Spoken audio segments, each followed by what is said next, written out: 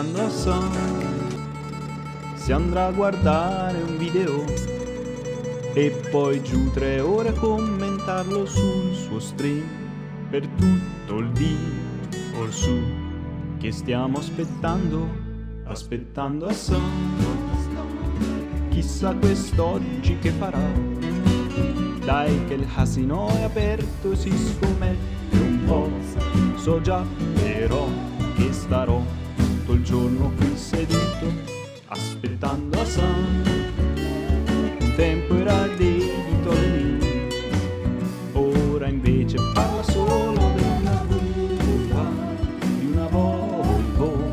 Dio mio, quanto tempo ho trascorso qui aspettando Hasan. Siamo qui che aspettiamo Hasan.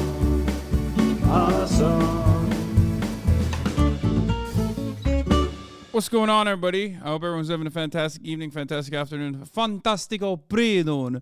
And no matter where you are in the world, I'm HasanAbi January, and this is the HasanAbi broadcast coming to you live from a cold but a sunny California, Los Angeles. Yes, that's right.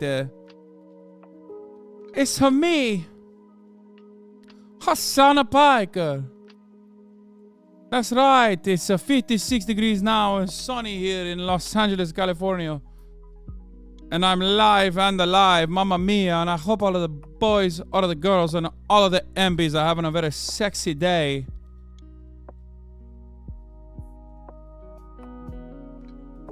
That's right. This is a part of the broadcast where I tell you a little bit about my personal news, about what's going on in my life, what's going on in the world of HasanAbi January, and let me tell you, I took a day off, and I feel pretty good. I feel pretty fucking refreshed, you know? And that's right.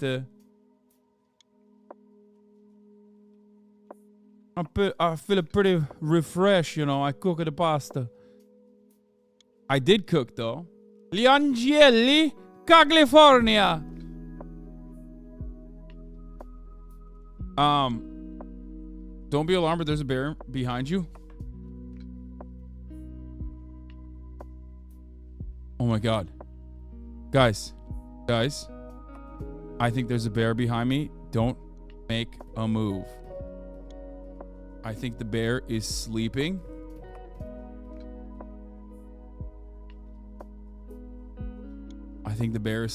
Shh. So we're good for now.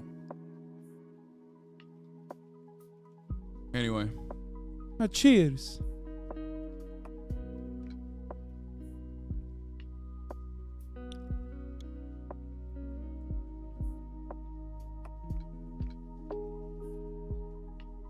It's Kim Jong-un's birthday. Happy birthday to Kim Jong-un. I feel like if I put my arms up in the air and try to scare her, she will come and lick me. Don't be alarmed, but did you see Will and Caroline cook steak?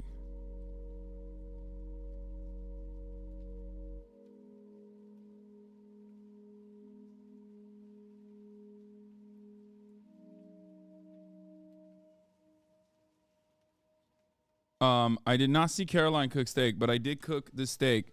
Me and Moo Dog. Yesterday was family day for me, okay? I touched grass. Took Kaya out to the park. And I just I kicked it back. I kicked it back big time. Okay, folks? Call me Nicky Nap Time, because I was napping. Certain points I was fapping, but usually I was just chilling. So I was gonna go live yesterday, and then I was like, you know what? I'll chill. After a grass touching session, a little bit of basketball with Nicewig and Greek, not Greek God X, Nicewig's Greek. I decided, you know what? Nice day. It's very windy. It's very cold. I'm just gonna kick it back. And that's what I did. Did you watch the Golden Globes? I did not, because I am 32 years old, but not a boomer. So what I did instead yesterday was I played a little bit of b-ball.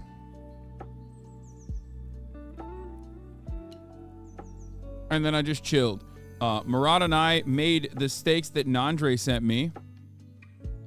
Nandre sent me 1 ribeye.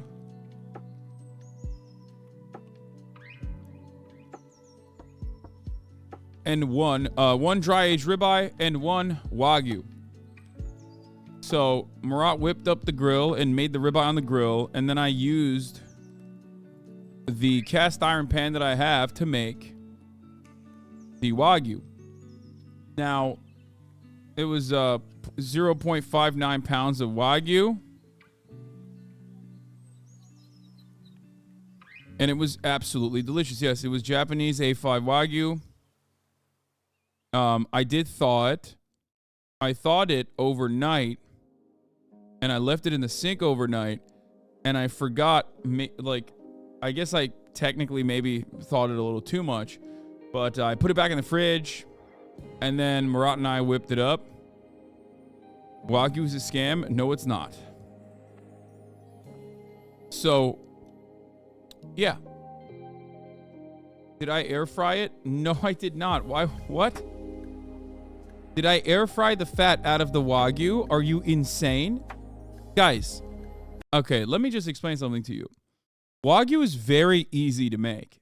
It is the easiest meat to make. A lot of people don't understand this, but like, it's just a cast iron. Here's how it goes. Cast iron, maximum heat.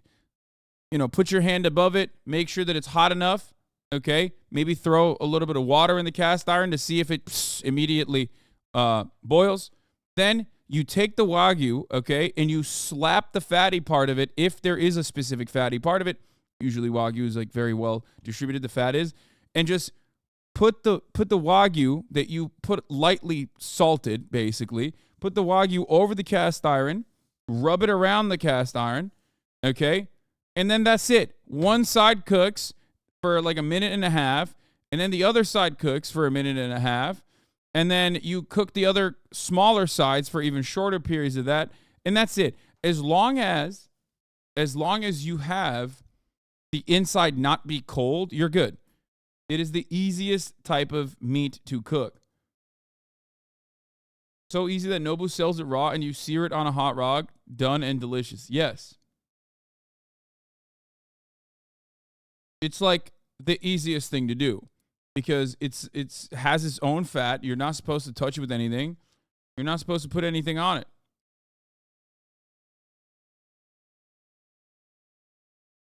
Wagyu is rich people food. This tip is unnecessary. He forgot that we're poor. Typical rich guy out of touch law. Yeah, except the irony is I didn't buy it myself. I mean, I do eat Wagyu from time to time, but I didn't buy it myself. Nandre bought it for me. A much broker person bought it, which he shouldn't have done that. I don't know why he did, but nice. But I was gifted it.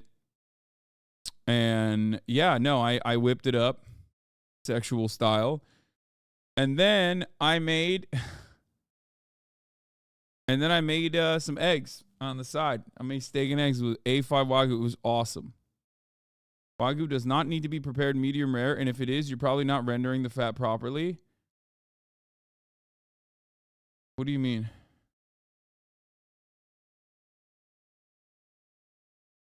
Now, you can get Wagyu in the supermarkets on occasion. It's not that crazy. No, it's crazy. It's definitely incredibly expensive. Make no mistake. But as someone who believes in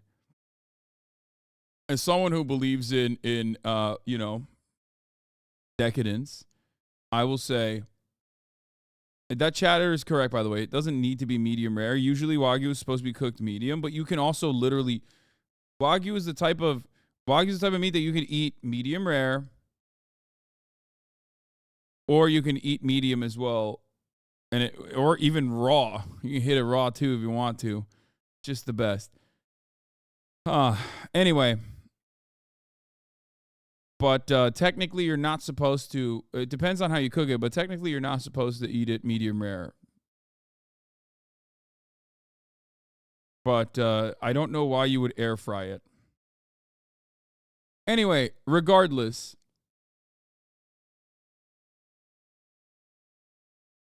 Chatters understand that there's the difference between Wagyu and A5 Japanese Wagyu. Yes. A lot of the Wagyu that you have in the United States of America is not going to be real. A lot of it comes from Australia. Okay. And yeah, no, it's very different. The actual Japanese A5 Wagyu is like the rating process. The rating process for Japanese Wagyu, which we've talked about quite a bit on this broadcast, is off of the way that the fat distributes in the meat. That's the whole point of it. The reason why it's like a cut above regular meat is that when you get like a regular ribeye, there's just like a big ass piece of fat on the ribeye usually, and the fat doesn't distribute evenly through the entirety of the protein, through the entirety of the muscle. Japanese Wagyu, on the other hand, is specific because the fat is marbled perfectly through the meat.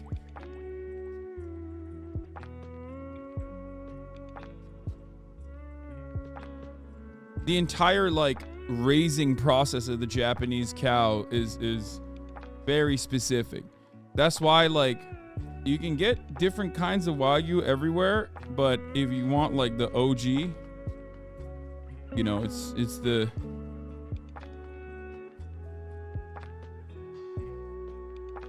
you just got to look through the marbling. Is it a different cut of the animal, or how do they alter the physiology like that? No, it's still the ribeye. There's still a ribeye cut. Usually. I mean, it depends.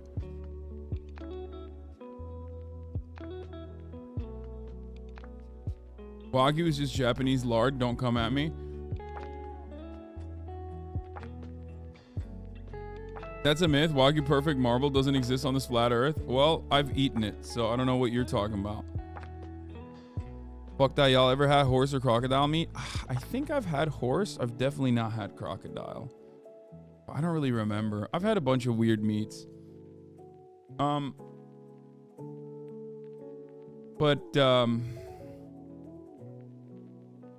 Anyway, you buy and cook your own. I got gifted a piece of Wagyu ribeye from Nandre, which I cooked up with my brother, and it was awesome.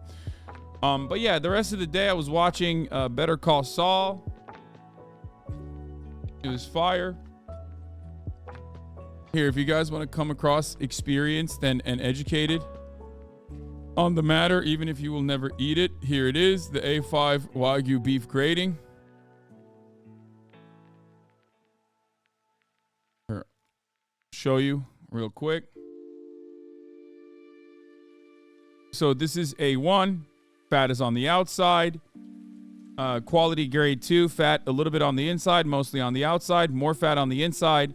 But the more the marbling, the more the fat is seeped in, like the more marbled it gets, the higher quality it gets. And then there's like two different kinds. There's the snow beef, which is like the top shelf one. And then there's the olive one, which I've never actually had, but apparently they like feed the cows olives or something. And then it's supposed to be like greenish, and it has like a olivey aftertaste to it as well. The Japanese government will not let anything graded less than an A3 be sold as Wagyu.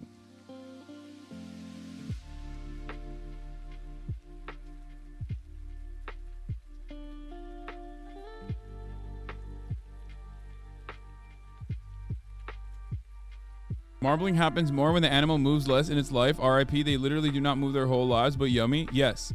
And it's not just that they don't move their whole lives. So the process is actually really unique. They don't move the animal. The cow never moves. That's number one. And number two, it gets massaged regularly, and it gets fed.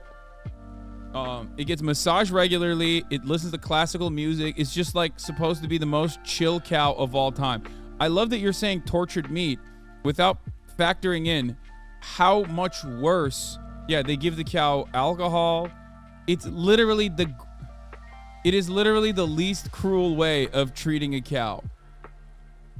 Don't make me vegan post. If you were going to vegan post, you would say that all matter of cattle is treated significantly worse than the Japanese Wagyu cows in general.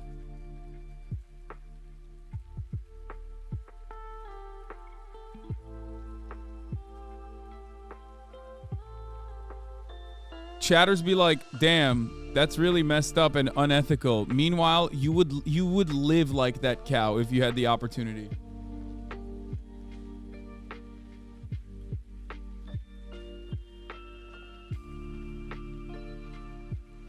The cruelty of living like a Roman emperor, having people feed you grapes all day.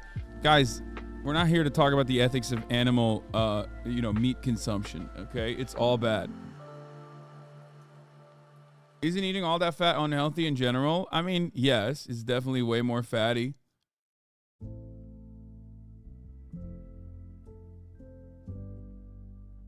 The ethics of hedonism bought. I mean, I'm hedonistic, as you guys know. It's no secret. So anyway, regardless, I don't know why we went on a tangent on here, but that's what I whipped it up. I had some eggs on the side too, which were probably less ethical than the cow. Okay. It's definitely not a healthy food, I would say.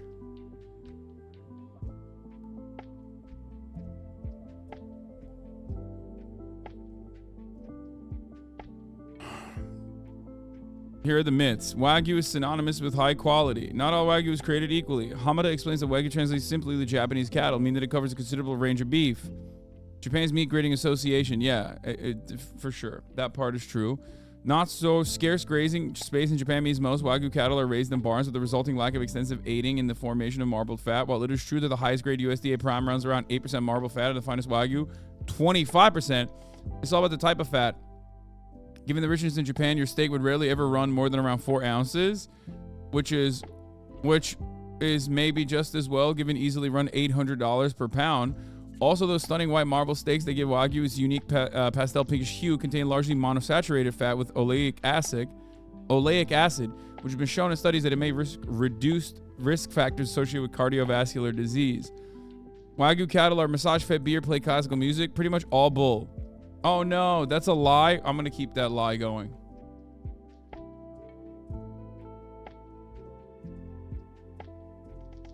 That's one of those lies that I think is cool. So it should continue to be told.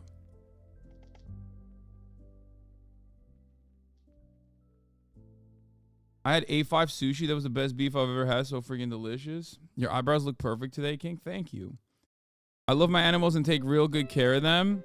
I raised them in 2.5 years. I also give them all names because herds and farms are rarely more than 450. But do I massage them? No. If I did, I wouldn't have time to do anything else. Also, no one feeds the beers. Some competition level cows are treated differently. For example, we may use expensive shampoo to make their coats even shinier, but that's it. No music. Myth number 4: the best Wagyu should only be served as steaks. Yes, this is true. Like Wagyu Mafia, which we couldn't go to when we were in Japan, but maybe next time when we go to Japan, we'll be able to attend one of those institutions. They make katsu sandos, Wagyu katsu sandos, and they're num num num num num.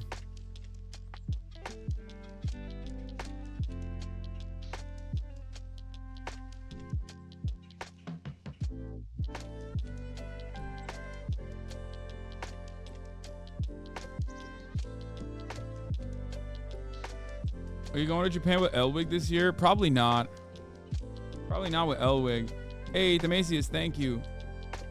Is your fascination with Wagyu because the Japanese eat it, you weeb? No. My fascination with Wagyu comes from the fact that I'm a badass. Like, that's just, there's no better way to describe it. I'm fatty Arbuckle. And like, I come from a family that really values food. And loves food a lot. And it's basically peak. It's like the peak of beef. I absolutely love beef. And this is the greatest beef you can have. Straight up.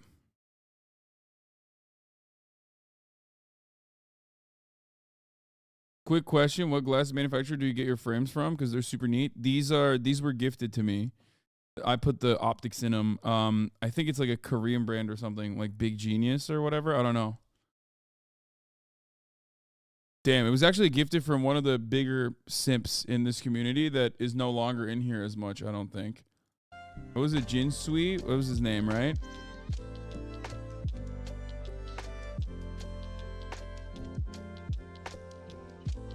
Another HasanAbi had gone in the wind. I think it was Jin Sui, right? That was his name. Former fan, maybe. They're still in here, just not as awesome.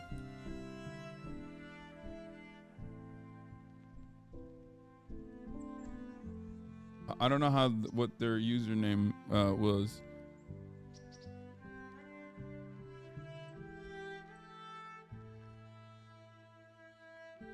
One of the problems is the HasanAbi heads usually they get, oh, they're banned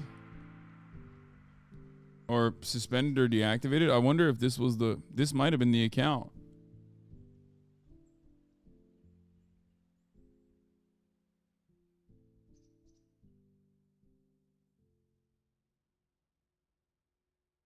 Are we going to talk about the Bass Pro Shop incident?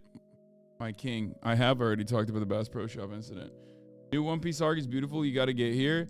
Dude, I'm burning through it. I'm going to do more of like a cohesive, coherent One Piece recap. Like once I'm at the end of an arc. Like I already finished Dressrosa. I'm almost done with Zoo as well, which is like a much shorter arc anyway after Dressrosa.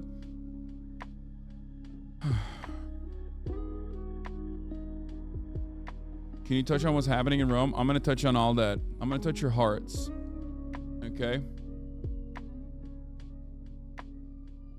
Hasan, your dick is not ready for Nami and Robin drip in Wano Act 3. Holy shit, holy fucking shit, bro. Dude, you should not write that out in the chat.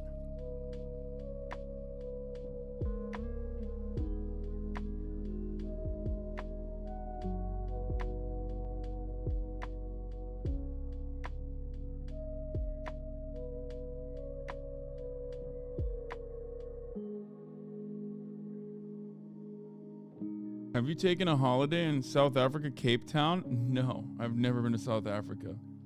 I've actually never been to Africa at all. Like I have never been to the African continent.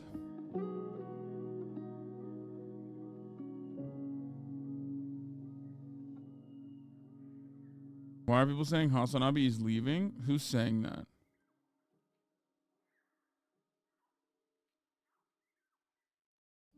For a reason?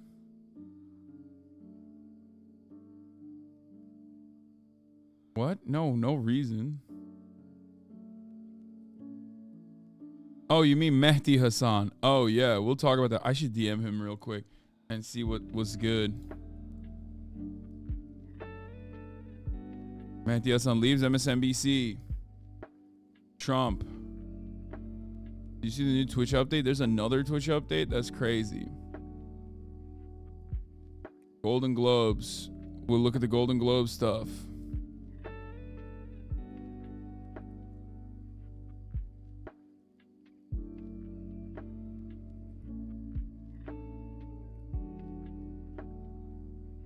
Hezbollah commander killed.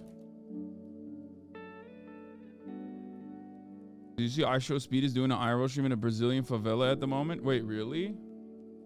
Dude, they do a lot of sick stuff, man. iShowSpeed, Kai, like they all do such sick stuff.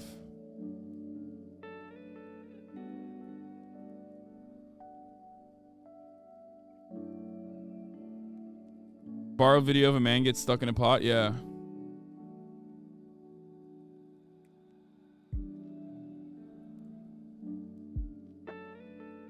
Speed came to Brazil. You return, Hasan? I should.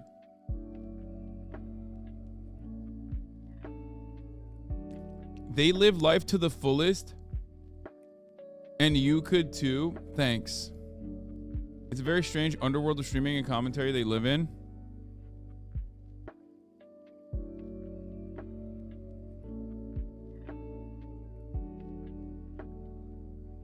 Curious about your thoughts. Is there a reason why we are not mobilizing behind the CPUSA instead of the Democratic Party? I feel like advocating for people to join the Communist Party of the USA and help push for communist candidates to get elected to Congress or even contend for the presidency could actually Net tangible results. Am I missing something? I mean, the reason is, hey, 34 MKD. Thank you for the 50. Get the subs. The biggest reason is because I do that already, but I do it with a DSA. That's why. But many people consider them to be revisionist and bad. I guess many. Also, I like that you jumped a step. Like you went from you even skipped PSL and you went directly to CPUSA, which is fun, I think. Anyway,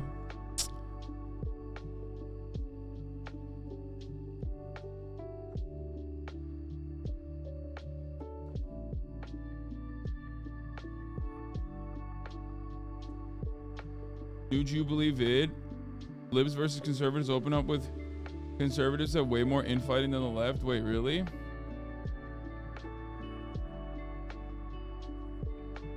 As a Cuban, I understand why they have all the hate for communism, but the communism that has been practiced is not communism. It's called corruption. What?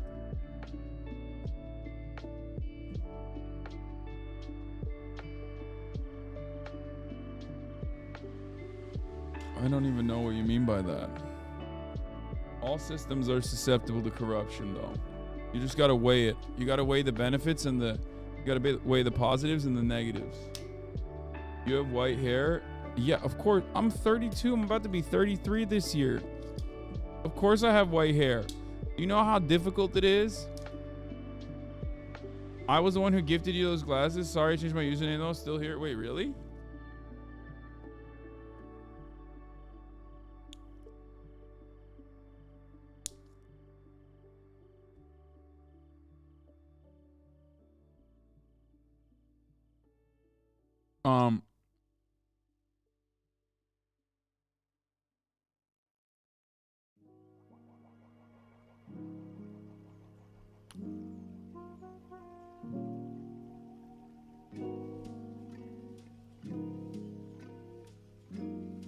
Oh, Mississippi unmarked graves.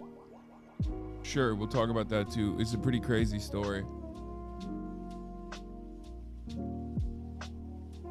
It's not your age, it's your career that's giving you grace. I agree. I think it probably is my career. Anyway, Golden Globes recap. Mehdi Hasan leaves MSNBC. Hezbollah commander killed.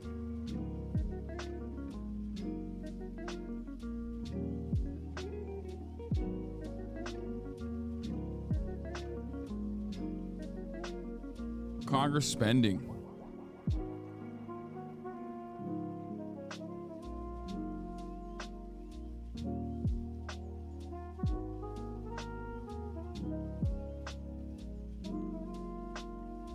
Get in now.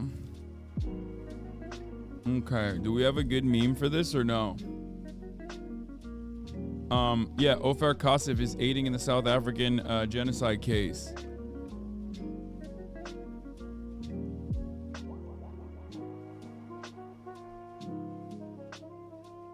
Don't worry about the gray hairs, King.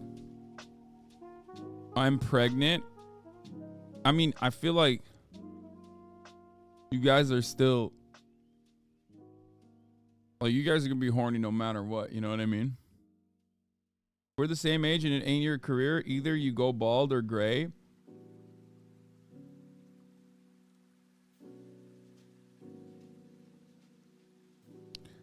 The thing is, I think I'm graying because of my career. I do think that for sure. Okay, that Kaya meme is a banger. I'm using that one. There it is. I don't know anything about what happened to the Golden Globes last night. I didn't watch it. I have no idea. It's gonna be like a first time thing for me. So I would like to hear from you guys, because one of the best things that I do, in my opinion, on Sundays or on days that I don't actually stream, I also try to stay away from the internet, which makes me feel much better.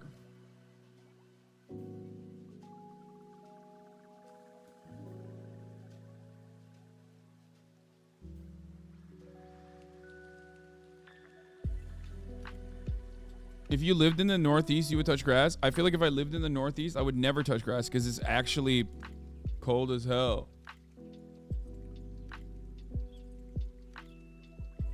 Oh my God, the absolute goat of a man. Paul the Body Giamatti. The legend himself in the flesh. Pulling up to the Westwood In-N-Out with a Golden Globe is crazy. Dude, he is... Listen, guys, I'm a big Giamatti head. There's a couple people that I just absolutely love. As far as, like, American actors goes, there's a couple people that I ride for no matter what, okay? They could call me up after doing a murder. I'd be like, where do I hide the body, king? Paul Giamatti is one of them, okay? And weirdly enough, I would say it was actually not like his classic stuff that made me love him, but it was John Adams. I think I decided Paul Giamatti was a American national treasure after watching John Adams on HBO. I don't know why that was like a moment of clarity for me. Like, that was when I decided he is a phenomenal actor.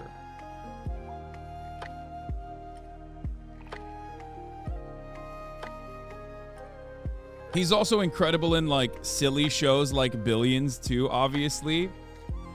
But yeah, Paul Giamatti, big fan. And then the other guy is Bobbert Odenkirk, okay?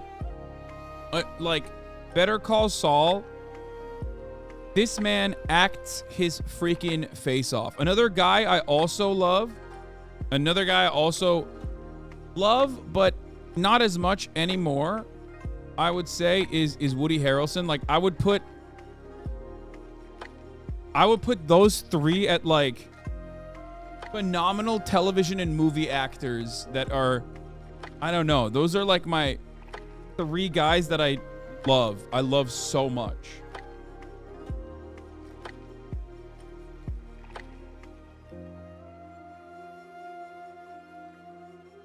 Stanley Tucci's pretty great too, but I'm saying these three are my goats, okay?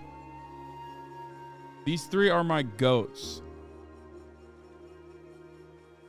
And then when you get to like obviously movie actors, then you move on to like obviously like Daniel Day-Lewis. Someone in the chat said Willem Dafoe. Yes. Have you seen The Holdovers? No, I have not. Danny DeVito is phenomenal. Cilian Murphy is great. I'm talking, but now we moved on to like international talent, right? I'm talking about American national treasures. As a Hollywood assistant, award season go fuck itself, save us. Yeah. Love Walton Goggins. Another phenomenal talent. I love the Zoomers in the chat being like, Zendaya. It's like, no, we're talking about the OGs, okay?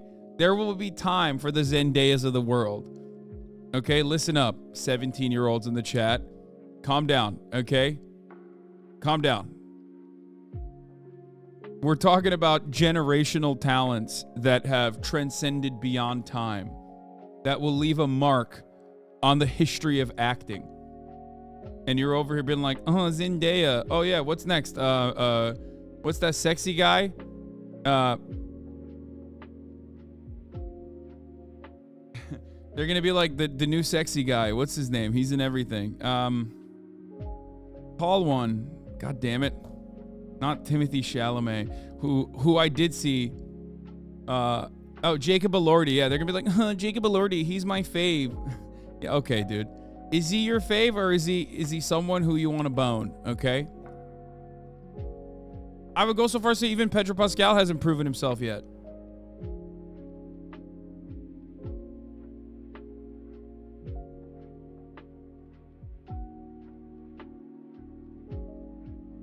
My mom worked with Bob Odenkirk. She said he was really nice and paid for her at the top of the hour sub. That.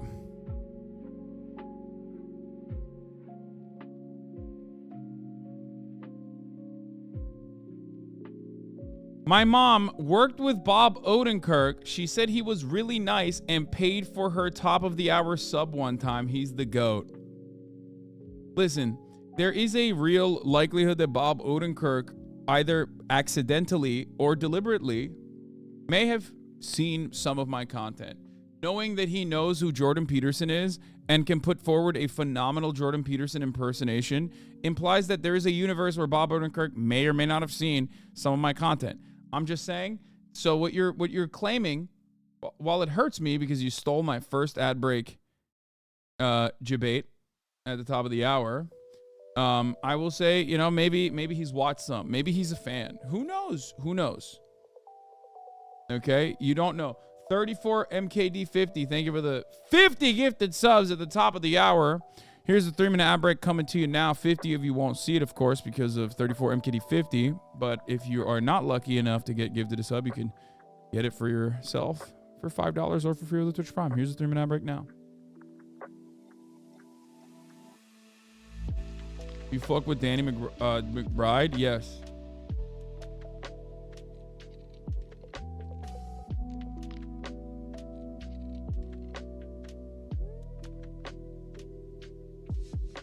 Get in more with comedians, like go on Tim Heidecker's show again? Yeah. We'll see. I mean, have you guys seen Bob Odenkirk do, dude. What? Bro, I'm not kidding. Every time I see this video, it gets smaller. I don't know how. I actually don't know what's going on with this video. I feel like it keeps getting smaller and smaller and smaller. But yeah, here, this is why I said Bobbert over here could be potentially familiar with my content. Who knows? I didn't want to go down the rabbit hole, but Not gonna can I lie talk here. about this for a second? Yeah, go ahead. Rabbits don't dig holes. I mean, they don't. So this phrase, let's not go down the rabbit hole. They use holes that other animals dig. They pay for the holes Have to you be ever seen dug. a rabbit dig a hole? Let me see. They eat carrots. They run around. They bop around. They don't dig. So this phrase, and I mean, This is bothering you, I could tell. young men, There's a tissue over there if you want. Yeah. young men are having trouble Young men are having trouble. being alive men. Young men are having trouble being They alive men can't think of who to be and what to do anymore. because of the phrase going down the rabbit hole. Yeah. Okay. So that's why I have my 3 steps to top notchery. 3 steps to top notchery. Okay. What? By all means, what are they? Breakfast. Okay. Is that which step is that? That's one. Step number Eat 1. a healthy breakfast. Okay. Jump to step number 3. We'll come back to Put step down the number 2. bong. Put down the bong is number 3. Yes. And then what's number 2? Try to get a good job. Those are your 3 steps to top notchery. That's it. Breakfast. All right, everybody, you're hearing it here. Breakfast. Then Try to get a good job, decent job, and put down the dang bong. I love him. I already love him, and it made me very happy that he knows who Jordan Peterson is and makes fun of him.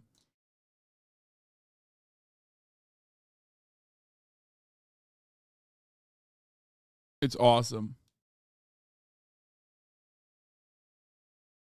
Felix made David Cross really mad on Chapo one time by talking about how he admired Farrakhan, and I can't take him seriously now. Wait, really? I don't remember that. And I'm a Chapo head, as you guys know. So, that's shocking to me. I don't remember that episode. But yeah, David Cross is a good guy, too, from what I understand.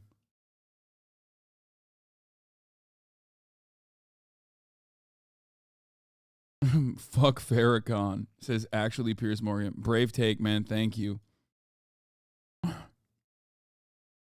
Like, I don't think David Cross was one of the worst Cumtown guests of all time. Wait, he was not on Cumtown. Okay, let me tell you something.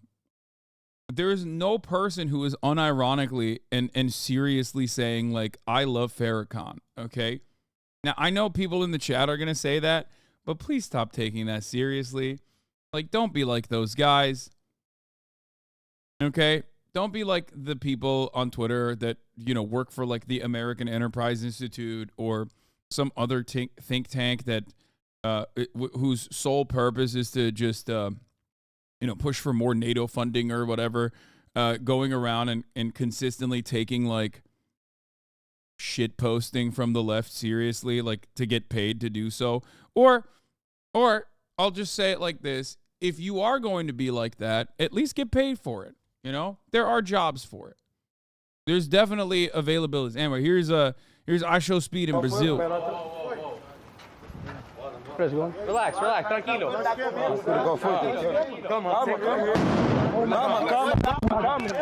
Calma. Okay, maybe I won't go to Brazil. No. Come on, baby. 1v1. Oh my God, some of you. Oh my God, some of you won. Holy guacamole. It's a fucking 1v1.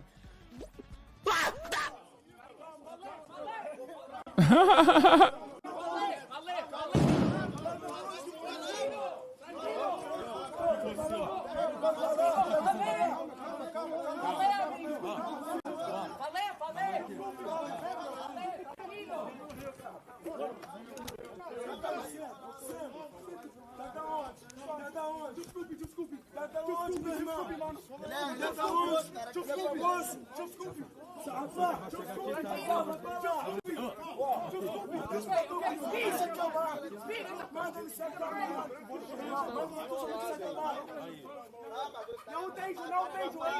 No, they're memeing, I think. I mean, obviously, otherwise the security would go going crazy. It's 100% staged.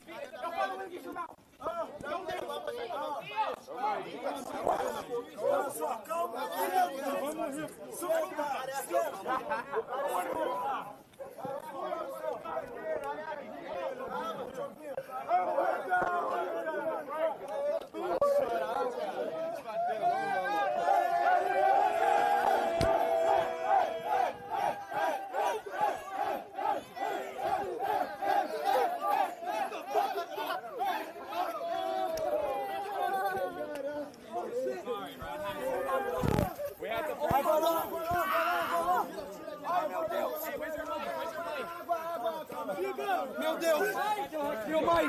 Calma. Poverty tourism for content? I know. Here's why I will never be able to do cool stuff, okay? Do you understand? This is my community. So for those of you who are wondering, like, Hasan, why will you never be able to, like, go travel and do cool stuff? It's because of that. Okay? Because, like, most of my long-term community subs would be like, well, what about the ethics of you traveling to Brazil? Let's talk about the amount of carbon emissions that you emitted specifically, which, by the way, unironically, is a thing that people say when I do go to Japan.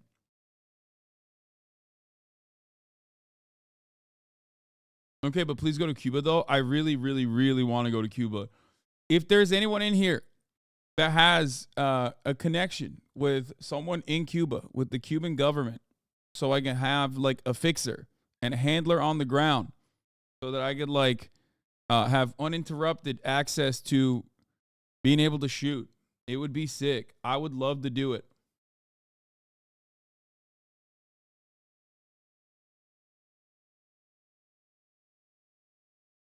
For sure. I know Chris Smalls went to Cuba. Are you not allowed as a U.S. citizen, though? First of all, I am not only a U.S. citizen, I'm a Turkish citizen as well. Secondly, it doesn't matter. I can get a direct exception for journalism. As Fango Lives loves talking about, you can go to Cuba legally as an American citizen as long as you have, as long as you go with like a journalism visa or something, I think. But yeah, I would love to go. Omega Lol journalism.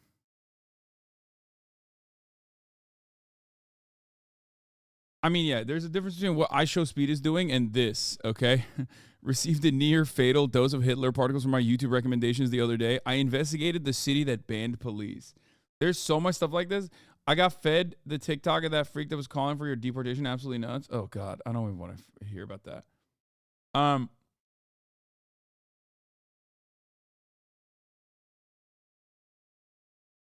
There's so many stuff like this, like right-wing Mr. Beast, basically.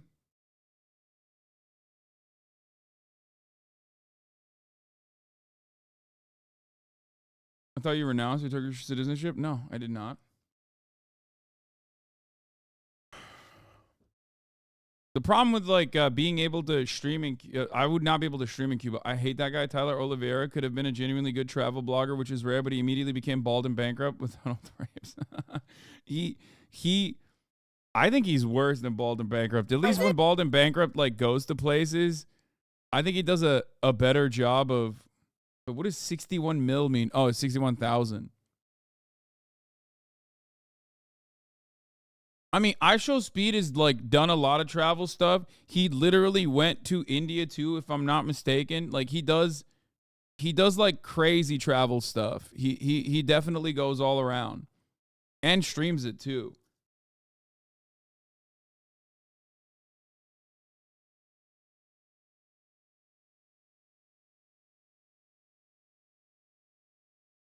But anyway,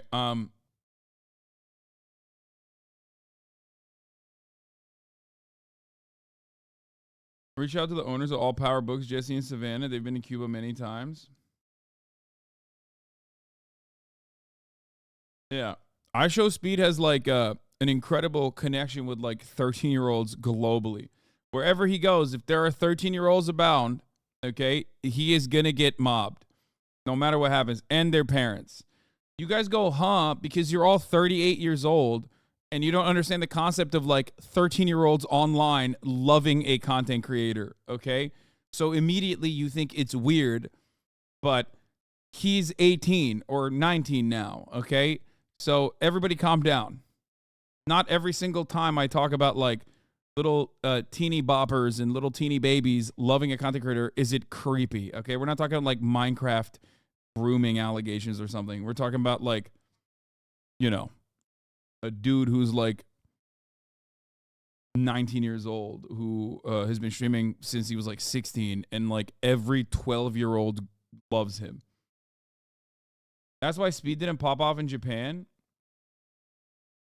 Yeah, I mean, I don't know. Kai did though. Kai had like a lot of people there. Remember when you had Jamie from the old MR?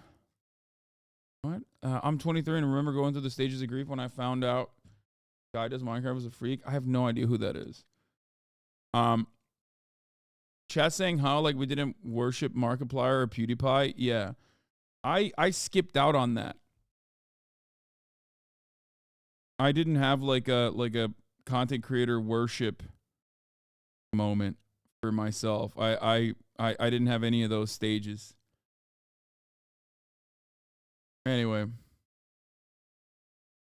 what's weird is that ain't no way that people in the chat in that stream speak English. Not talking about education access. English just isn't a thing for most people there. I love that one day Hasan is shitting on the 16-year-olds in the chat and then the very next going off on 40-year-olds. Yes, I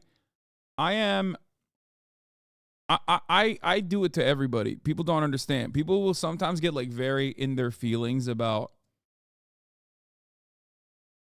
about like me, I don't know, making fun of Iowa or something, not realizing that I do it for every single person.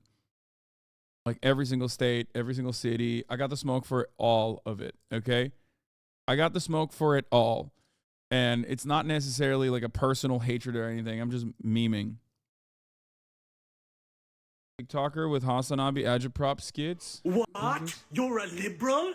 Didn't Robespierre and Toussaint Louverture murder 100 more bajillion people? How could you be a liberal? Feudalism's the greatest system ever created. The clothes you're wearing were made by feudalism. Dude, this is my greatest bit. I will stand on that. I'll stand on that business. The feudal peasant milord thing is my, I mean, you know, I think it's the best bit food you of all eat time. Was made by feudalism. You know, liberalism. No. Speaking of which, like I was I was thinking about this today as well. Like, this kind of ties into the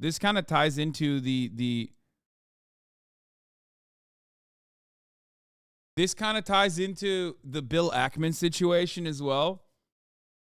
Like, Bill Ackman, a billionaire hedge fund dumbass, okay, and his wife Neri Oxman, right? There's this saga going on. Bill Ackman has been like big time Zionist, has been going off about Harvard students for saying like October 7 is the fault of like the Israeli apartheid or whatever, and he's been losing his mind about that since October 7.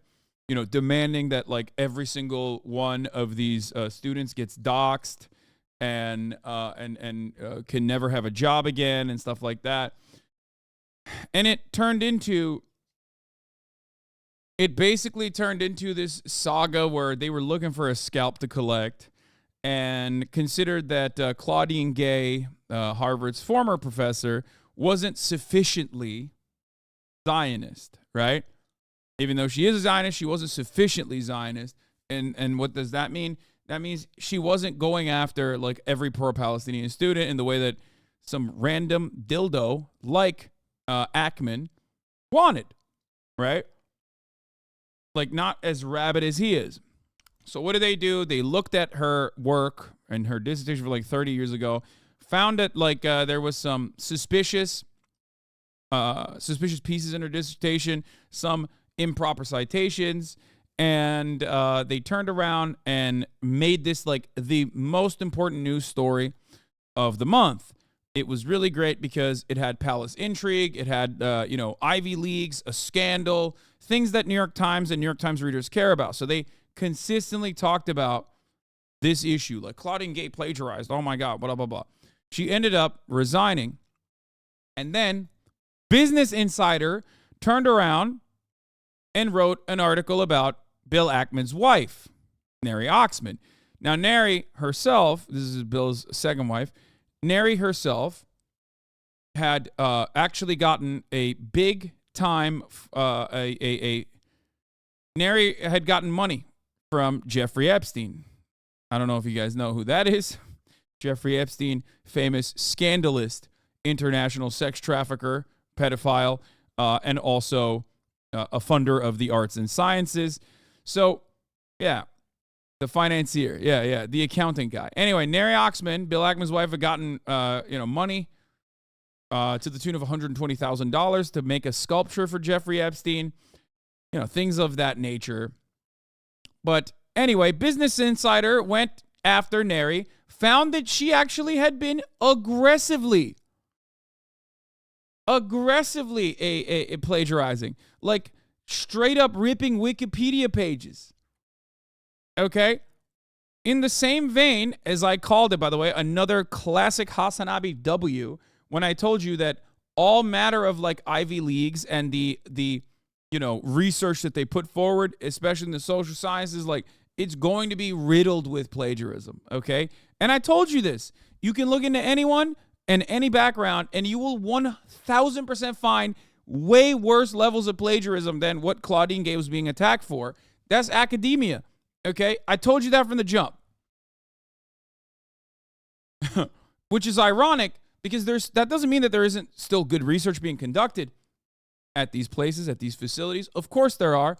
That still doesn't change the reality that, yes, there are plenty of people that are going to be doing a tremendous amount of plagiarism in their research. And, everybody that goes around and goes, oh, we got to do something about plagiarism in academia, all of a sudden hating from the outside of the club, okay? Hailing the club as though it's like this, peak academic, this institution that is at the forefront of academic excellence, okay? Completely failing to understand what these institutions are actually representative of, right?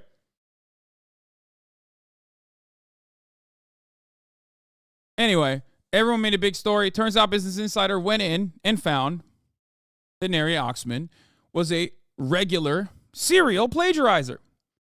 And then old Bilbo Baggins, okay, Bill Ackman, turned around and unleashed daggers upon Business Insider. Now, Business Insider, much like every newspaper in this goddamn country, is owned by a billionaire, right? Or has a connection to a billionaire. And here it is. This is Max Tanny for Semaphore. After Business Insider reported Bill Ackman's wife committed serial plagiarism in her PhD in papers, including copy-pasting entire paragraphs from Wikipedia, he pressured the German corporation that owns it to retract it. Now they're saying it was motivated by anti-Semitism and anti-Zionism. That's right.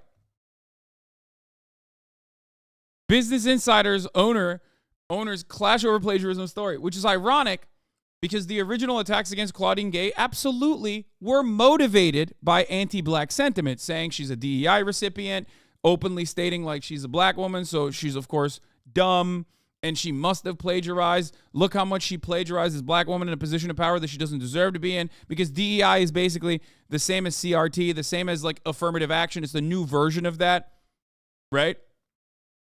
So now, the very same people that were motivated by white supremacist values that, you know, joined in on the fun are going to turn around and, without a shred of acceptance of the hypocrisy, go, this is so anti-Semitic.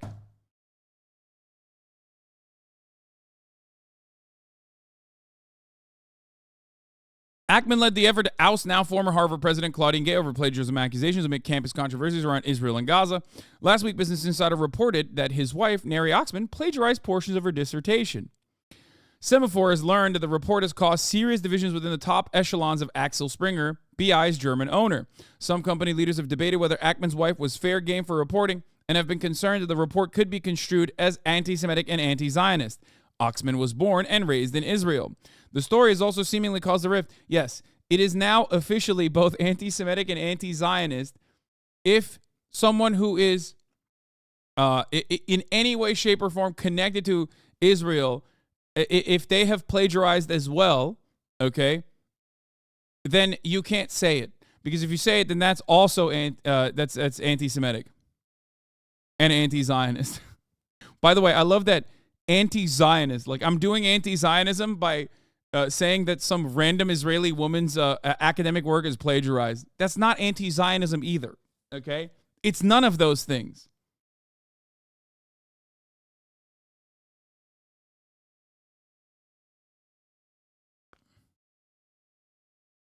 I haven't been around as much lately. Have you covered how all the threads have become right-wing and hatred-fueled than Gab in the last month or two? 50% of it is pro-Israel shit trying to guilt people for being anti-Zionist, and the other 50% are transphobic nobodies getting max interactions. Kind of wild how unchecked it is. Nice. I was not familiar with that. No, I don't go on threads at all. But I do find it awesome. I do find it awesome that people are losing their absolute minds over this. And I do find that it's additionally funny that Bill Ackman got the same level of smoke that he was delivering against his wife and is now losing his mind. He has been tweeting up a storm. Bill Ackman is testing the limits of how long your Twitter posts can be. Sometimes if you, on accident, encounter one of those posts, you can scroll over and over and over and over again, and there's like not one, but two, read more moments in there. It's crazy. I'm fully in the Bill Ackman fandom now. His wife, who apparently has been living in houses with dangerous carbon monoxide levels for the last 40 years of her life, has won me over. Finally, an NFT that embraces emotional complexity, she says.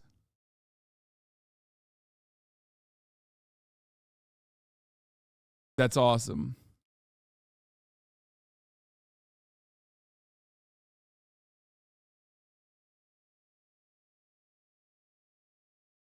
Ackman and Musk proving once again that CEOs are the hardest working men by tweeting 7,000 word essays daily.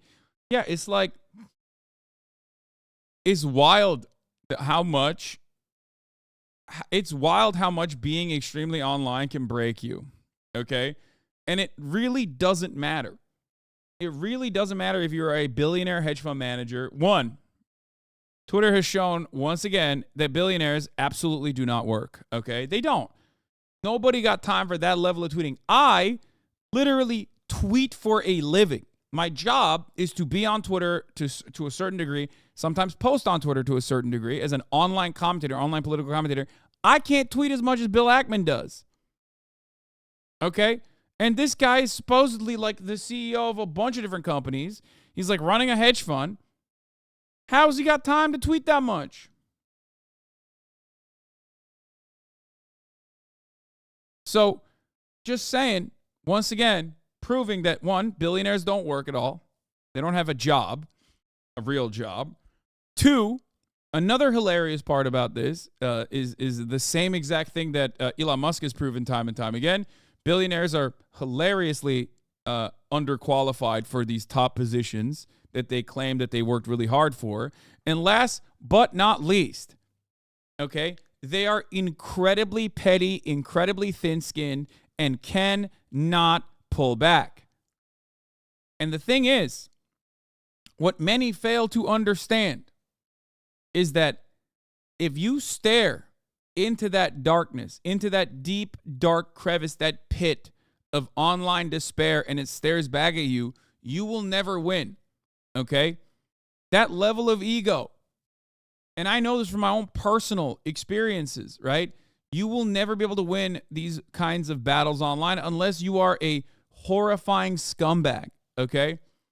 Those who win online in the battle of online culture, these wars conducted online, is always going to be anonymous accounts with nothing else going for them, okay? You can't. All you've done is shown those people that you are reading their posts and it's pissing you off.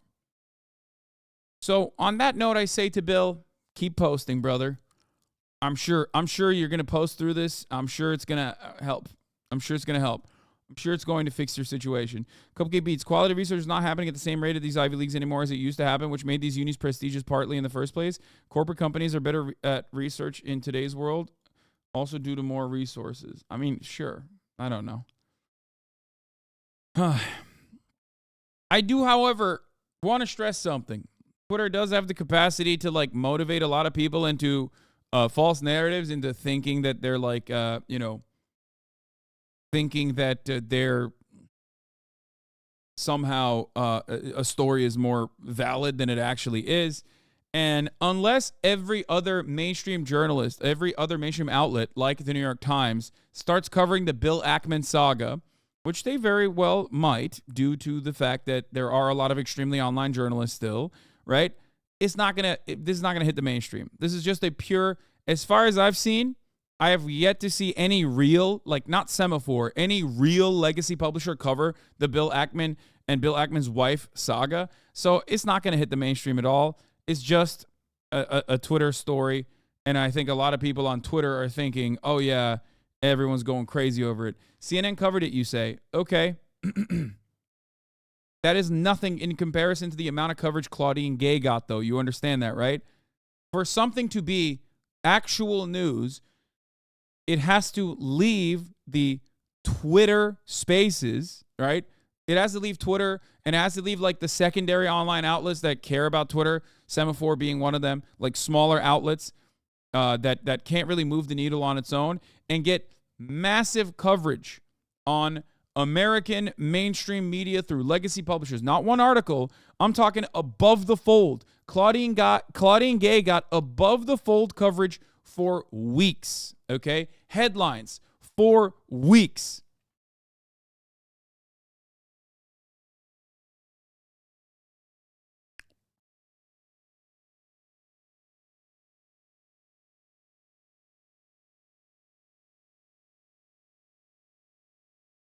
See, the Claudia thing was on TV here in France for several weeks on the biggest channels.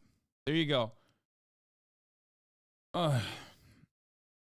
What is this? Ackman was talking about starting a company that would go after every leftist ever that has made a citation error in their academic work. Yeah. And I don't think it will because, like, the reality is, I think, like, Bill Ackman is still a very powerful billionaire. And as a very powerful billionaire, he has a lot of powerful billionaire buddies. Some of them own newspapers. Some of them own, PR companies and whatnot, or have connections to PR companies and whatnot. So, like, you can really stop a story like this dead in its tracks.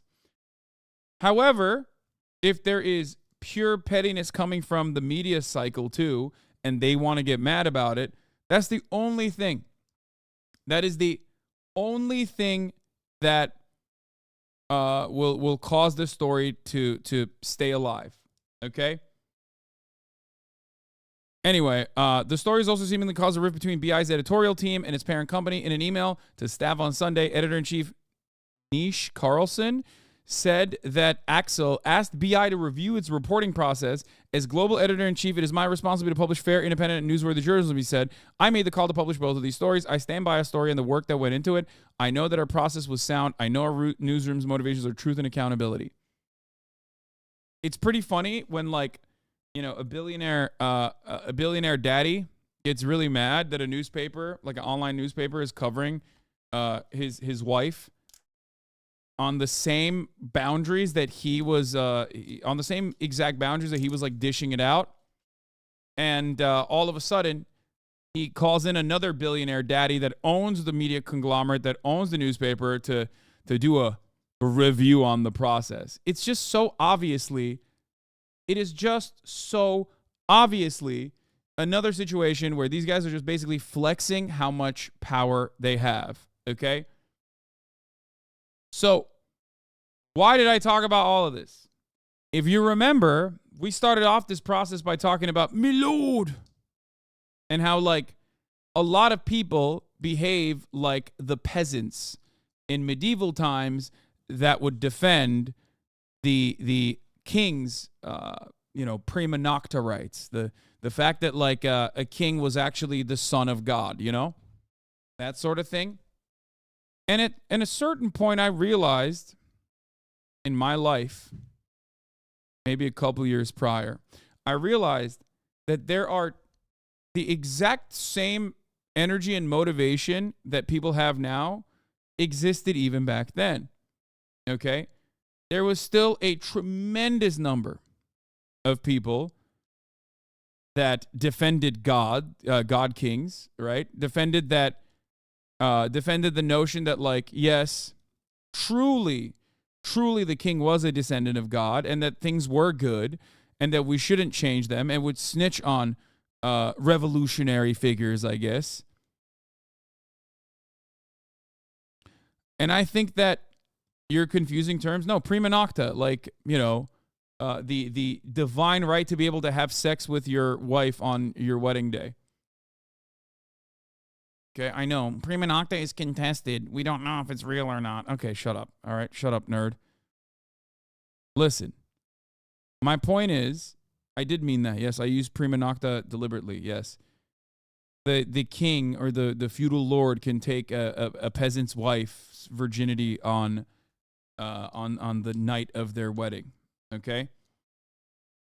My point is this. Those guys still exist. If you want to understand how certain, like, if you look at history and you want to look at, like, the unimaginable amounts of cruelty that people were subjected to and how they just kind of allowed that to continue without not too much revolutionary action. Okay? The very same versions of those peasants still exist in modern society and modernity. They are the people who defend Elon Musk. They are the blue check marks. They are the people who are, you know, doing AI images of Bill Ackman as like a Roman emperor, being like, yes, sir. Yes, king. Please destroy Harvard, my God. Please destroy Harvard, my liege. They are the people who hail rich people as God kings, okay? They're peasants. They're peasant-brained.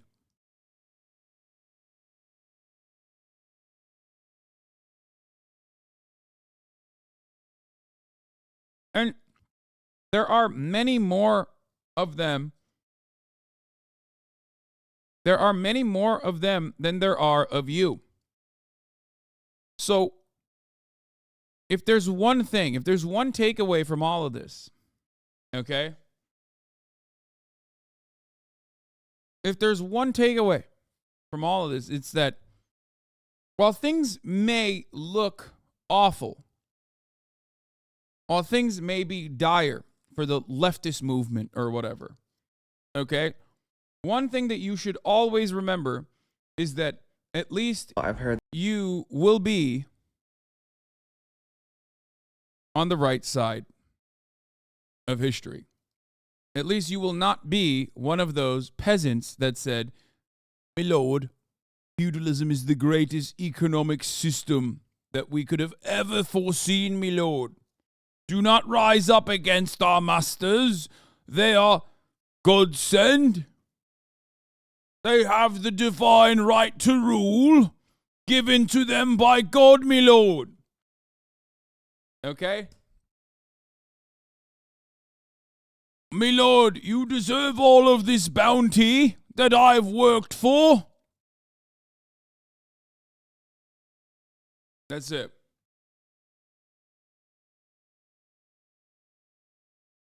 At least you don't have peasant brain. Do you think peasant brain is at 30 to 50% of the population? It's at least the constant 33% that answers Fox News polls positively. No, it's beyond. No, peasant brain has different degrees. Like, there's plenty of liberal Democratic Party people that do it as well. Anytime you think about people who defend the status quo, despite the fact that they are not benefiting from it at all, okay, and look for the positives within the status quo, anytime you look for someone who defends a billionaire because they think that he deserves to be a billionaire, that he worked really hard, anytime you find someone that actually believes in the myth of meritocracy, that people actually do work really hard and work really smart to get to the positions of power that they got to, for example, okay, you are talking to someone with a terminal case of peasant brain. I don't know who this guy is, but this is another leftist that has blocked me posting. What is this? If Starbucks is the only place open and I'm hungry, do y'all want me to starve genuinely? I don't know. What? Oh, God. Two of my least favorite subject matters, like No Cop City Marxist twink at username that I suspect is like leftier than thou type anarchist, posting on a quote, retweeting a Starbucks thing, which I don't even want to get into. Everyone's going to get mad at me, but like the whole Starbucks boycott stuff is just like, whatever. Anyway. some of the girls saying that it's too hard to not have Starbucks. And it's too hard not to have McDonald's. Do y'all want to know something? You know how they always talk about, like, I don't know, in medieval times or whatever the fuck. Starbucks is not even on the BDS list. I know. It's like one of those things. It's like one of those things, like the Starbucks boycott or whatever. Is like one of those things where I just leave. You know, I want the lefties to have a little bit of a treat. You know what I mean? I want the lefties to have a little bit of a treat, so I just don't really talk about it that much, because I know people will get like super mad. But if you were to ask the average person like why they're doing boycott Starbucks or whatever, there's no way they know. The real reason why it popped off overall in America is because one of the Starbucks unions wanted to show solidarity with Palestine, and Starbucks corporate stopped it. They're like, no, you can't do that, right? That's where it popped off originally, and now people think like it's destroyed Starbucks' like revenue or something. I don't think it has, but it like grew into Starbucks globally. Like everybody hates Starbucks now, and I don't even know where it's coming from. But like it's one of those things where I'm just like, I'm not touching it. You know what I mean? If it were up to me, I don't really care one way or another about Starbucks. Like,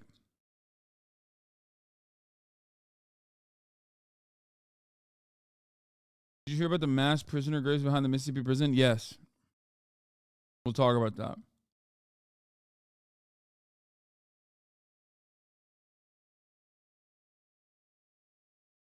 But it's one of those is one of those cases where it's like, it's one of those cases where people are just like very angry at Starbucks, or Starbucks became like a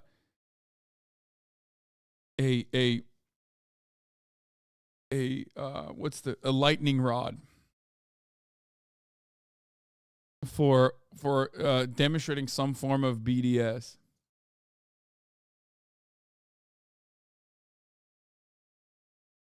So I don't know. You boycott Starbucks because you don't get the whole BDS thing, but want to have leftist bona fides. I boycott Starbucks because I work from home and make my own coffee. We're not the same. Yeah. But overall, yeah. Wait, why y'all saying no Starbucks? Even Kai's chat of Zoomers is like against Starbucks somehow, I guess. And I think it's literally because, like, for many, this has become like a rallying cry for being pro-Palestine. And I think it comes from TikTok. And I think it comes from Stan Twitter too. It's Stan Twitter and TikTok that basically said, like, Starbucks is the one. Starbucks is the one company that's like doing a tremendous amount of like damage. And I don't even know if there's like doesn't Starbucks support Israel? I don't think Starbucks supports Israel any less or more than like the average company does. Like, all companies do commerce in Israel as well. Usually the BDS stuff factors in if we're talking about like Elbit Systems, like an Israeli weapons manufacturer, or a surveillance technology company, or a company like Caterpillar, that specifically designs things for the Israeli Defense Force, the Israeli occupying force to use, right?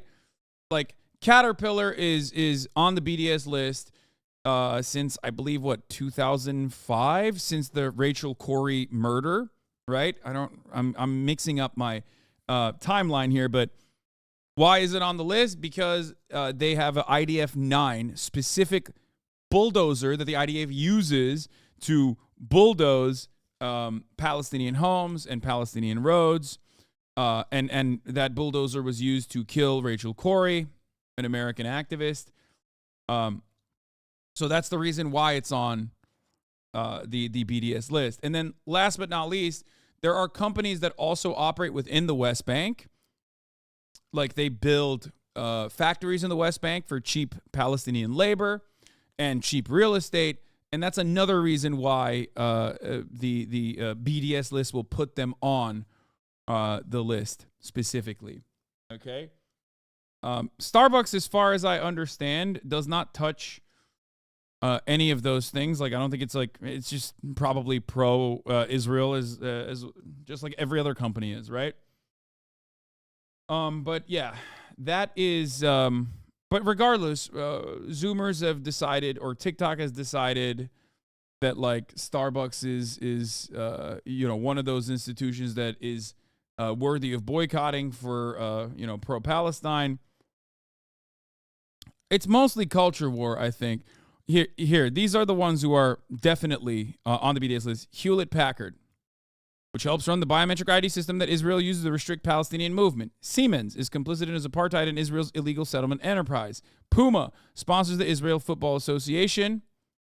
AXA invests in Israeli banks, which finance the theft of Palestinian land and natural resources. Israeli fruit and vegetables. SodaStream is actively complicit in Israel's policy of displacing the indigenous Bedouin Palestinian citizens of Israel in Negev, or Nakab. SodaStream has a long history of mistreatment and discrimination against Palestinian workers. Sabra Hummus is another one. Probably the easiest boycott of all time. Because if you, I don't know, enjoy eating hummus, you probably shouldn't be eating Sabra anyway. It's gross. It's nasty. But these are the reasons, and these are the major. Ahava Cosmetics has a production site, visitor center, and main store in an illegal Israeli settlement. So, like, those are the major brands that BDS specifically pushes the boycott, right? However,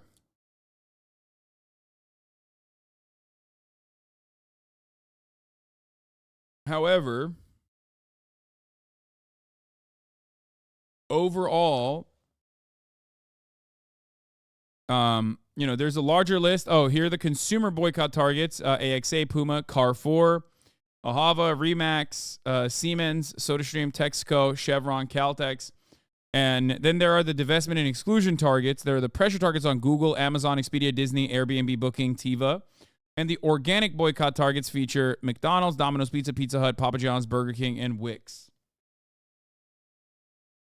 Now, the organic boycotts are basically things that pop off. Starbucks is not even on this list, which they haven't really updated, I guess, to put Starbucks on the list. But it's just a thing. At the end of the day, it's not harmful to boycott Starbucks, so who cares? I agree. This isn't like, this isn't for me to be like, I'm giving you permission to go drink Starbucks or anything. I'm just simply explaining. I don't personally care. It's one of those things where it's like, I don't care enough to be like, guys, chill out. Who, you know, let's dial it back here or anything like that. I don't like that people are also like, if I can't have Starbucks, I'll die. That also frustrates me. But the major reason as to why the Starbucks boycott originally happened was because a union, a Starbucks union wanted to show solidarity to Palestine, and Starbucks corporate stopped them. That's it. Okay. I've also seen people say boycott Starbucks because they're union busters. I've had to explain to these people that you should only listen to the unionizing members and whether they're actually asking for a solidarity boycott. If you boycott unionizing companies just because they're anti-union, you're defeating the goals of the union members. Yeah.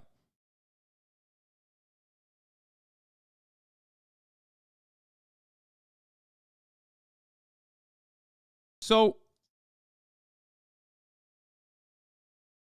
that's it.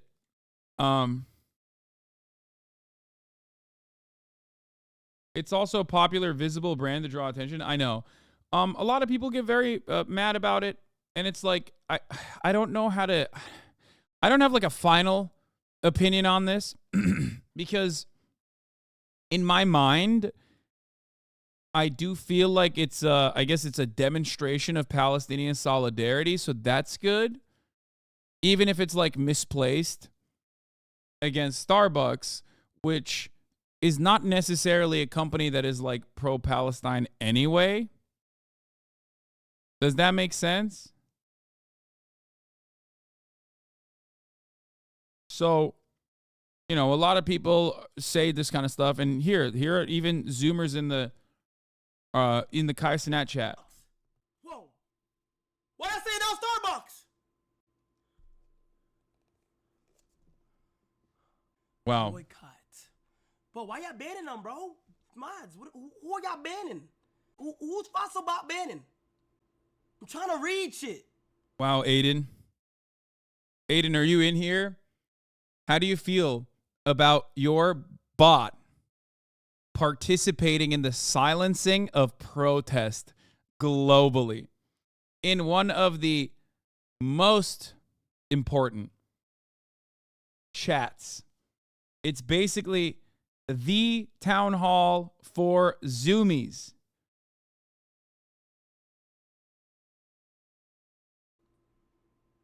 They funding the... This is so funny.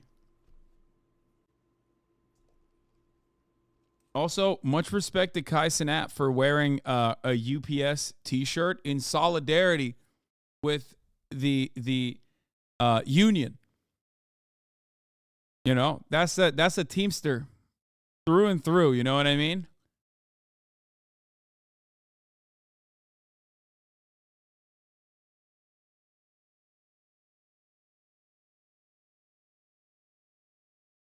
Anyway.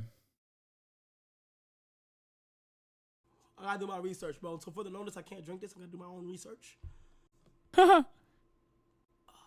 There's nothing funnier to me than watching a pressure campaign on like on a streamer who like very deliberately tries to remain apolitical, I guess. Quote unquote apolitical. And then like when a big chunk of their fan base is like, you know, pro a particular position, they're like, "Oh, I'm so sorry. I didn't realize it was like that."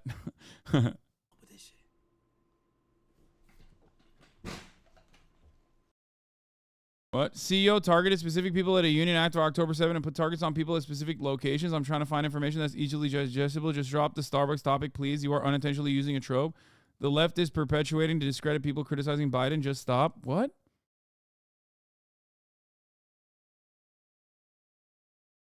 What are you talking about? I said that Starbucks corporate targeted specific Starbucks unions that wanted to show solidarity to Palestine.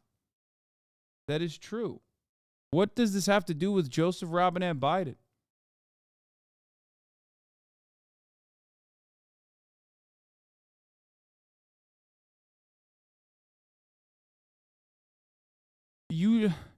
This is yet another case of a chatter just basically repeating what I said verbatim in a shorter format, in a more reductive format, and then yelling at me over it, and I don't understand. Anyway.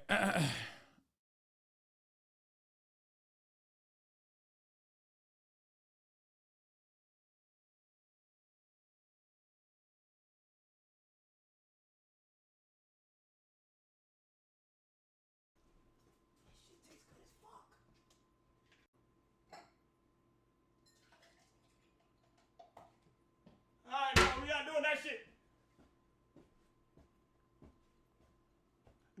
I got me some cranberry juice.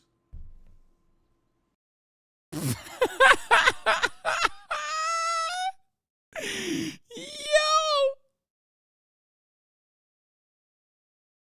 Bro knew damn well he just swapped the glass. Anyway, that's awesome. I mean, cool. I have yet to witness any big material changes from boycotting and not buying stuff. People are so stuck in the whole capitalism thing. The only way they see is to get, see ways of consuming is to try and do something. Yeah, I guess. Bro divested his drinking choices. I mean, look, that to me, that feels kind of good. It's like, this is why I'm not yelling about it too much. Okay? This is why I'm not yelling about it too much. Why am I not yelling about it too much? Because, like, if Zoomers want to, like, if Zoomers are using Starbucks as a beacon of, like, showing Palestinian solidarity, and that's, like, one method that they can get people to, get people that they love, that they watch every day to also show solidarity of some sort, even if it's misplaced, right? People on Twitter who have very large platforms use Starbucks as a way to discredit the entire pro-Palestinian movement as Zoomers following a trend they know nothing about, so just drop Starbucks, please. You're right, chatter. I should just drop talking about this instead of, like, trying to further elaborate on an issue. Anyway, like I said, the reason why I don't speak out on it, I guess, is because, like, even if it's misplaced, I guess, considering that all companies, just like Starbucks, play a role in like, I guess, being somewhat supportive of Israel, right? Ultimately, it's a way to demonstrate pro-Palestinian solidarity. And it's a way to get, like, a big streamer to basically say, oh, my bad, I didn't know it was like that. Right? I didn't know it was like that.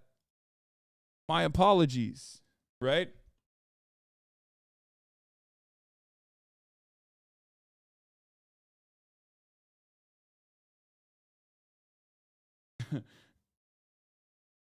Anyway.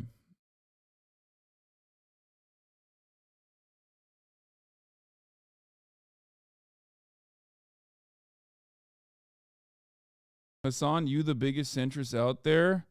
Does boycotting help anything? It can. It's just that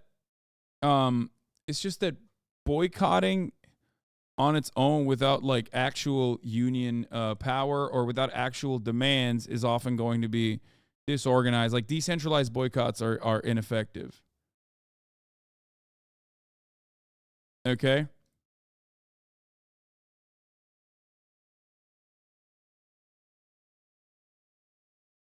Starbucks has lost $11 million dollars in market value, and not because of the boycotts. Yeah, I think a lot of people were also claiming that Starbucks lost $11 billion because of the boycotts, which I don't think is correct.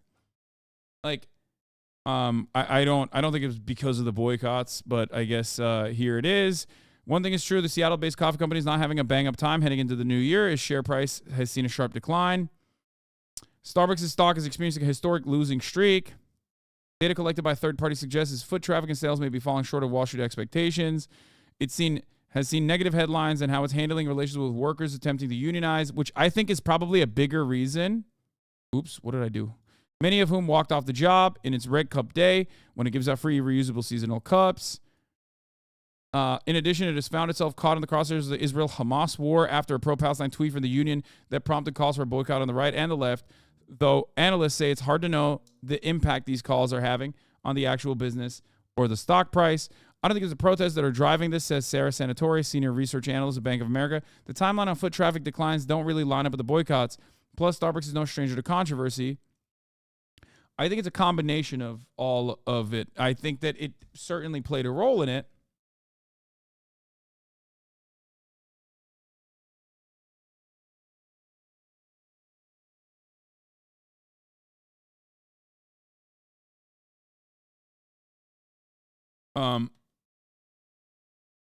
Why was something like the bus boycotts and the civil rights movement so effective versus something like the Starbucks boycott, Jen? Great question.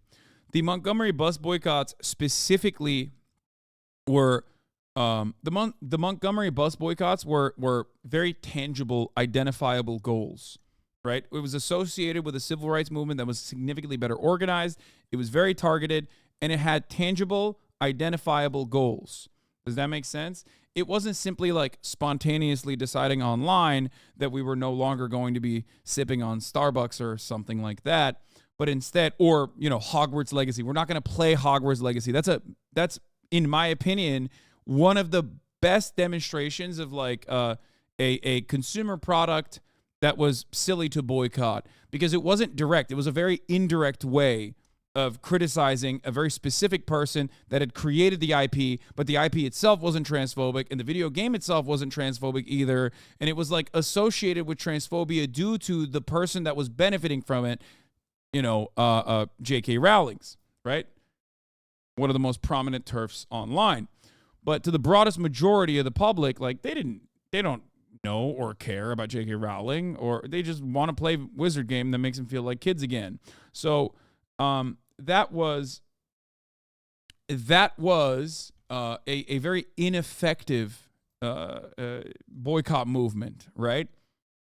Because there was no tangible goal associated with it either. Because if the ultimate goal was to get people to be aware of J.K. Rowling's transphobia, then there were probably better ways of utilizing the popularity or capturing the popularity of the Hogwarts Legacy and simultaneously getting people to learn about it, right? And that was something that I presented ahead of time. That was something I presented ahead of time. That was something I tried to explain ahead of time as well.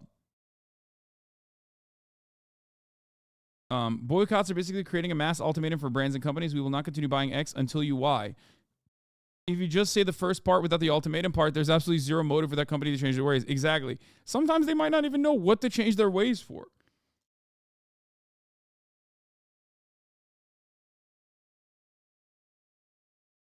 Right?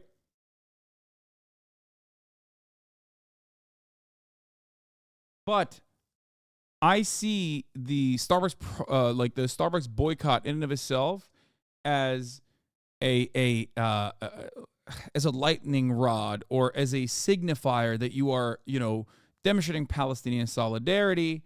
So ultimately, it's not the absolute worst thing, I guess. The explanation of what's happening with Starbucks is actually kind of boring.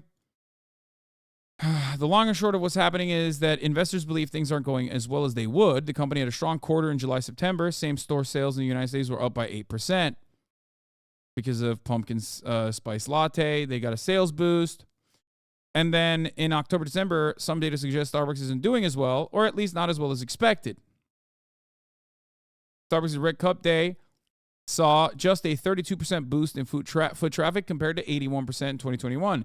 That most likely is a consequence of the union, by the way.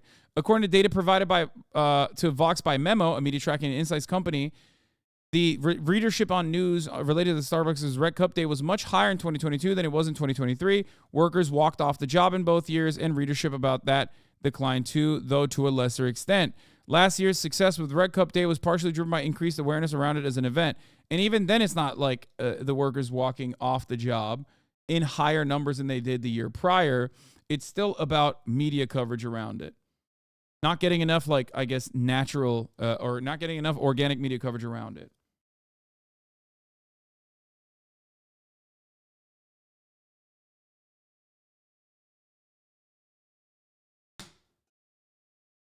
Anyway.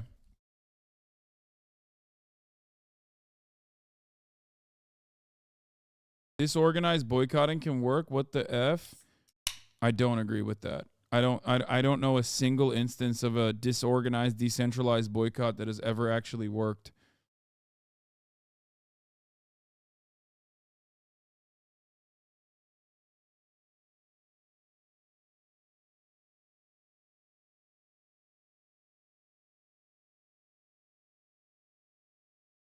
What is the aim of this talk? What are you trying to achieve? Demoralize people? Is that what the Palestine coverage has come to? Yes.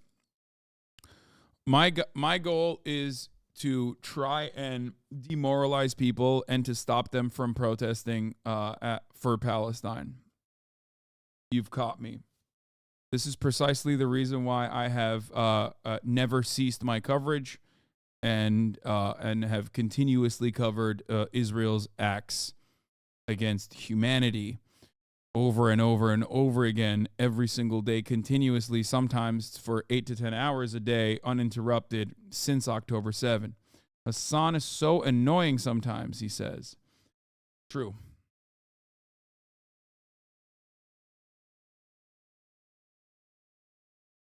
So,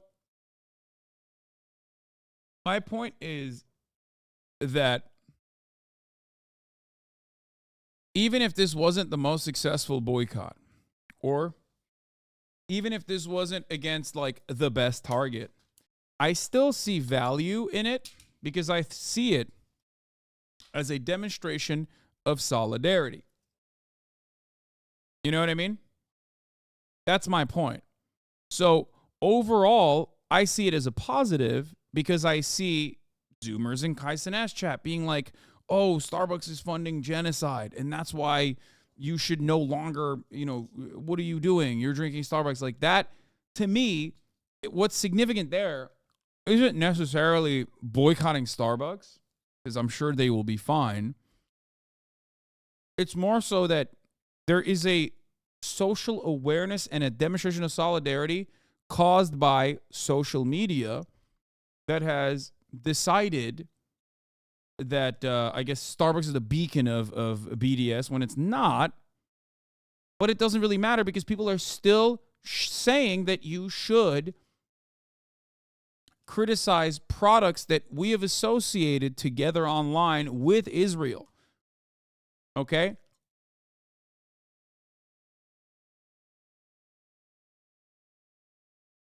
That's it.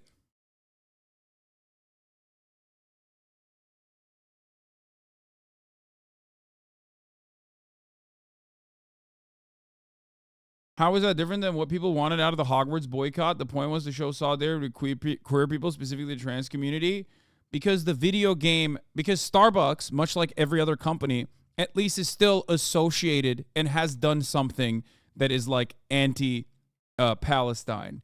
Whereas, and it's an ongoing genocide. Whereas Wizard Game is not even remotely associated with transphobia in the eyes of the broader public.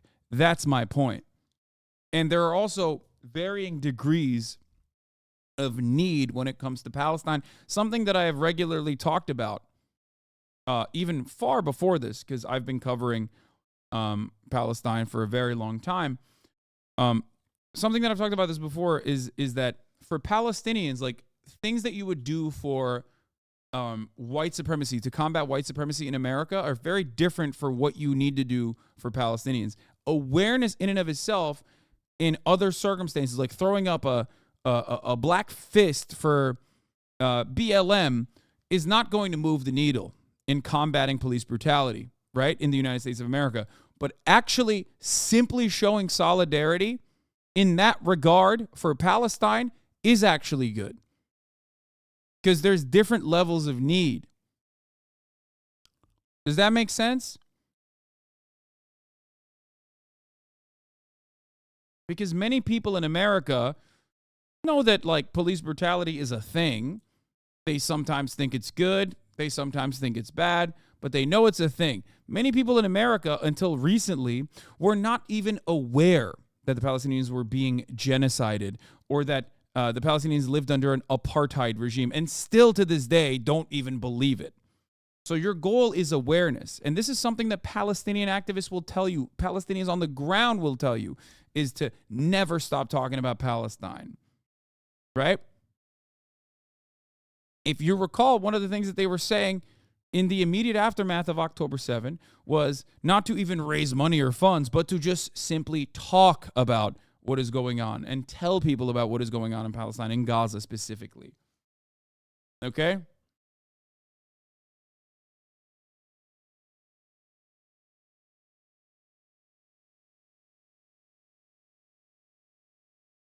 So yeah. Ackman, Jews don't plagiarize, only what? Oh, Jesus. Jewish billionaire William Ackman was angry that Harvard students opposed genocide in Gaza. He was angry that Harvard President Claudine Gay didn't suppress students' First Amendment right to speech and assembly. He then demanded that Gay be ousted because she supposedly committed plagiarism. Gay was ousted. When a Jewish billionaire says the black president of Harvard must go, she goes. But then it was discovered that Ackman's wife, an Israeli-born former lieutenant in the Israeli Air Force, committed plagiarism. Ackman is now hopping mad. Only are supposed to be punished for plagiarism. Ackman is now threatening to expose plagiarism among faculty at MIT, where his plagiarizing wife taught. I, for one, am relieved that Ackman didn't order his wife to drop 2,000-pound bombs on MIT. God, just don't send me Norman Finkelstein tweets, please.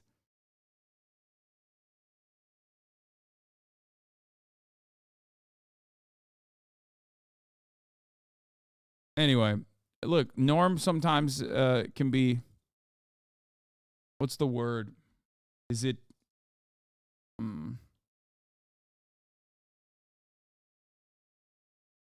he can be a bit, I'm going to say shambolic, but that's not the right word.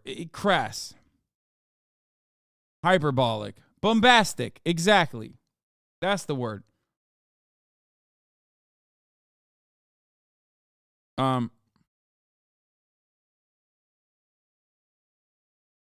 Left podcasters love Norm, refreshing take. No, I like Norm too. Guys, I don't agree with almost any of the things that he's covered in his last book that was not about Gaza, but ultimately, I think he has dedicated his entire life to covering the plight of Palestinians. And has been punished severely for it. Okay? So let's be real. I mean, he's done so much more than the average person. And for that reason, I will always ride for him. Okay? Always.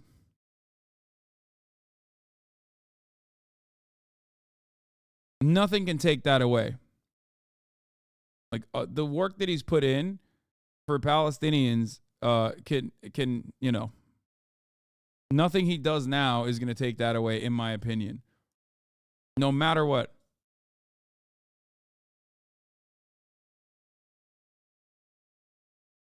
Person with an advanced degree explains why the Claudine Gay scandal is fabricated bullshit. Okay, this is an 8-minute TikTok. I'm probably not going to watch this. I'm going to be honest with you. Yeah. I didn't realize it was an 8-minute TikTok.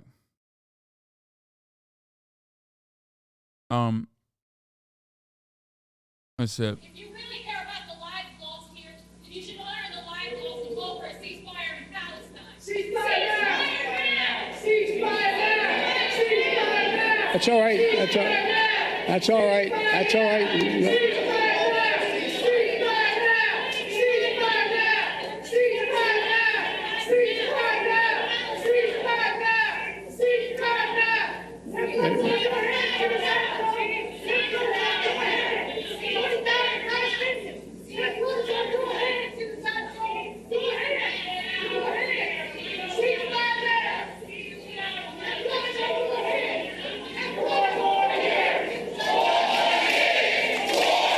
That's awesome.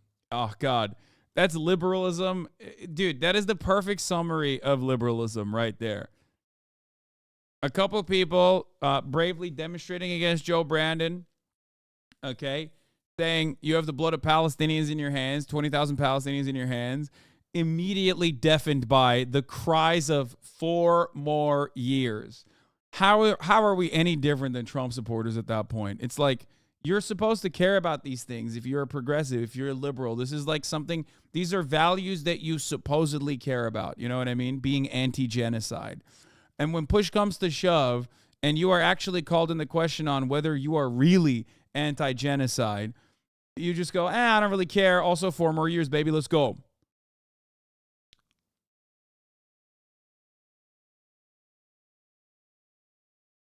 They're asking him to live for 4 more years. Abusive. Yeah. What? They're in a church, though? Not sure how many leftists are actually there. Yeah, dude, you're right. Leftists don't go to churches. They perish when they go into churches. Come on, dog. Like, what level of like r/atheism are we on? That's crazy. Also, you don't have to be a leftist to be anti-genocide. What are we talking about? These are liberals, man. Like, that's crazy. It's supposed to be like a universally accepted value, okay?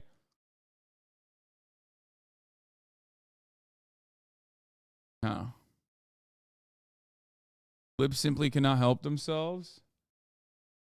What is this? I can't see this because another person that I've been blocked by, it seems. Or wait, never mind. Actually, you just linked me something that I can't see at all.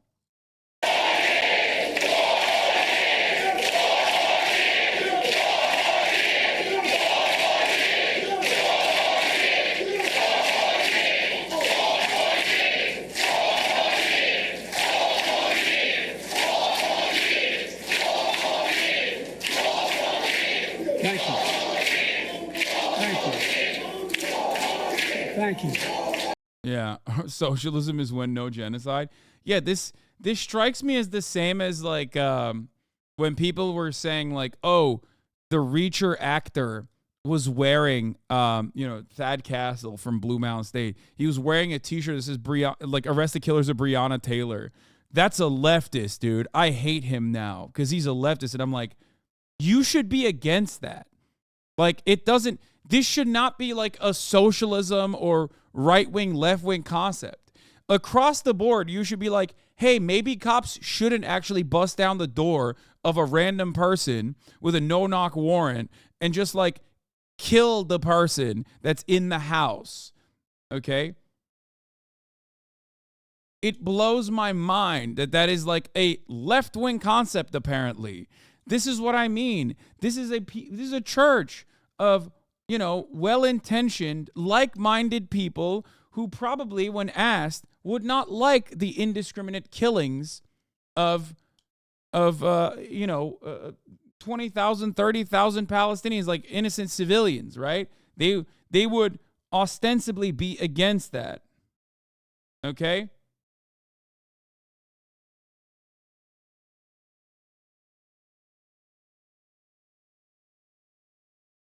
And if you ever watch Reacher, he's not a leftist. I'm not saying he is. That's a fictional character, my friend.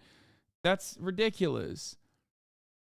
My point is, a lot of right-wing people loved the Reacher character until they found out that, like, he, in the real world, the actor that plays him is not as based and red-pilled as they thought he was, because he's, like, kind of against police brutality. Okay?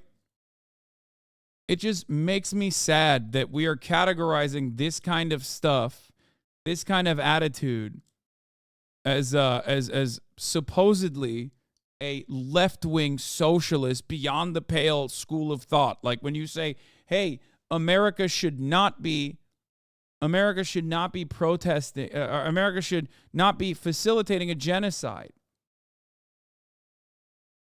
And it's not even just Muslims. There's Palestinian Christians as well. They shot Palestinian Christians outside of a Palestinian church. They've blown up Palestinian churches. It's not even just like Muslims that are being killed. Obviously, it's overwhelming the Muslim, but still. You know? This is more so about humanity. Ahead of Biden's arrival, anticipating that there might be protests, the pastor, Mother Emanuel, specifically asked for the people attending to show respect to the church by not interrupting. Both protesters who interrupted at the historic black church were white. Thank you, Edward Isaac Dover, for once again being the absolute worst person to cover an issue. Talking about this from like, dude, liberals love weaponizing intersectionality. It's just so awesome in the exact opposite direction. Yeah, they were silencing black voices, dude. Thanks, Edward. One of America's most prominent anti-Bernie reporters. In looking at the video from another angle, I was in the back right of the church. There was a third protester who's a black woman who appears to have been let out of on the other aisle. The reaction from some in the crowd went beyond chanting 4 more years for Biden. Churchgoer Susie Jackson said that the protest during Biden's speech at Mother Emanuel was frightening, adding it made them relive the 2015 shooting. It wasn't the time and place. If they did it outside, it was fine, but not right there on our holy grounds. I'm done. I'm done with liberals.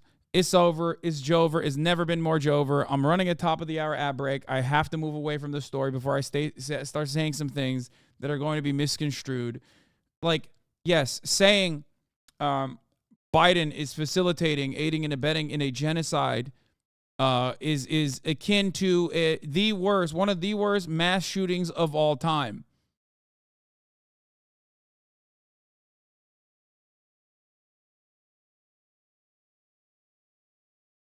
It's awesome. Here's a 3-minute ad break now.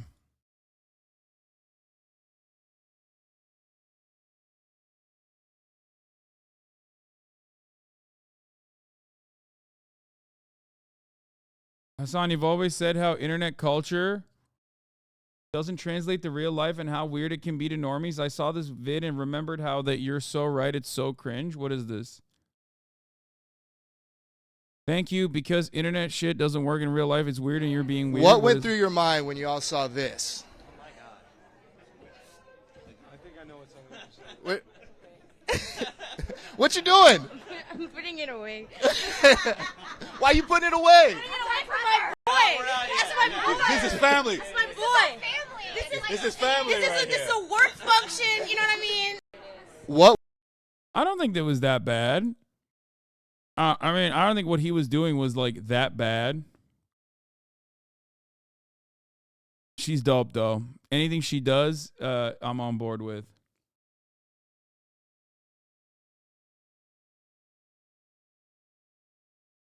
You are too online, Hasan. I thought it was going to be way more cringe than what he was doing.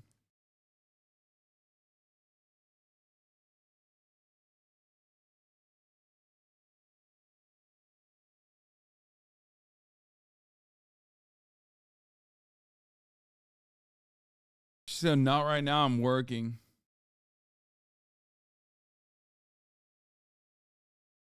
What is this? Oh, I'm going to talk about this in a second. Hold on. That was the second time that it happened to her that night, so she was over it. Oh, that makes more sense. So, yeah. So this is what happened at the church. I understand their passion, and I've been quietly working with the Israeli government to get them to reduce and significantly get out of Gaza.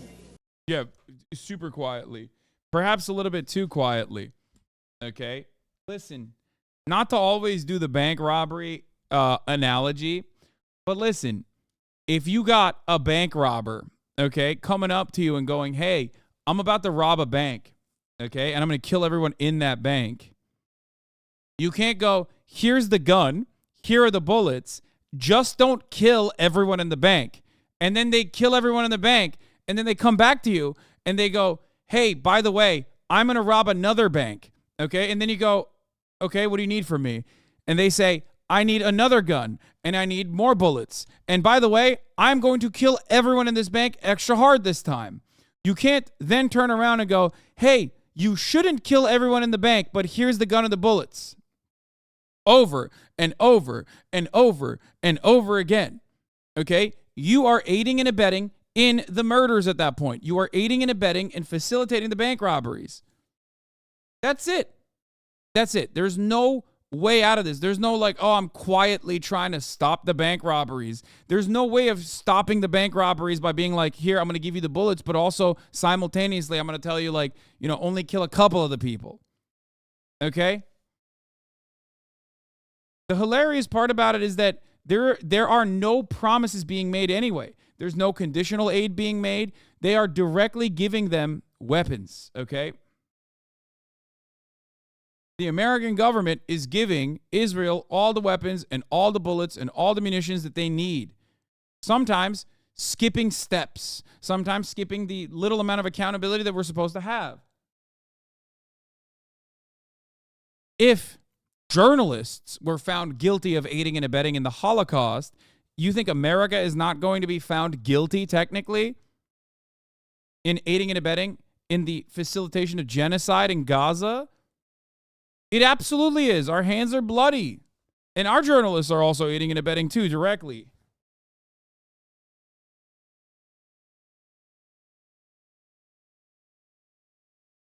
That's it. What? Maybe don't wear a big collar shirt when you don't have a neck, heart. I can't tell if this person is talking about Biden or me.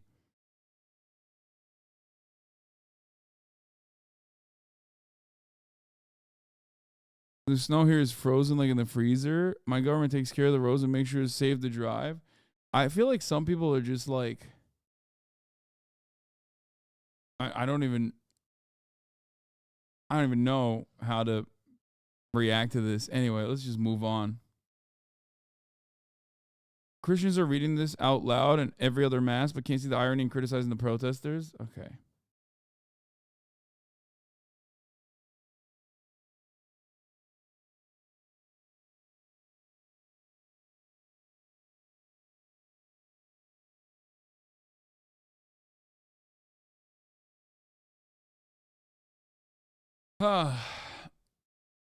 So, there are some who do absolutely everything to continue aiding and abetting this genocide, and there are those who, despite their personal position, are willing to risk it all.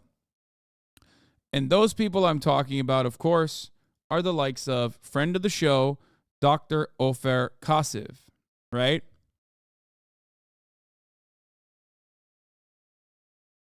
This is how the U.S. is trying to quietly stop the civilian killings. Oh, yeah. I love when the U.S. government is trying to quietly stop the civilian killings by having the former U.S. President Mike Pence, U.S. Vice President Mike Pence, writing a message on U.S. weapons that will be dropped on civilians in Gaza. Yup. That's it. That's a perfect demonstration. Anyway, where was I? Oh, there are some, like I said, who are doing everything they can. Who am I talking about? Friend of the show, Dr. Ofer Kassif. He has been on the broadcast alongside Noah Culwin. I've interviewed him all the way back in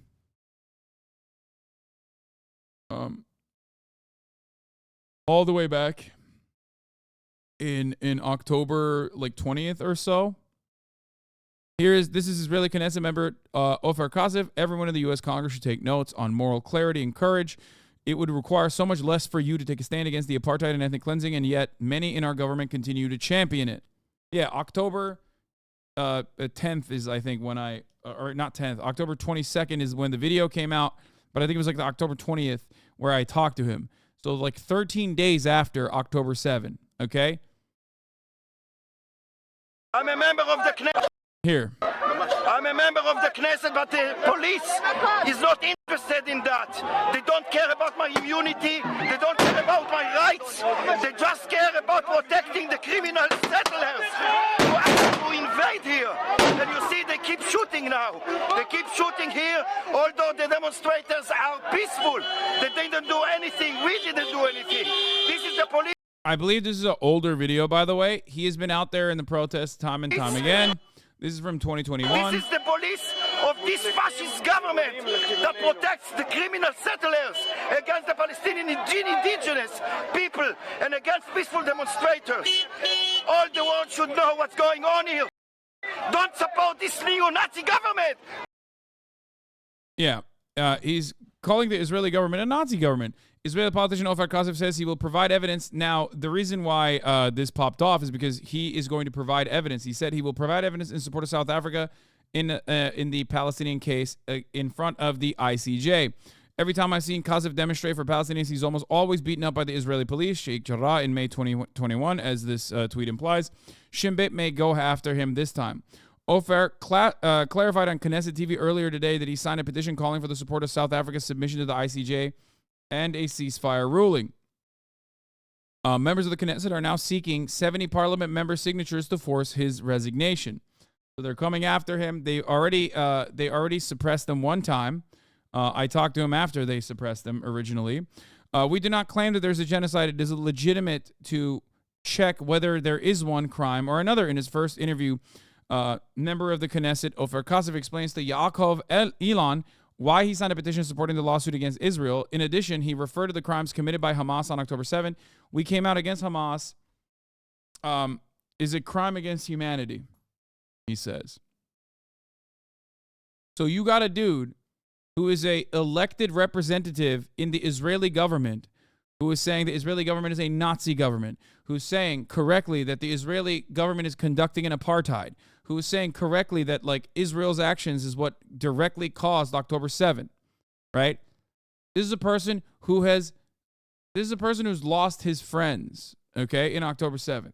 And he's out there demonstrating moral clarity, and yet many Americans who are thousands of miles away from the issue, who have no understanding of the complexities of the issue, I guess, in their minds, okay, who can't see the correct black and white analysis on the situation, where there is a apartheid regime, a supremacist apartheid regime that is doing ethnic cleansing currently, right? And yet here he is showing actual courage, actual bravery. Think about that when you think about the likes of Joseph Robinette Brandon. Think about that when you think about the likes of John Fetterman. Okay? History will absolve these people. Okay? History will absolve you as well. Guy who's doing unbelievable apologia. A bullet found its way into the van and killed a 3 or 4-year-old young lady. He's describing Israel killing a Palestinian checkpoint. child. You can see a car going through and ramming some of the police that were actually manning that checkpoint. The video we're going to freeze shortly, but the two people, there's a man and a woman in the car. In the subsequently, they were killed by the police, but it looks like accidentally a stray bullet found its way into the van ahead, and that killed a 3 or 4-year-old young lady. So tragic events in the West. Yeah. 3 or 4-year-old little babies are young ladies, actually. Is there going to be a donation stream for Palestine, brother? We've already done that.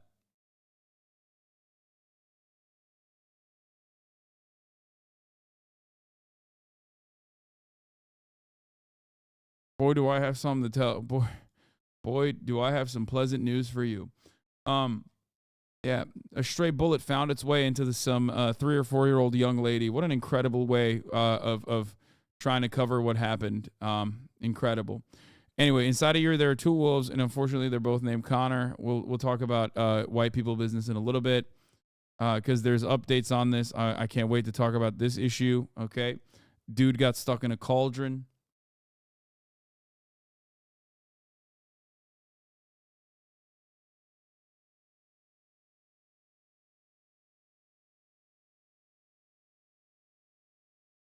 But, yeah, it's like that video game, Getting Over It or whatever.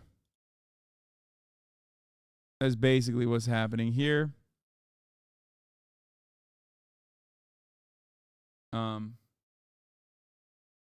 right. Let's talk about Oppenheimer and Succession dominating major awards at Golden Globes. Golden Globes happened last night. Let's talk about it. I don't know anything. We promised Gail would join us in just a bit with all the highlights from last night's Golden Globes. And she is standing by in Los Angeles. There's a lot to get to, including big winners like Oppenheimer's Robert Downey Jr. and Emma Stone from Poor Things. It was also a big night for the cast of Succession. Gail, good morning. You looked good in all of those reaction shots. Did you have a good time? I had a great time, Nate. This is the thing. You never know when you're on camera. So the secret is to all. Careful, you get banned. Yeah, I don't know what happened to Caroline. I heard that she was watching the Golden Globes or something, but like not actually watching it in real time, but instead just like watching clips of it or something, and then she got banned. Is that what happened? In any case, I think it's inappropriate. You know, free Caroline. Oh, she was watching the live stream? She was watching clips and got banned. I was there for it. It was such BS.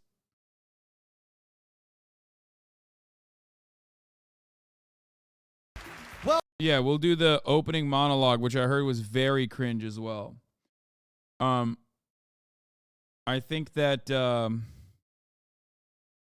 unfortunately, I think that Caroline is getting a little bit of a taste of like being known as like a left-wing broadcaster in the eyes of people that despise that sort of thing.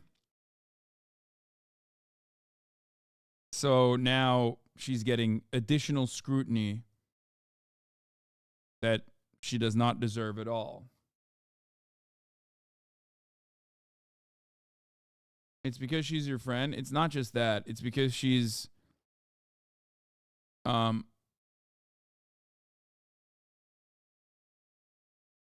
it's not just that. I mean, that plays a role in it for sure, but so it's your fault? No.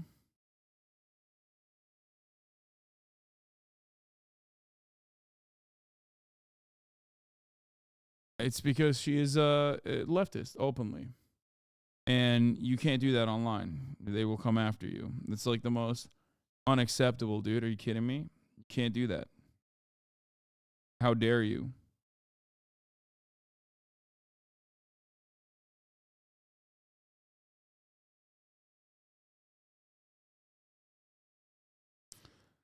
It's just the way the cookie crumbles online. People can very easily manipulate the restrictions that are out there, or manipulate and weaponize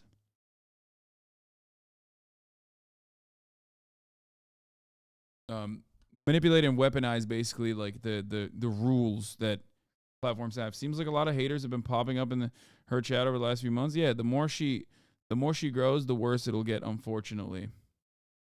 It's just not a thing that you can ever deal with. It's just, the goal is specifically to stop that kind of coverage. I've seen Reddit post today. She fell into the Hasan extremism pipeline. Yeah, it's so funny that like people can't make up their own minds about certain things.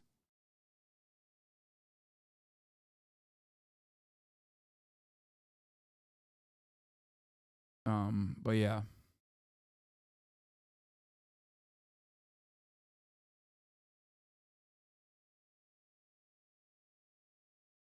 Is a rich person award for rich people? Some of those people are surprisingly opposed to popular values and opinions.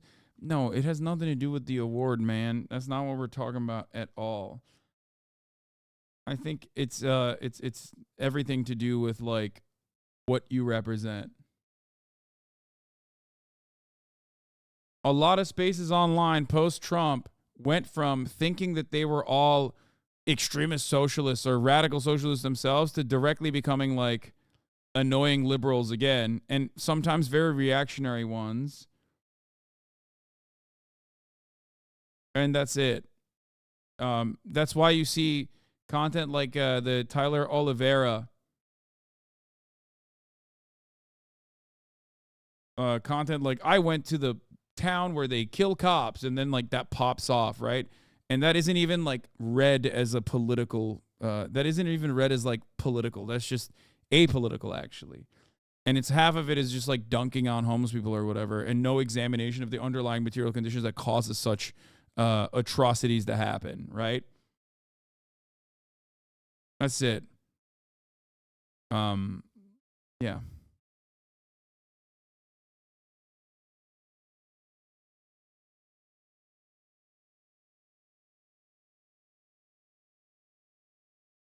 So, yeah, people burning their leftist card because they were always liberal. Yeah. It's like Kamala Harris. I will always say this. It is the same concept behind Kamala Harris being like Kamala Harris being pro Medicare for all under Donald Trump.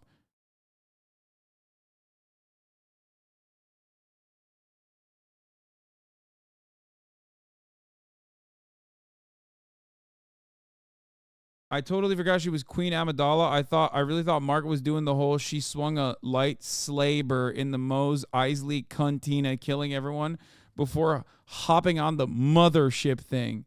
Dude, this is the new meta. I love it. People writing the most inappropriate things. Like this one isn't even meeting the standard of that, but the one I saw and I liked was insane.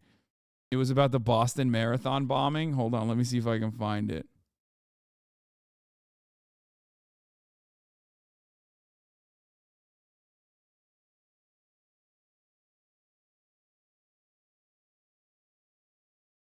It's so it is so gruesome, but also so funny.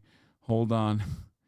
I mean, it's like it's peak humor. I think it's very good. Oh, Francis X. Wolf. Yeah, here it is.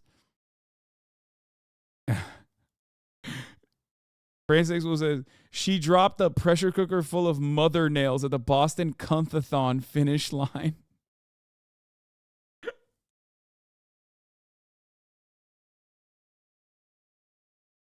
This one about funding the Contras. She secretly facilitated the illegal sale of Mother to slay Ron and used the proceeds to fund the Contras.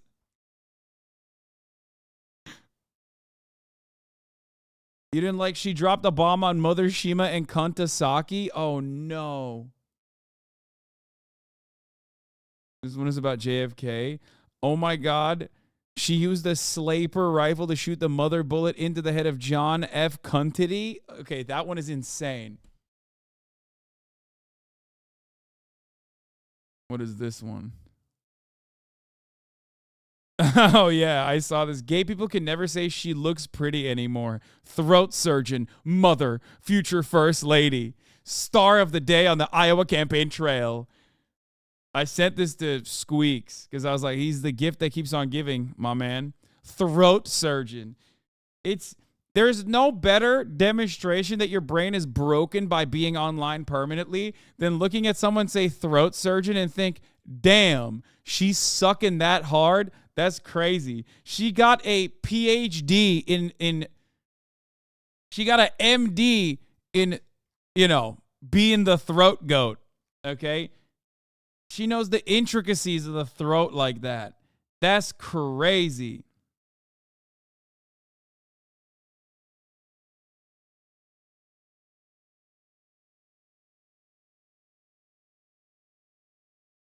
MD in glucology.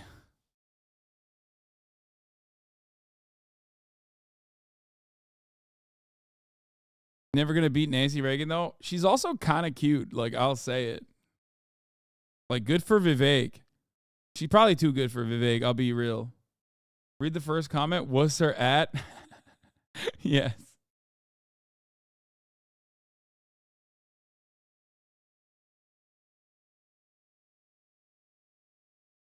Oh,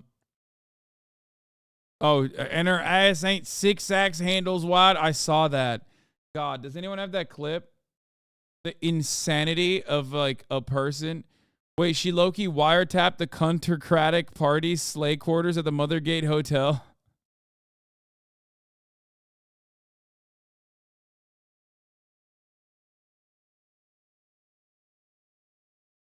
What? That's crazy that they did that to him. That's messed up.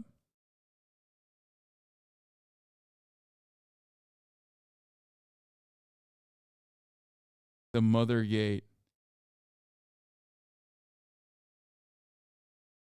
I was sent down about these Golden Globe jokes. See who's making them.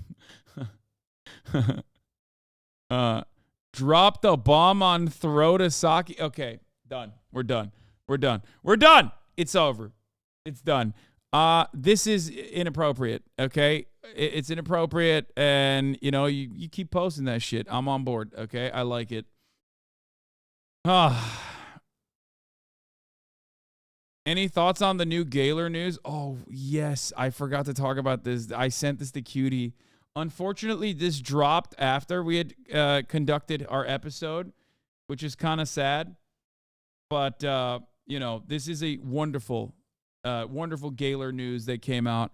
Anyway, I'm going to run this real quick. Always hold your face on straight. Go pee. That's my motto. Always hold your face on straight because you never, ever know. But it was a blast. Just think about this. It was the first award show after the strike, and everybody kept saying to me, we're just glad to see everybody. There was a lot of wind as well, making it pretty chilly, but I'm not complaining. Got to stand on the red carpet and talk to everybody that came by. Also, we were in #1 position, so it was sort of hard to act like you didn't see us. We're in a big old purple dress surrounded by 500 red roses. Thank you very much. Margot Robbie was there. America Ferrera, she starred in Barbie. Jennifer Lopez stopped by. We had a little tequila shots for people who cared to indulge. Nate, you'll be glad to know I had Martinelli's apple cider, very good. J-Lo was there. She told me that she worked out that day. Jeffrey Wright, who stars in American Fiction, says he went surfing. Paul Giamatti says he took a walk on the beach. And guess who else was there? Our friend Nichelle Turner. What did you do to get ready for the day? Co-host of Entertainment Tonight. We're in her house today. Yes, yes, and we love that you're here, by the way. Everybody's all buzzing. Gail's here this morning. It looks just as good in person as it does in TV. Well, you classed this joint up, that's for sure. And listen, I did what everybody else did. Had a little workout, got to the the show early. You beat me there because I saw you when I got there, but it was because I was threatened with death. Gail, be on time. Be on time. Like that's an issue.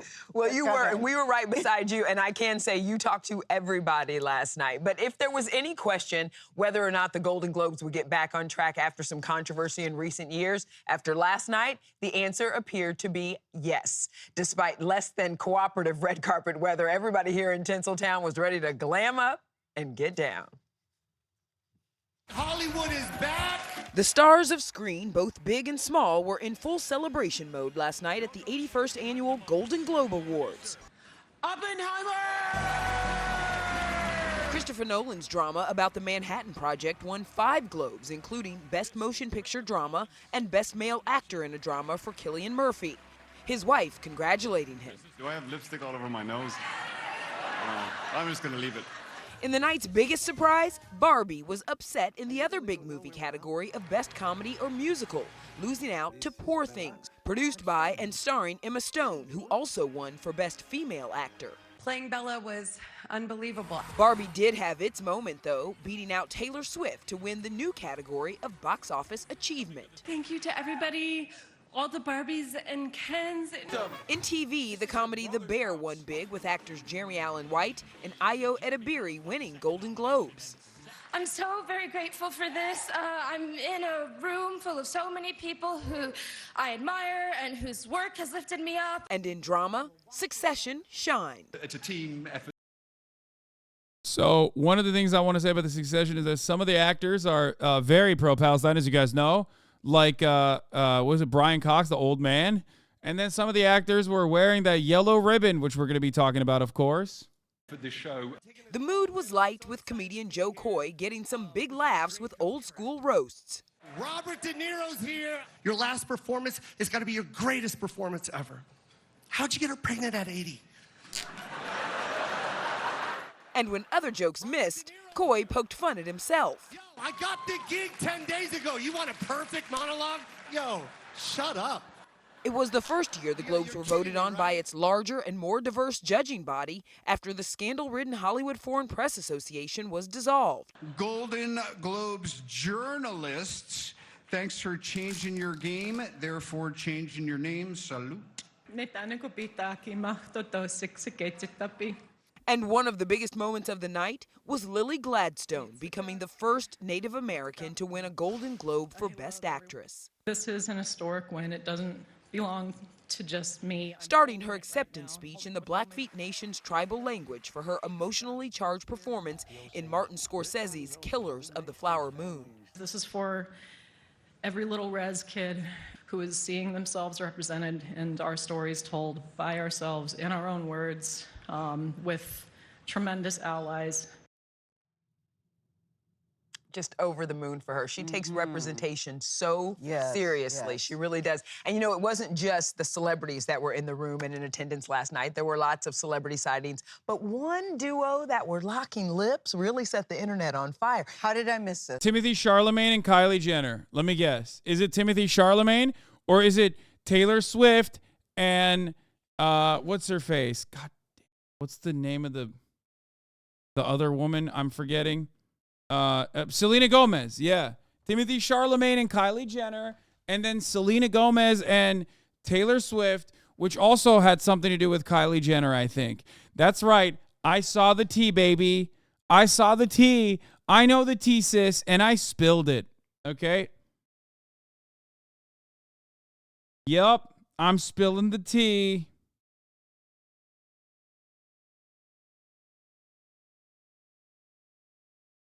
Yes, chatter, who said who cares? You're so right, please. You're so unbearable. Excuse me. Excuse me. Aren't you like 35? First of all, you know what's the ironic part about that is? That is extremely 35-year-old shit, okay? To care about like this kind of gossip at the Golden Globes is literally peak 35. So what are you owning that too? I love when Zoomers are literally like, no, we own everything. We own everything as a 17-year-old. How about you care about V-Bucks and fucking Fortnite and whatever the fuck your generation cares about, okay? We're not talking about Roblox right now. We're talking about the Golden Globes. It's the most 35-year-old thing on the planet.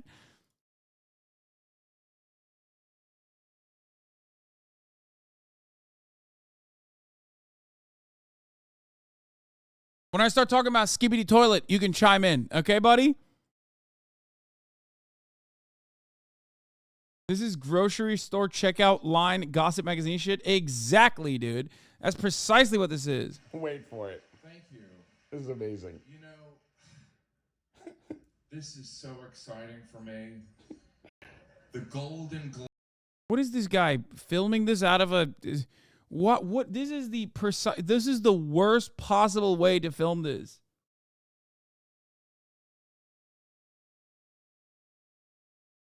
Globes. I mean, I can't even believe I'm in the entertainment industry. I can't. You know, it's so unlikely. I'm from a small town in Indiana. I'm not a pedophile. Man, this guy loved it. This guy loved it, dude. I just... Like, that's a good joke, except he ruined it. Like, this guy ruined it in the way that he filmed it. He was like, oh, this is it. Killed a wonderful joke, man. Ay, ay, ay. Anyway, so yeah. Let's see the tea. I don't know how you missed it because you were in the room and I was. Can I just say, I had no idea Timothy Chalamet had absolutely zero jawline, dude. My man's jawbone, was it always not this defined? I know that this is like very irrelevant to the subject matter, but when I saw this, I was like, damn, dude. He's kind of not looking great. Like, is the angle, I guess? It was backstage. It was Timothy Chalamet and Kylie Jenner. They were in the audience together. She came with him to the Golden Globes, which is a big, which is a big deal in their relationship. And they kissed on camera in the room. And it just set the internet on fire. Folks were going wild for that. I don't know how you missed it, Gail, because jawline shaming. Come on, man. TikTok comments on this are positive. Twitter the opposite. HasanAbi, peaceful love versus media play.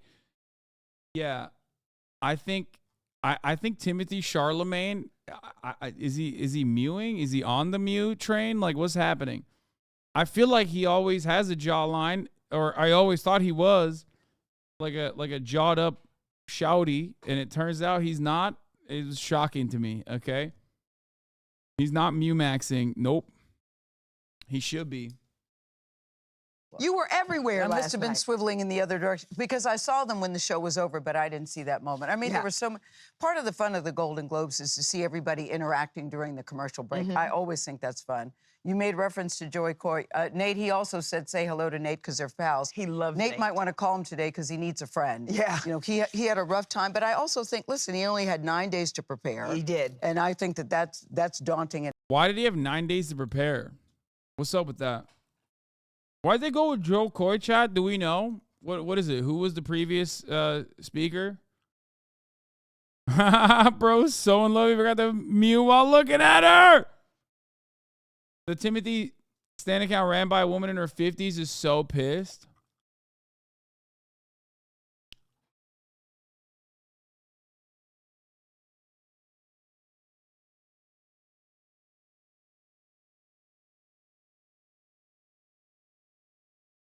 Because no one wants to host the Golden Globes? Wait, really?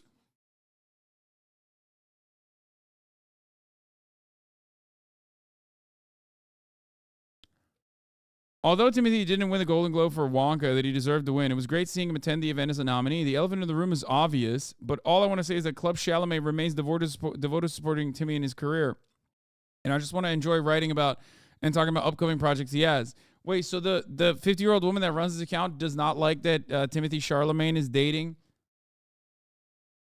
Kylie Minogue, Kylie Jenner? He should be with his #1 fan. I agree. That's how I'm always thinking. That's how I'm always thinking myself. It's like, this is the longest. It should have been me, brother. Cope posting. Golden Globes fell off. They needed Taylor Swift. Let's not forget about A Complete Unknown, which will start filming in April. What I want to stress to people who are feeling upset right now is that Club Chalamet will continue to curate specific news and information about Timmy's career and life to share with my followers and the readers who lurk. Timothy Charlemagne is a 28-year-old man making 28-year-old man decisions about his life, and we have to accept that. What we can't control, first of all, that's old as hell. Like, what do you mean? He's a 28-year-old man who's like somehow young? At what point do we decide when someone is an adult, okay? Because I'm 32. I'm a whole ass adult, okay? I feel like he is too. What do you mean?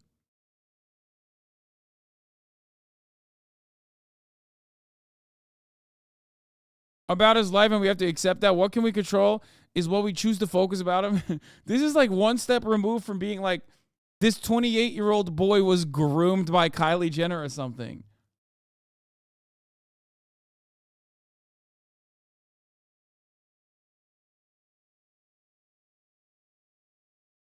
Whole ass adult, jawed up, shouty. Yeah, I mean, I'm also baby brained, okay? It's just I'm entertainment maxing, okay? I'm baby brain pilled and entertainment maxing. I have to dumb this down to the specific audience that I have. Even go to, Olive Garden. He loves Italian food. I mean, why not just go to Olive Garden, or something like that? We've never seen them even go to, Olive Garden. Wait, that's the woman who runs the account? Stop playing right now. Are you for real? Is this for... Oh my God. Oh my God. That's a lady. Okay, no wonder she's like, oh, that's a 28-year-old boy. What the hell?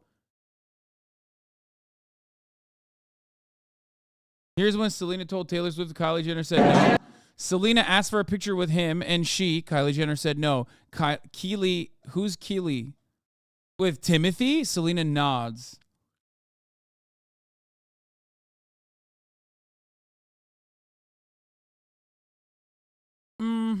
That's what she said.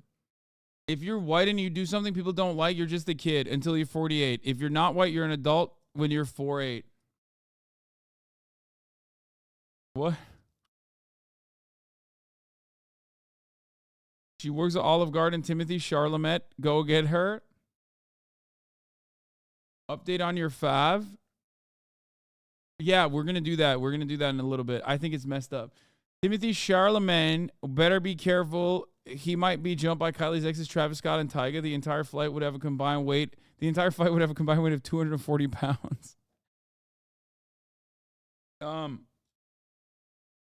She's Miles Teller's wife. Cool. I'm just like, I don't really know a lot about the Hollywood stuff. So I'm just kind of faking it right now. I don't know if you guys can tell. I'm just, I don't know too much about popular culture. So I'm just like, yeah, that's crazy. That's the tea, sis. Okay. That's not required for living in WeHope. Man, I barely live in West Hollywood. I don't think you guys understand. Like, I live in West Hollywood, but I don't leave my house. I live online. Okay? I live online, chat. All right, here is this is one thing. We'll talk about Israel-Palestine a little bit. There were 2 people that actually were pro-Palestine, and then the rest was like pro-Israel for the most part. Okay? But here it is. Here's Ramy Youssef, who I think is very nice. I'm going to give him a little follow here. He said this on the red carpet, or on the interview thinking portion. 2 things. We're thinking ceasefire now, and Jeremy, please don't do another Calvin Klein ad. So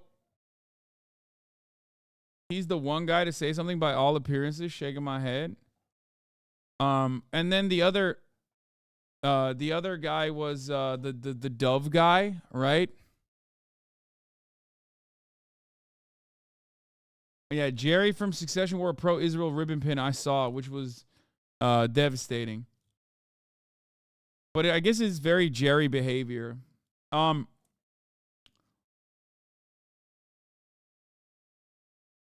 So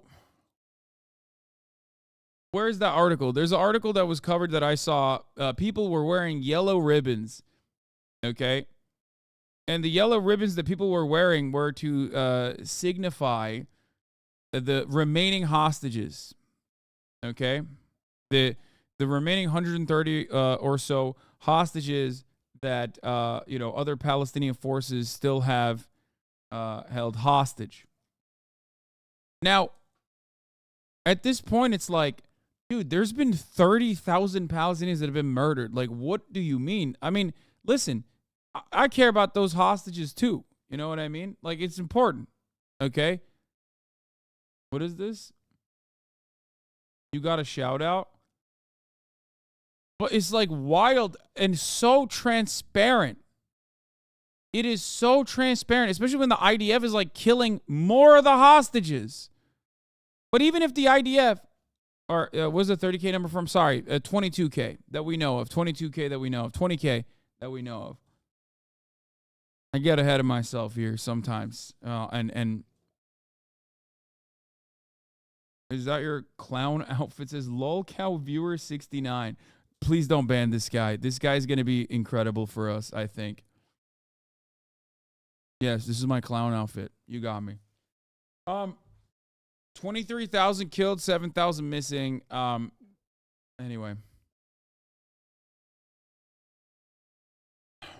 So, Golden Globes, the meaning of the yellow ribbons worn by the attendees. Ribbons of a specific color are a longtime symbol of solidarity on red carpets. Here's why yellow made an appearance this year.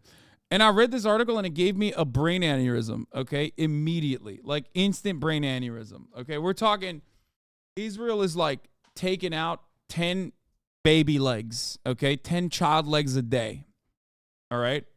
Like amputations are occurring. No anesthesia amputations are occurring on an insane clip, okay?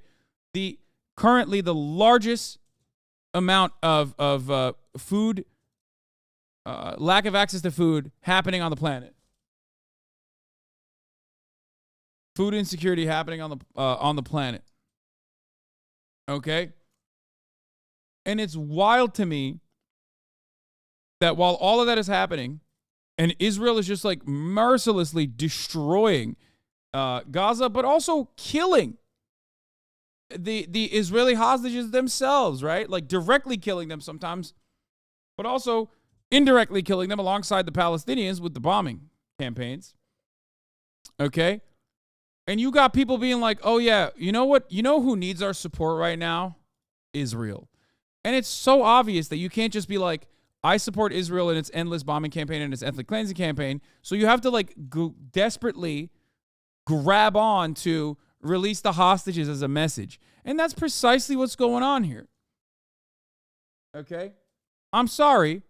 That is exactly what this is. It is a very cynical ploy to try and say that like you're still pro-Israel unconditionally, and you can't say it when Israel's killed 20,000 Palestinians, 20,000 plus Palestinians. So you have to say like, oh, well, you know, let's release the hostages, please. Because the reality is, if you're looking at it from the outside, okay, if you're looking at it from the outside, you look at that and you're like 150 hostages are still being held hostage in Gaza, right? And then you look at 20,000 people have been murdered, including hundreds of hostages so far by Israeli hands, right? And you're still, if you look at that situation and go, okay, well, I want the hostages to be released, then you have to be a pro-ceasefire guy.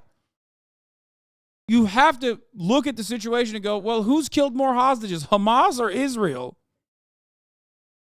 What are we doing?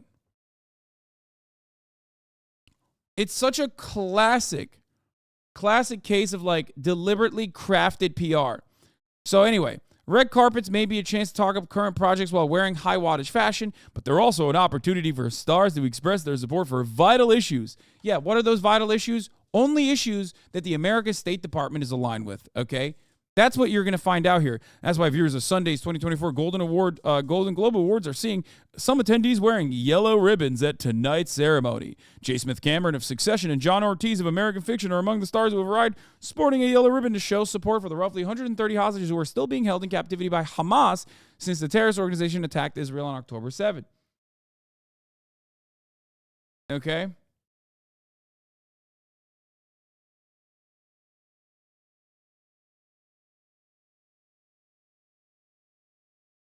The symbolic effort was organized by Bring Them Home, an Israeli hostage advocacy organization that has been working behind the scenes to supply the ribbons and is being coordinated by Ashley Margolis, founder of Beverly Hills-based branding agency The A-List.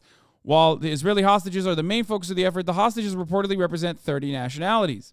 Others who wore yellow ribbons at the 2024 Golden Globe Awards include Paramount Pictures and Nickelodeon president CEO Brian Robbins, Amazon Studios' Julia Rappaport, Mattel chairman and CEO Ynon Kreiz, Skydance media president COO Jesse Siskold, and Skydance's sport president John Weinbach.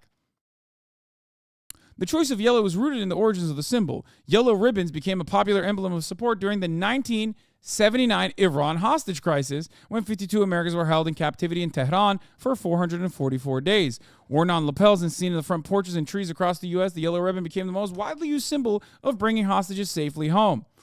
Past red carpet ribbon appearances have included blue ribbons at the 2022 and 2023 Academy Awards, organized by the United Nations Refugee Agency Coalition to show support for, respectively, Ukraine and refugees around the globe, as well as red ribbons, first seen in 1991 as a symbol of HIV and AIDS awareness. It's just like, I wonder how much of a hell would break loose if people were, wearing Palestinian flags, for example, and their badges. I mean, Palestinian flag badges on their lapels. It's just like, this goes way beyond anything, really. It's just like, it's another one of those instances where it's like, it's not enough that you're not saying anything about the genocide, but you want to potentially show support to Israel while it's conducting that said genocide. Okay? If that's what your goal is, then, you have to do it in a way that you can launder it in a more permissible fashion in the midst of the ongoing genocide. And the best way to do that is by being like, the hostages, I care about the hostages. If you cared about the hostages, you'd be advocating, okay? You'd be advocating for a ceasefire. Tom Piker wants DM. Oh, God, this is such a old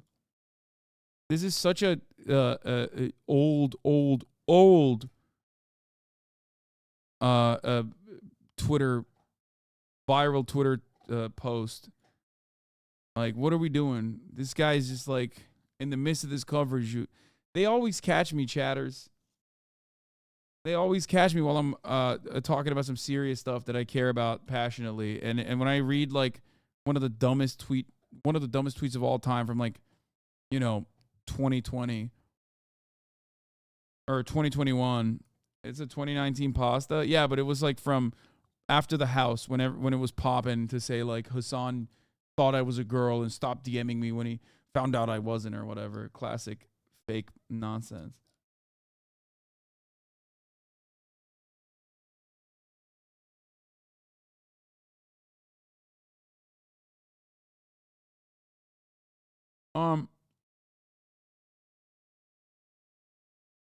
Anyway, Kygo and ham, yeah, because it's her favorite type of treat. So it's my kryptonite. I know. It's like chat's kryptonite is the top of the hour ad break. But at least you have a way to combat your kryptonite, which is a $5 a month subscription or a free one in the form of a Twitch Prime, right? My kryptonite is gray names, and I cannot combat it no matter how hard I try. But you can try and avoid the top of the hour ad break by subscribing. You can also get gifted a sub if you're lucky. Here's the 3-minute ad break now.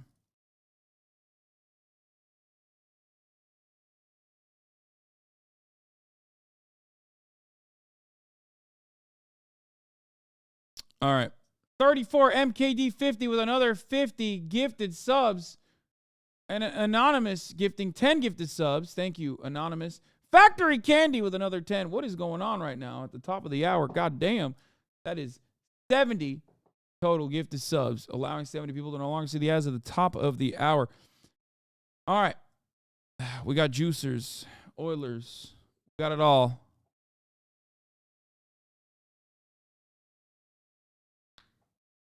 When I win the lottery, I'll give 500 subs. Don't worry about it, King. Spend it wisely. Oh, all right. Where the heck were we?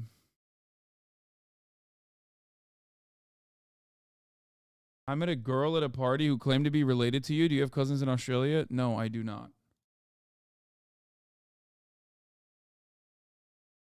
That's pretty funny to lie about that. I kind of respect it.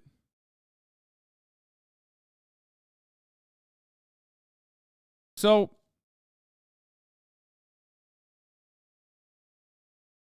where was I? So yeah, this is silly. It's cynical. It's gross. But what are you gonna do? That's it. Some things are permissible. Some things are seen as like appropriate, and some things are not. And the unfortunate reality is that supporting Palestinians and trying to speak out against the endless occupation and ethnic cleansing campaign is not exactly great. Not allowed. For believing in this movie from the very beginning. To all my fellow nominees, if you're Irish or not, you're all legends. You're stunning work. I salute you. Yeah, he's speaking to me, saying, my work as an Irishman is stunning and beautiful. You're not going to get it at the Golden Globes, least likely plays. Guys, remember, in his Oscars acceptance speech, Michael Moore very famously criticized America's war against Afghanistan and Iraq and was booed. Okay? Like, these are guys who absolutely unconditionally lap up whatever the State Department propaganda is. They're liberals themselves for the most part, and liberalism is very, very, very reactionary and very pro-war in America. They're just rich people. They're rich, out-of-touch people, okay?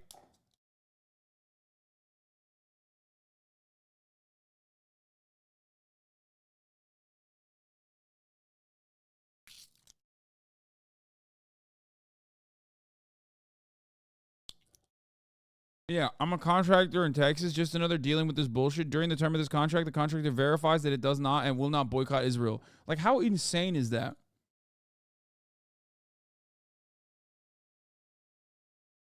It's so ridiculous.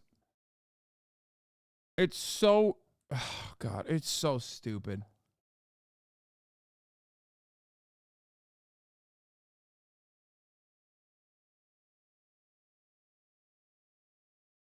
I don't know if I even want to watch the Joe Coy You do. You win all the time. cringe fest. That's why when the Golden Globes called me and asked me if I wanted to host, I jumped to the chance and I said, yes, yes. And then they asked me if I saw every movie and every TV show, and then I said, yes. I lied. I only watched Beef. I love you, Allie. You know what I mean? It's mandatory. I'm Asian. I think Beef is kind of mid. I'll say it. It didn't hit me in the way that everybody was presenting it. Like, they were saying this is the greatest, it's the GOAT. They loved it.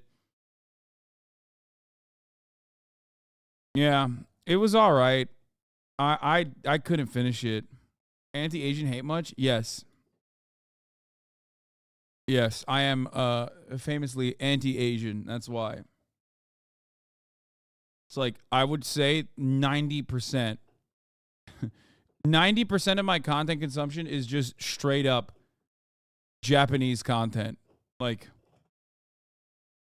am I anti-Asian, or am I too over the top with my only consumption? That's why we love your honesty. Abi Allah'ın eskiyim Filistin destekçisi orospu çocuğu. Yapma ya.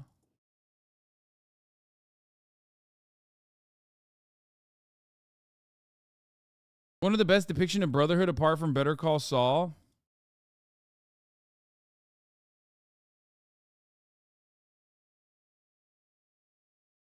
I love Ali Wong as a comedian, and I found out last night she's dating Bill Hader. But not only that, it killed. You killed it, Ali. But anyway, I'm sorry. I just want to tell you that the minute I signed the contract, I did. I locked myself in a room and I started to binge watch everything. I watched everything while my family was out there clanking champagne glasses and ringing in the new year. I was watching Oppenheimer. Chris Rock, Ali I Wong, loved and even Oppenheimer. podcasts I has loved turned down Oppenheimer. struggling award shows comeback I just got attempt. one complaint. CNN reports that Chris Rock and at least 4 other comedians have declined offers to host the ceremony. According to 2 sources aware of the deal, Smartless podcaster comedians Jason Bateman, Sean Hayes, and Will Arnett all turned down the opportunity to host together. Puck recently reported that B-star Ali Wong also declined the opportunity. However, Wong may still take the stage as she was nominated for Best Actress. There's also little chance that reigning Golden Globe queens Amy Poehler and Tina Fey, who have co-hosted the event 4 times now, will return to host. A source close to Fan Poehler told CNN they would never do it again. They're done. Viewership was up 50%. They'll have a real host next year. There's still a chance the Golden Globes may nab a host before their primetime broadcast in January, as CNN notes. It wouldn't be the first time the ceremony's gone without a host, but ratings could fare better with an A-lister attached.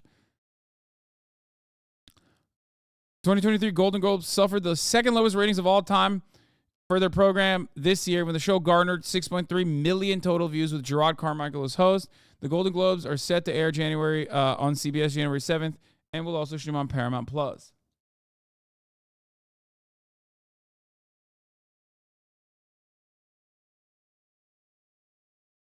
I'll do it. I'm free that night. That viewership was inflated because of the strike.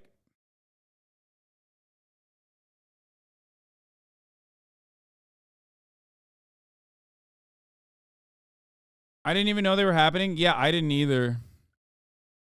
I don't really care about... Dude, I live in the heart of award season, okay? And I like to think that I go outside enough, and I didn't even know. Guys, I live in West Hollywood, and I didn't even know. That's insane, okay? This is like this city moves and shakes. What is this? Unity strikes again. The layoff purge continues to hit. Unity says it's cutting a whopping 25% of his workforce, roughly 1,800 employees in a company reset.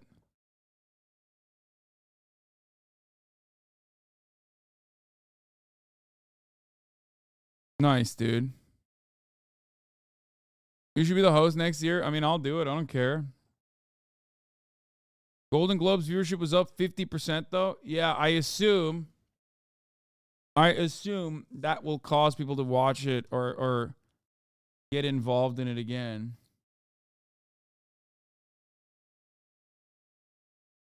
I do think it's pretty funny, even podcasters, and the podcast he's talking about is Jason Bateman, Sean Hayes, and Will Arnett.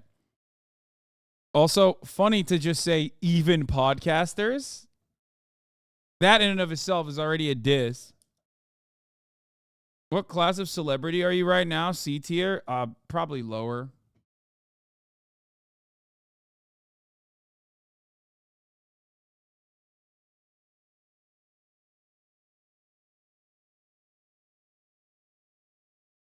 If they invited you, would you host? Yes, dude. Yes, I would host it. Selena Gomez and Taylor Swift were, spitting hot tea, hot goss. Did you ever get over this? What? Yes, I did.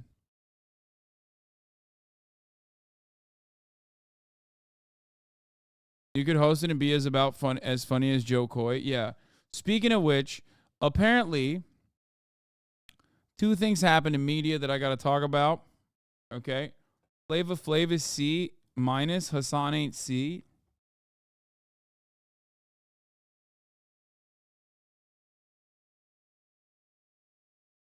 Wait, I don't get it. You have more reach and penetration than B listers. What's the metrics? I don't think so. I don't get it. You have more reach and penetration than B listers. What's the metrics? No. In order for someone to be, in my opinion, I mean, these are really weird, arbitrary concepts. But I would say that depending on what we're talking about, depending on like what demographic we're talking about, it is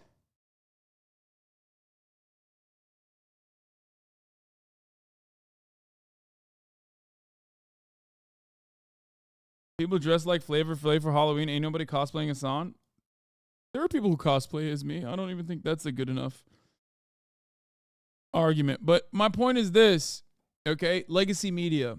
If legacy media covers you and covers you regularly when you are behind like an institution that is seen as worthy as praise for mainstream media or pays for media slots, then you actually get into like real celebrity status.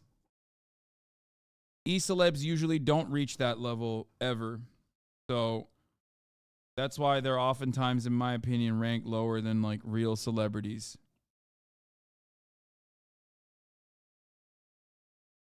That's it.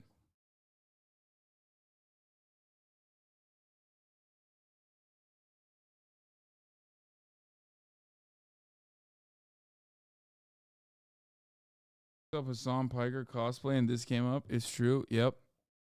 Got me. But yeah. Like a lot of legacy media only now is beginning to realize that in order to penetrate younger demographics,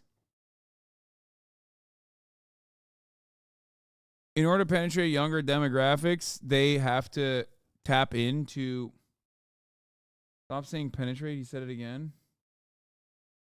Oh my God. You guys are so stupid. Shut up. Stop. In order to penetrate younger demographics, okay, they realize that they have to tap into Twitch streamer audiences. They have to tap into TikTokers and e-celebrities in general. And that's precisely what they're doing. Like, for example, there's a reason why a lot of rappers collaborate with Cenat, right? That's it. Like, they recognize that if they want their albums to be viewed by younger demos, they have to go to where the younger demos are. Okay? That's it. And, I mean, Apple Studios did it with Valkyrie and Timmy, right? In the latest Mark Wahlberg movie. They did that, and that was deliberate. If you posted on TikTok, you'd be host? Maybe. In Family Plan, yeah. This is my favorite story. Taylor Swift's associates are dismayed at the publication of a 5,000-word New York Times opinion piece that openly speculated on her sexuality and whether she's a closeted queer person, CNN reports.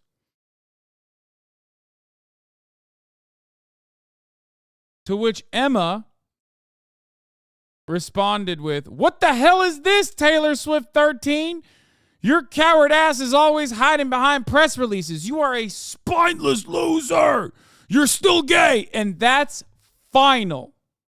There's just way too many instances of you blatantly telling us you are a disgusting person for this, by the way. And as a gayler myself, I am in support of Klausler gay. Taylor, you are gay. And that is final. It's so funny to be this person who's like a whole grown, full-blown adult and post like you are a Minecraft stan who's like 14 years old in 2020. Okay? This is just, you know, parasocialism. These types of stories make me feel like it's 2015 again so bad because it is. M-Hood. It is so 2015.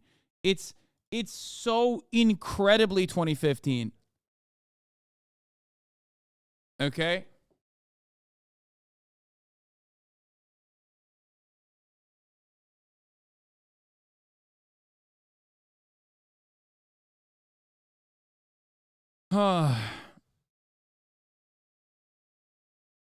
Anyway. That means I've only been on Twitch for 2 years. Yep. It's a banger tweet in my general. It's awesome. I mean, it's so endlessly 2015 that we're about to reach like we're about to reach back into classic. We're about to reach back into like classic takes such as, is wearing a kimono cultural appropriation? You know what I mean? Like, we're going to go back to microaggressions on college campuses as a way to hyper-focus on the regular old back and forth between reactionary commentary online and, like, the rad libs. It's so Jover, and I called it from a mile away.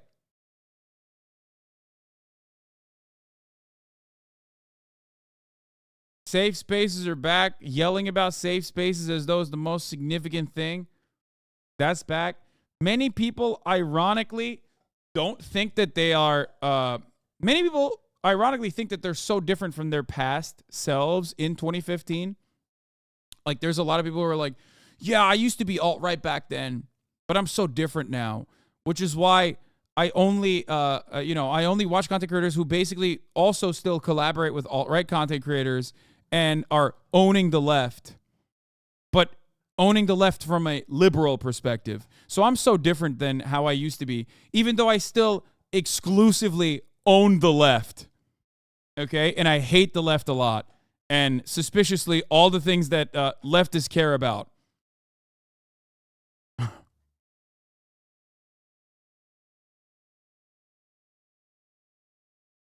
So I can't wait. We got like a different version of the SJW owned compilations that are already happening. But yeah.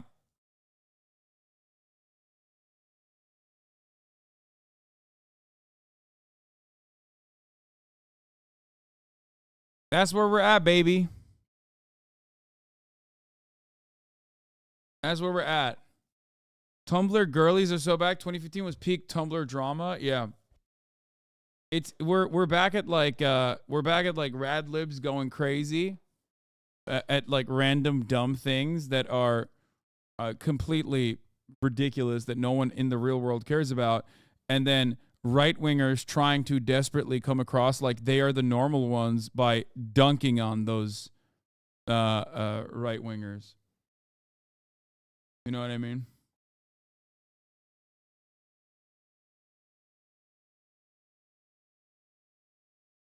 In itself. It's a tough room. Oh, it's a very tough It's room. a tough room Yes. because you've got the cream of the crop in there and you really, like, you're a man alone on stage. So it's a tough room. But And we're sitting here today. We're twins. Yes, we're twins, but we don't look alike, do we? No, we Yes. don't. But yes, folks in the room Did you were hear having a this? hard time. People kept getting Danielle Brooks and Divine Joy Randolph confused. Yes. Please let everybody know Danielle Brooks is in color purple. Divine Joy Brooks won the Golden Globe, and she's in the holdovers, Yes. but they are not the same person. But They are people not. kept coming up to Danielle saying, I loved you in the kitchen scene. No, they're two very different movies. Oh, boy. Oh, black girls don't look alike. No, they don't. Even when they wear the same Even type when of we wear the outfit. same outfit.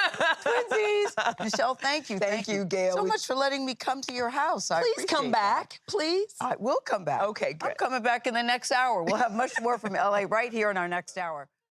We begin with breaking news coming out of southern Lebanon, where a high-level Hezbollah field commander has been assassinated in an Israeli strike. Wissam al-Dewel, known as Jawad, was the group's director of military operations. He was killed when the car that he was travelling in was targeted. Let's speak to Imran Khan, who's monitoring this from Ibil el-Saki in southern Lebanon. Imran, what seems to... Okay, that was a crazy switch up, dude. I got whiplash hearing what was going on back there. God damn.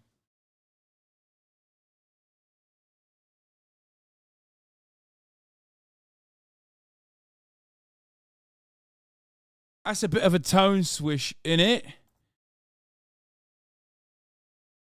No, we're this is about the Hezbollah leader that was assassinated.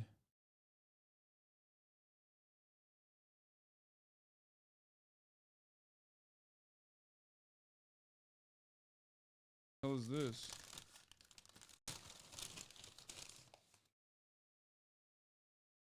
Oh crap.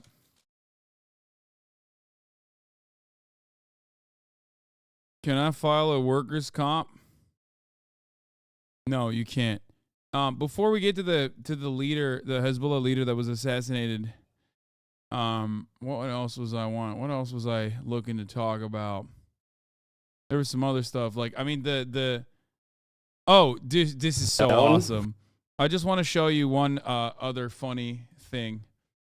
So good. This is not about the Gaylors. This is about how devastating, how positively devastating January 6th was on some of us, okay?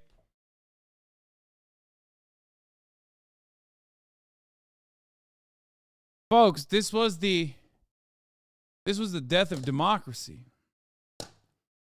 This is like, you know, I used to say January 6th was like 9/11. Now I'm not so sure. I feel like January 6th was multiple 9/11s. My neighborhood flew the flag half-mast on January 6th. Wait, no, they didn't. Shut up. Are you serious? Because 9/11 did not cripple the soul of this beautiful nation in the same way that January 6th did. You know what I mean?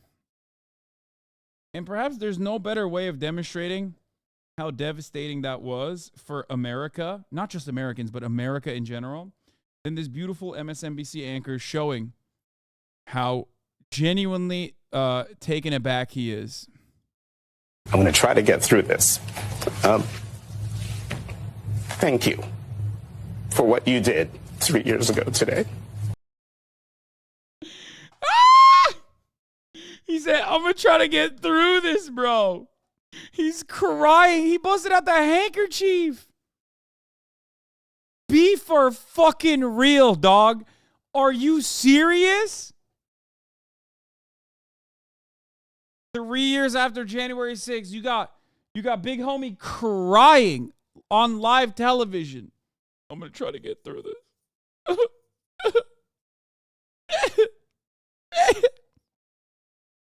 Dude, I'm sorry. I mean, this is fake. It's so fake. It's so freaking fake. You cannot convince me that this is a real person demonstrating real feelings, dude. Talking about January 6th. I'm toxically masculine, okay? That's it. I'm demonstrating toxic masculinity, chat. I'm sorry. I had to do it to him. Men need to stop crying on television. I'm gonna run it back. I gotta run it back. I'm going to try to get through this. Thank you for what you. People will make a cut about this and you. Yeah, it'll be like another one of those instances where people will think it's like they're owning me by cutting this and be like, look at how silly Hasan is. Laughing at a dude who's crying about January 6th 3 years after, and then everyone that watches the clip will go, no, Hasan is right. I'll be honest. Like, if you look at a guy crying about January 6th 3 years in the future, like 3 years after January 6th ended, okay, and you agree with him, I can't convert you.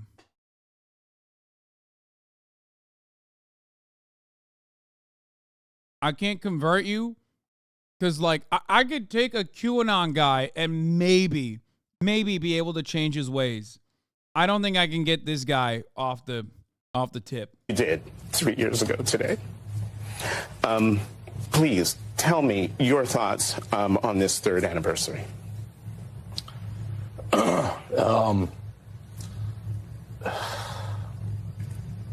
We are still in the midst of the same fight that began on January 6th, 2021.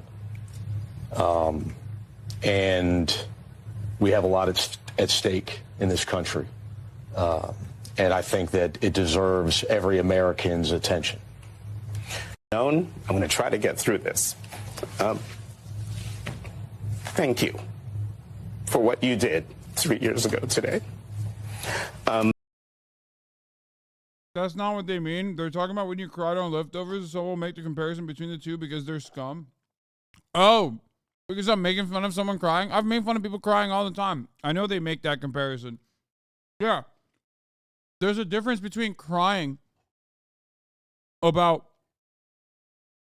something that is relevant and something that matters and something that is truly an awful wrong, right?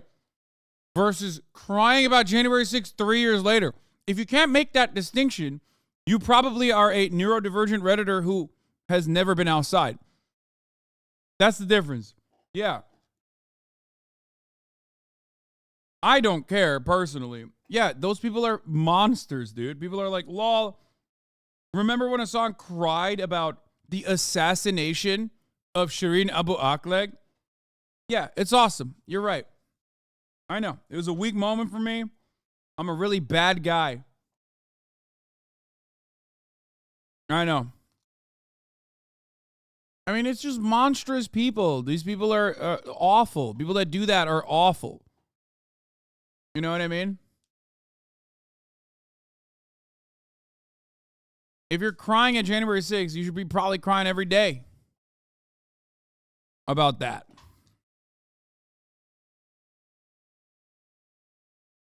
That's it. Right wing, are you saying you were fake crying because Ethan... Wait, what? Common liberal L? Oh my God, this is just like the cops with PTSD after ODing on fentanyl. Right-wingers are saying you were fake crying because Ethan cried first? Yeah, because right-wingers cry when the donut shop no longer has the specific kind of Krispy Kremes that they wanted, okay? They don't understand ever caring about someone else or about an issue that is like genuinely near and dear. They can only think about things beyond their... I mean, they can only think about things that are like immediately in front of them. And not for a very long time even then. So it doesn't matter.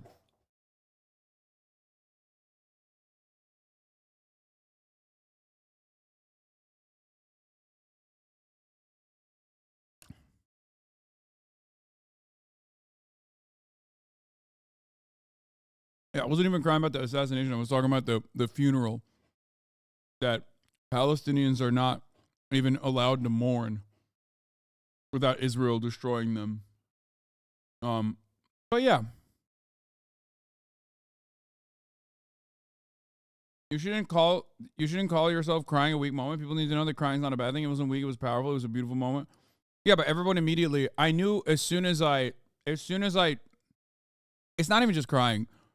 Getting really angry is seen as a weakness online. Getting really emotional about a particular subject is seen as a weakness online. You have to play to your audience, and I know that. And I usually try to regulate as best as I can, and in that moment, I couldn't after nonstop coverage of this stuff.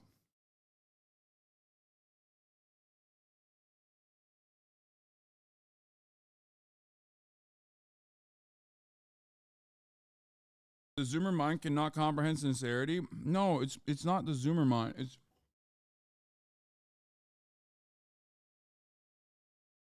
I think it's more so. Well, I think yes, people online can't comprehend sincerity. But I think also, people are so far removed that they can never associate. Like, people can never put themselves in the shoes of a Palestinian. That's what I've talked about quite a bit with the contextualization of violence is not there for Gaza because Americans have only seen city blocks reduce their rubble, like in Gaza, against enemies that have deserved it. You know what I mean? Like the Syrian civil war. Well, that's just brown guys killing each other. That's the way that they see it. They don't associate that with like real human beings. They can't even comprehend it as like real human beings that are being killed and destroyed. To be, or what seems to have been the circumstances around. Let's talk about the senior Hezbollah commander Wissam al-Tawil killed in an airstrike. I don't know what to talk about specifically on this issue beyond, it's an assassination. It's a continued escalation. I think Israel is like Israel is just like trying to increase the tensions in the region and desperately trying to open up a second front. Blinken is there. Scoop from Axios from Barak Ravid. Israel to tell Blinken Palestinians can't return to North Gaza without a hostage deal. Nice.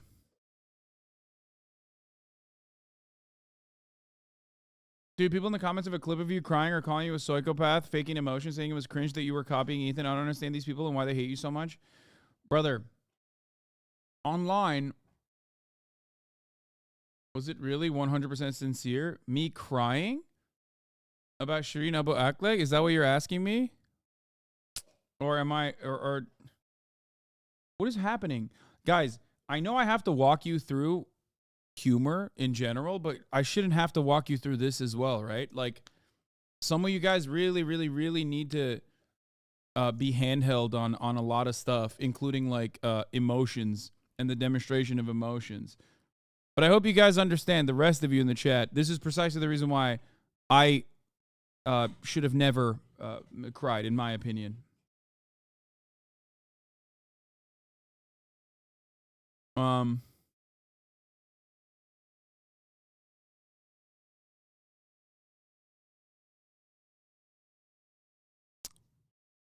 now people want to stay on the subject and shit for nefarious reasons. Yeah.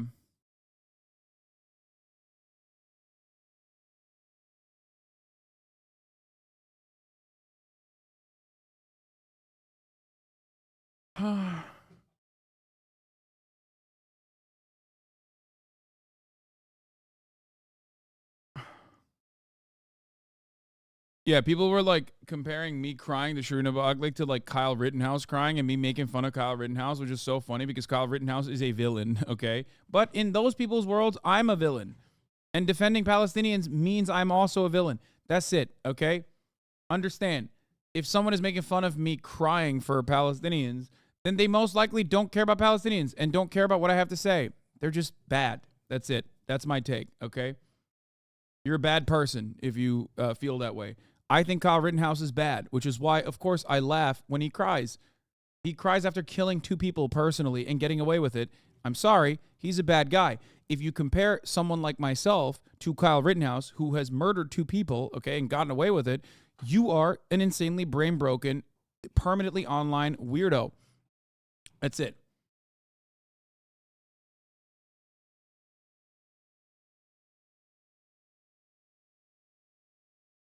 Yeah.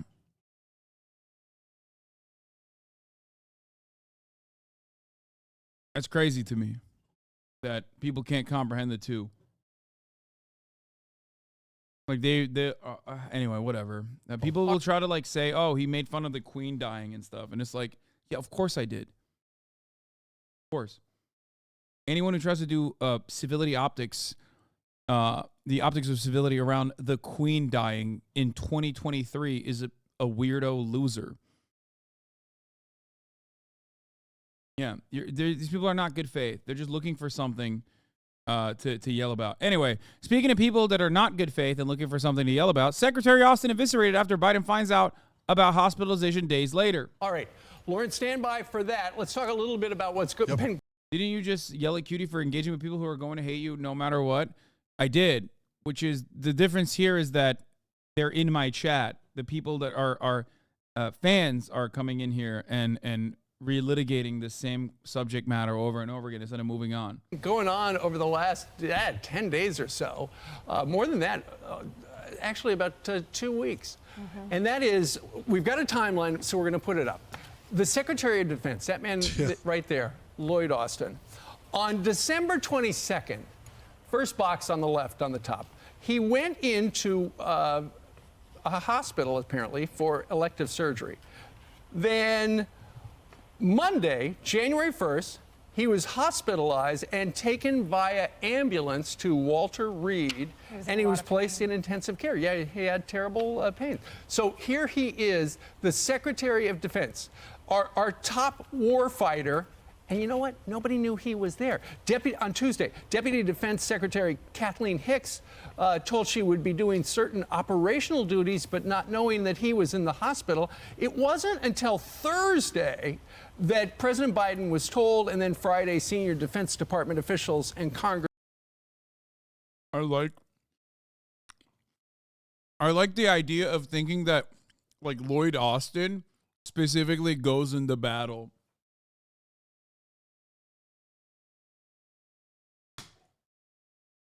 Like, in an effort to make this more serious and not, like, show this guy as, like, a bureaucrat.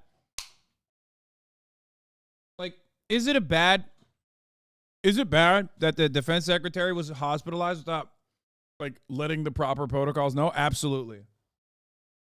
Okay. But the idea that, like, America was compromised because this man, this is the only guy, like, what if an alien attacked America? Or what if nukes were launched against America and he wasn't there to fight them? Like, he's going to take a shield and deflect the nukes away or something. It's so stupid.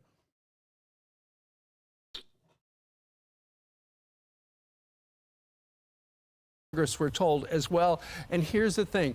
Just the fact that he did not tell the White House, that is now today a gift to the Republicans because it shows unbelievably bad judgment on the part of... Says the Republican using it. At least don't say that. Just act like you're outraged. Don't literally say you're faking the outrage. While you're faking the outrage, oh my God. The Secretary of Defense. So he's in ICU on Monday. She, the deputy, doesn't even find out that she's going to have to cover some of his duties. She was in charge. Tuesday. Doesn't even know he's in the hospital. She was on vacation in Puerto Rico.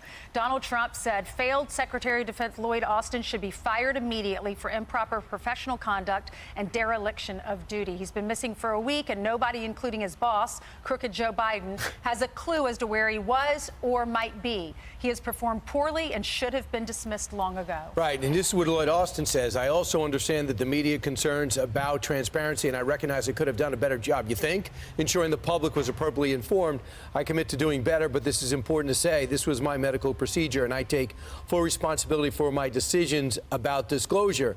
The other thing, I just surprised Lawrence, because when you go in the military, there's always such a responsibility and accountability. That's what's drilled into you. This guy's a general. This guy's at war a series of years. It's not like we're not in the middle of a contentious situation in the Middle East. We have a Secretary of State fanning out to 5 countries trying to say, guys, let cooler heads prevail. We have our ships in the middle of guarding commercial vessels going through the Red Sea with the Houthi rebels are trying to blow us up. We blew. The Houthi rebels are going to blow us up. Yeah, that's definitely what's going on. It's not the Houthi rebels that are trying to blow us up, dog. It's us trying to blow up the Houthi rebels. First of all, we don't have to do that at all. Just end the ethnic cleansing campaign and the blockade is over. You know what I mean? That's crazy. Blew up 3 ships 2 weeks ago, and we're wondering when the next attack's going to come from an Iran proxy. And this guy is just MIA? I mean, that's fireable, don't you think? No, I totally agree, Brian. And I respect the general's military service. That's why I'm so shocked that he conducted himself in this way. I mean, there's a rank and file. There's a command procedures that you must follow, and the president is the commander-in-chief. I'm also concerned with everything that's happening in the Middle East, all these conflicts, when China knocking at our door, Russia knocking at our door, what's happening in Ukraine, just our general defense, that the president didn't speak to the Secretary of Defense for an entire week. And he doesn't think anything's wrong with this.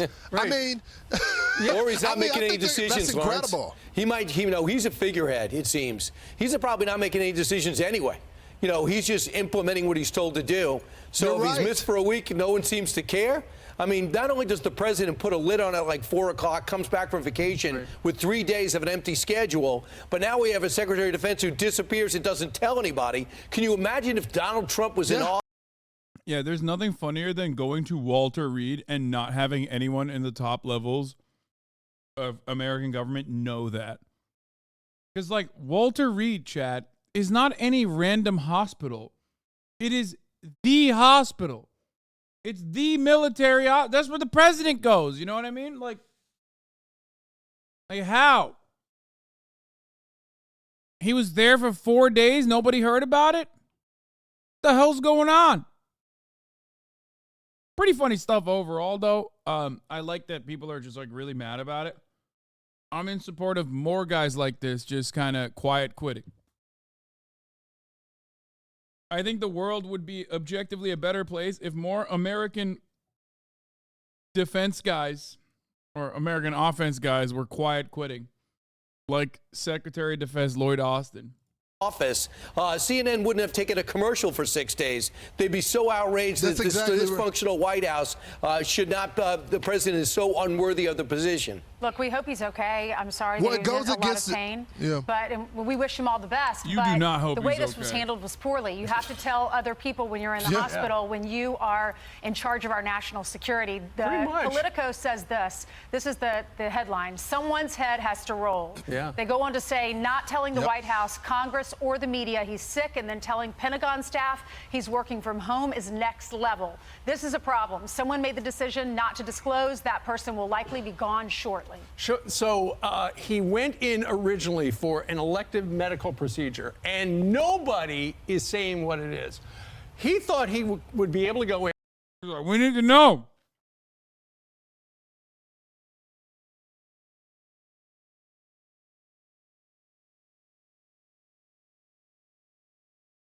And have this done. It sounds like it was something minor. Could have been cosmetic. Could have. People are emailing us suggestions.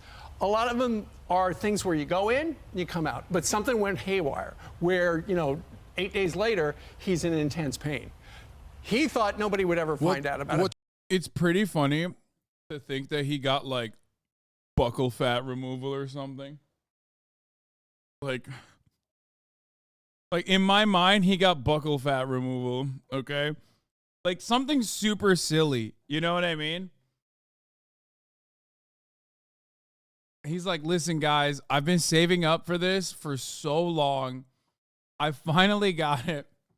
No, not like a gastric sleeve, because you can still make the argument that like that kind of thing is not necessarily elective surgery, but like necessary for survival. Okay. It's pretty funny. It's pretty funny to do. It's pretty funny for it to be like a hair transplant or buccal fat removal, something along those lines is like purely cosmetic.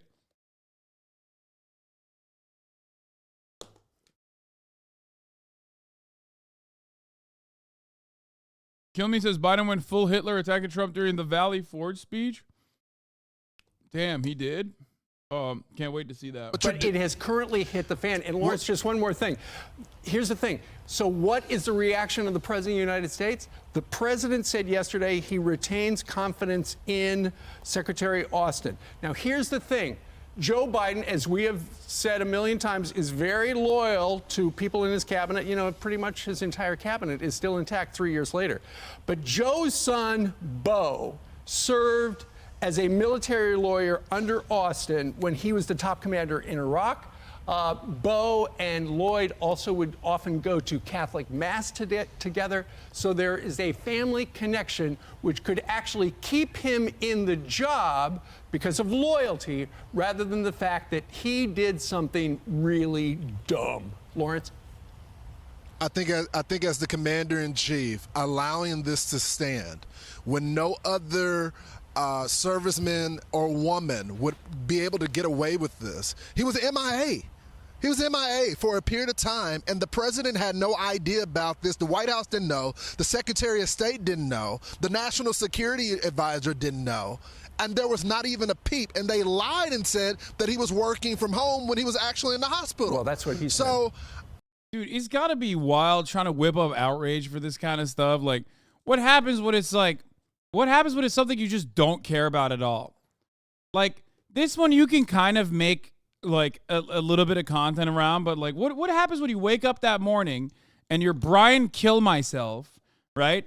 And you just have to sit there. You look at the rundown that the producers put in front of you, and it's just some shit that you don't care about, right? But because you're a Fox News morning guy, you have to sit there and be like, this is the worst thing I've ever seen. Like, Obama Tansu's a good example, right? Like, how, I mean, respect. Honestly, these guys are experts of the craft. It's not that easy sitting around. Like, I yell about things all the time, okay? But there is a lot to yell about in American media from where I'm standing. From where these guys are standing, it's hard, man. It's hard. It's hard to just, like, it's hard to just constantly be outraged about, like, the silliest stuff. look, they've been saying for a while that the president is constantly briefed by his cabinet. We now know that's not true. He did not talk to the secretary. It's like being a supporter of Israel and just like demanding more from Israel. You know what I mean? What you got nothing left. You're at the end of the rope, dog. What do you want? You know? Like, how are you going to find new ways of talking about how, like, Israel is the victim? You can't. It's hard. It's hard. It's so hard. That's why you have to recycle remember the 7th of October stuff over and over again. Because, like, you don't have anything left. Like, what are you supposed to do? You've been doing genocide for the past 2 months, right?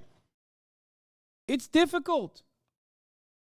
And I am saying, like, it's purely from a media perspective, it's, like, difficult.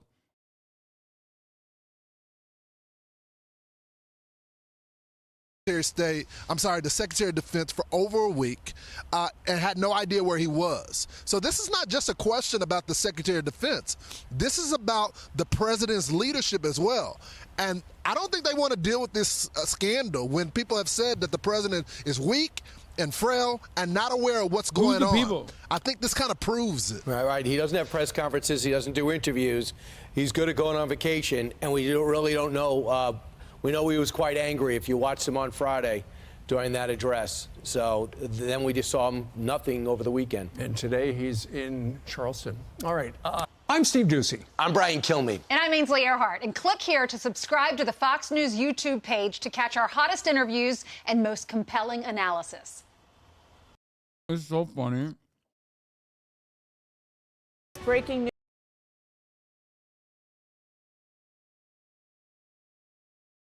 It's so funny that the two dudes are douchey and kill me.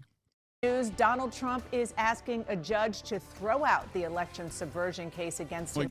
My name is Steve, I'm a douche. My name is Brian Kill Myself. And this is Fox and Friends. In Georgia, the former president's legal team just filed a motion claiming presidential immunity, just like they have in other cases. CNN's Paula Reed has been going through the court filings. Paula, what's his reasoning for wanting If this immunity gets dropped, I'm losing faith in the Well, American Dana, this criminal is all justice very system. familiar. The Okay, former look president's out. lawyers arguing that presidential immunity should protect him from this sprawling RICO case down in Georgia. And that argument might sound familiar because it is the exact same argument they made in his federal election subversion case. And this question of presidential immunity, this is going to be the focus of a much anticipated oral argument tomorrow before the D.C. Court of Appeals. Trump's even expected to attend. Now, in today's state filing, they're making many of the same arguments they've made in the past. They argue that in and around... You have faith in our criminal justice system? Yes. Because the only thing I have faith in within our criminal justice system is that they will always make content. It might be horrifying content. It might be funny content. But our court structure will yield content. Okay? Straight up. Like, I'm not saying it's just. Not at all. Unless you're thinking about the content. In which case, then yes. So, for them to turn around and refuse to give us this Georgia televised court proceeding, woo, I'd be pissed. Around January 6th, Trump was acting in his official capacity as president. They argue that conversations he had with state officials about election proceedings, that's all. He's been looking extra shit, by the way. Like, he's been looking real bad. I noticed it in the last speech he gave. He just looks so burnt. I don't know what it is. I don't know if he's like lost weight as well. Have you heard a Civil War take? No. I think I heard bits and pieces of it. He was just like trying to. Does anyone have the Civil War take? Actually, I would love to see it.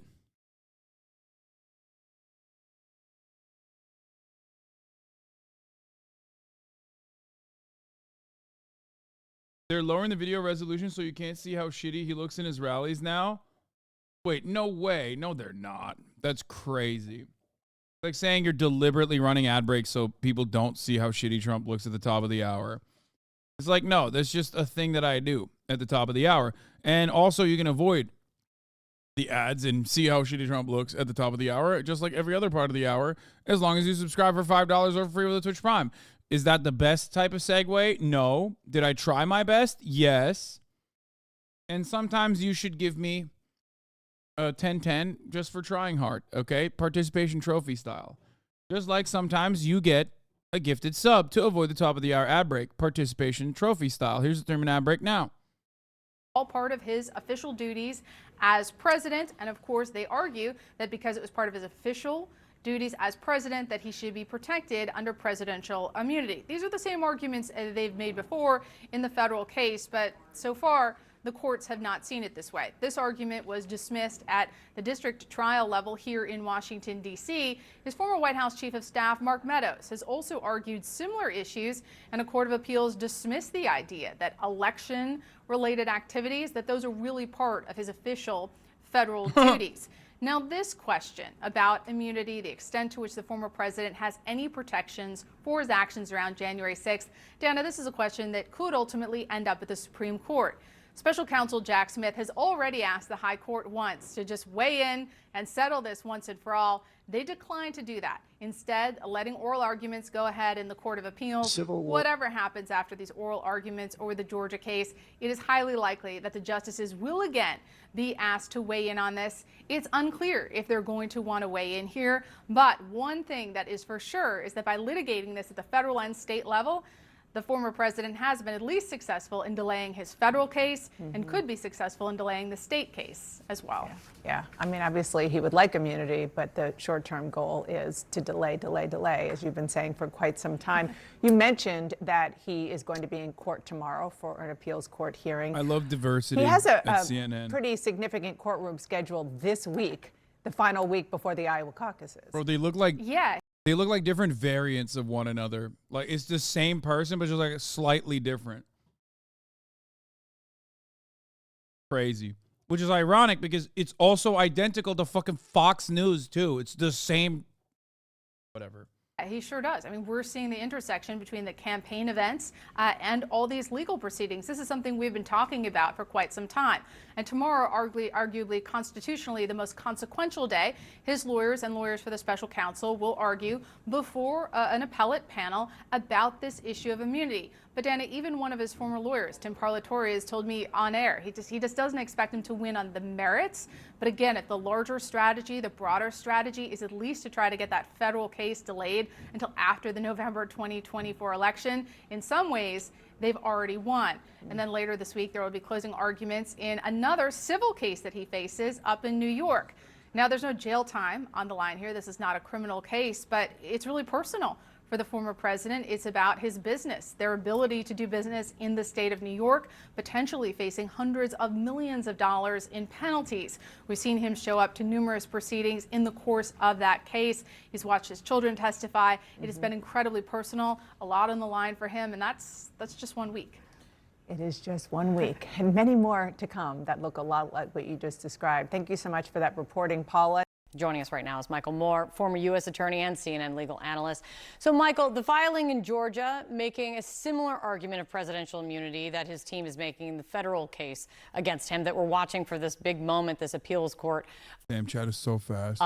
This appeals court taking up that question tomorrow. But is Emma, this Georgia perma filing him. different than the question now before this federal appeals court? 300 seconds is way too Well, good little. morning. I'm glad to be with all of you. It really is the same thing, and we expected to see this filing. The filing is coming not because it's some new matter before the court, but because there's a motion deadline. So the defendants had to file these types of motions in the case today.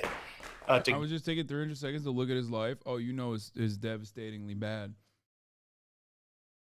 Wait 9 extra minutes after the follow period to say specifically that.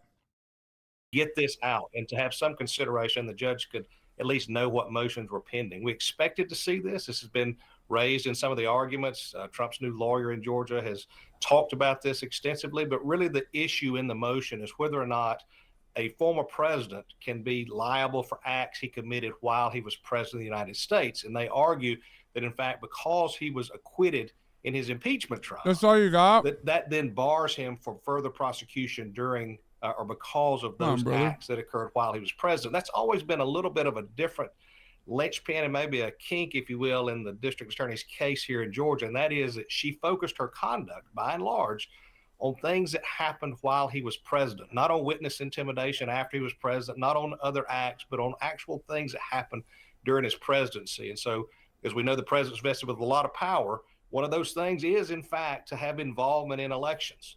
The FBI is involved, DHS is involved, the U.S. Attorney's offices all over the country involved. Those are federal functions.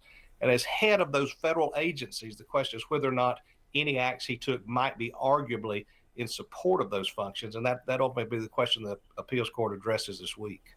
And that is what the appeals court is addressing this week, exactly. The scope of Donald Trump's presidential immunity. And what you've seen in the arguments that obviously Jack Smith, the special counsel, says his case is entirely based on the fact that he does not think Trump has presidential immunity. Donald Trump's team arguing the opposite. How strong or weak do you think Trump's argument is for absolute immunity at this point?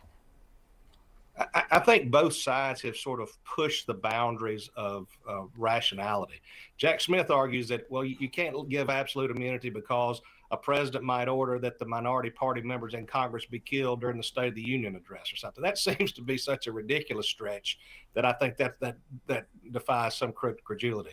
At the same time, Trump says, well, I'm immune from anything. I can do anything I want to, which presumably would mean he could then, collude with Russia, or he could do other things that we might say, no, that pushes the boundaries too. And so the needle that has to be threaded, I think, is what are really presidential functions? What are the things we expect from a president?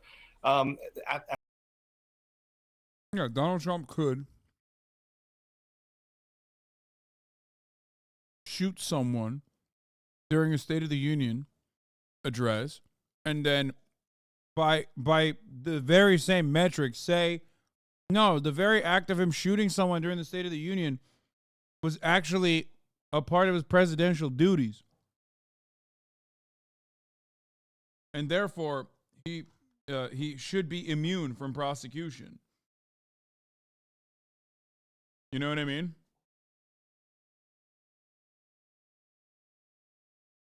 I trust this guy with his accent and dress. I agree. The old cow viewer, you got to try harder, brother. Try harder, buddy. You're failing.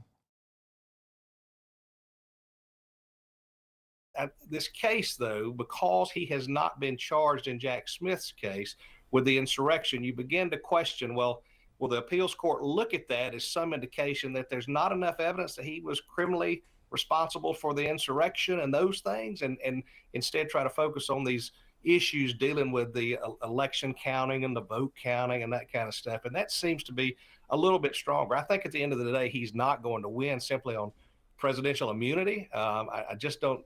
It just seems to be one of his weaker arguments as he goes forward. But we all knew, and I think this is expected on both sides of the aisle, and that is that the Supreme Court is going to have to weigh into this, because this case and this issue is not just about Trump.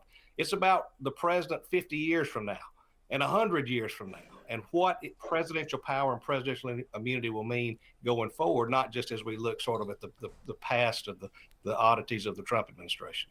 Yeah, and from, district court to, in one state, to a federal case against him. I mean, it's right. You're making an excellent point. It's great to see you, Michael. Thank you so much.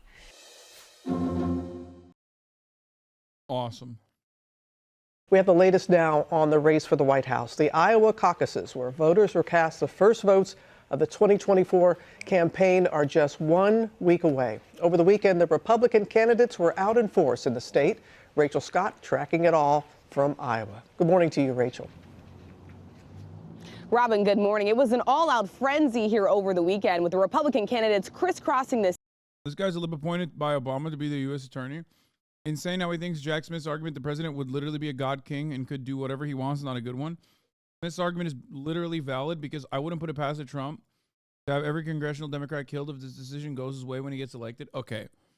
If you think genuinely that Trump is going to kill every congressional Democrat, you're out of your mind. However, I think the God King argument is good, because that's kind of what America is not about, right? It's supposed to be the one thing, like it's the one objective, universal value that the American government, in the Revolutionary War stood against. It is at the foundation of this country. If you were to say, yes, they wanted to continue chattel slavery. Yes, they wanted to ensure that the democratic process was only dealt with by, landowning white people. All of that is true. But the one thing that they were not on board with was having a God King. It goes against the most important principle of building this country. It's just, that's it. That there is nothing that is more objectively un-American than that. I don't think that Trump is going to become the, president and execute every Democrat or whatever, right? I do, however, think that he will be just as authoritarian, maybe even more authoritarian than he was last time around, and awful. But in my opinion, You pulled up my link once. Historia Civilis. Can a monarch commit crimes? Hope you watch it one day. I kind of want to watch it. I do want to watch it. He ain't no big city lawyer. He's not. That guy, he ain't no big city lawyer. That much is true. Where is it? Pinkerton, Hamas, Piker? What is happening? Where is the Historia Civilis video? Why don't you link it now?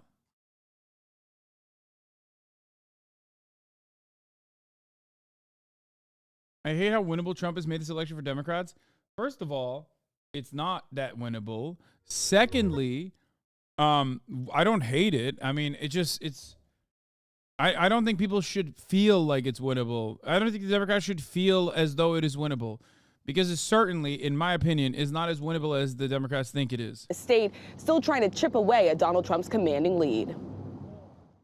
With the Iowa caucuses just 1 week away, the Republican candidates are blitzing through the state, still trying to catch Donald Trump. The former president 30 points ahead, facing backlash for saying the Civil War, which was fought over the issue of slavery, could have been negotiated. So many mistakes were made. See, there was something I think could have been negotiated, to be honest with you. Do you find those comments acceptable? I don't even know how to judge. I don't even know what he's talking about. I mean, Lincoln did what he had to do.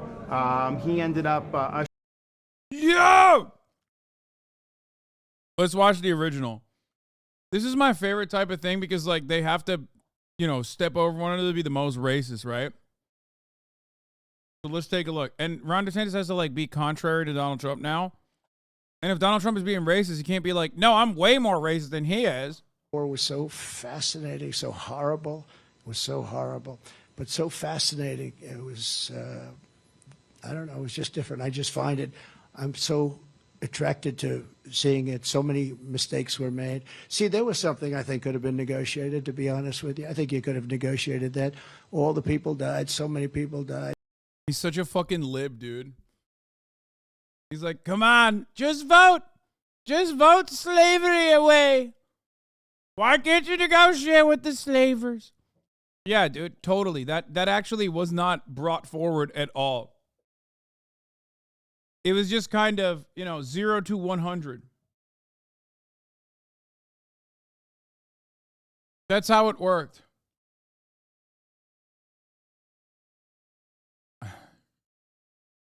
Yeah, famously, Abraham Lincoln was like, no, it's time for war, I think. That was the disaster. If you got hit by a bullet in the leg, you were essentially going to die or lose the leg. That's why you had so many people, no legs, no arms. If you got hit in the arm or the leg, it meant you were up because the infection, gangrene. It was just such a, sort of a horrible time. But I was thinking to myself, because I was reading something, and I said, this is something that could have been negotiated. It was just for all those people to die, and they died viciously. It's so sick to be the type of guy who, I don't know, watches a Civil War documentary and says to himself, this is something that could have been negotiated.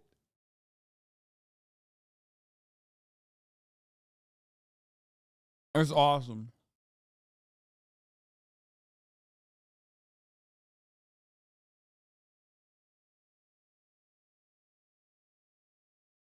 Yeah, notice how I skipped past the fact that he said he was reading something and immediately went to watching a documentary because that's precisely what he was doing.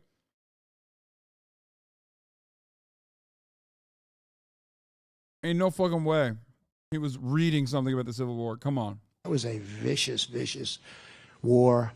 And in many ways, look, they're all nothing nice about it. But boy, that was a tough one for our country. But I think nothing nice about it. It's, Abraham Lincoln. Of course, if you negotiated it, you probably wouldn't even know who Abraham Lincoln was. What? He would have been president, but he would have been president. He wouldn't have been the Abraham Lincoln. Would have been different, but that would have been okay. It would have been a thing. Is he trying to say that Abraham Lincoln, he did the Civil War because he was kind of selfish, like he wanted to be remembered as a great leader? That's why he did the Civil War. Also, if he's being remembered as he did it for clout. Abraham Lincoln did the Civil War for clout. Emancipation Proclamation for clout.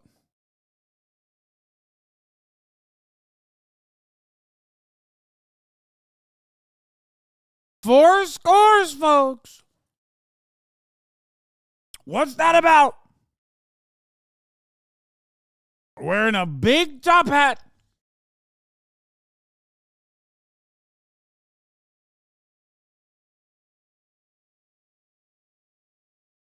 That, and I know it very well. I know the whole process that they went through, and they just He knows it very well. Get along, and that would have been something that could have been negotiated, and they wouldn't have had that problem. But it was a hell of a time, and you think of it today. It was a hell of a time. I would have absolutely stopped Putin. He would have never gone in, and he didn't. You know, for 4 years he didn't. There was never even Putin? God, he has such a beautiful way of weaving through subject matter. No, he's just saying, like, if the Civil War didn't happen, Abe Lincoln wouldn't be remembered like Grover Cleveland. Okay, but, like, he also is making it seem as though he's also kind of making it seem as though the Civil War is not so great and Abe did it for clout. Like, he could have negotiated it, but then due to his clout goblin ways, he wanted to, like, be remembered. Russia versus the armies participating in the U.S. Civil War of the 19th century. Who you got? Ushering in the abolition of slavery, and he saved the Union. Florida Governor Ron DeSantis was long seen as Trump's toughest opponent. He's already visited all 99 counties. Now he's in a battle for second place with former South Carolina Governor Nikki Haley. I like to be the underdog, so I'm just letting that sit. Let people say what they want. But do you believe you can win? We've done it right, and we're gonna do well. If you do not place first or second place, are you staying in this race? We're in it for the long haul. In it for the long haul, regardless. Absolutely. Haley has spent the last several days walking back comments she's made on the trail. First, failing to mention the word slavery when asked by a voter what caused the Civil War, then suggesting New Hampshire would correct the Iowa caucuses, and now facing new questions from voters about why she isn't going after Trump harder. Pro-Trumpers don't think I love him enough. Anti-Trumpers don't think I hate him enough. For those that want me to hit Trump more, I just am not going to do it. And the weather throwing these campaigns a little bit of a curveball. The Trump campaign forced to cancel a surrogate event due to some brutal snow and heavy cold that is now on the way. Hi, everyone. George Stephanopoulos here. Thanks for checking out the...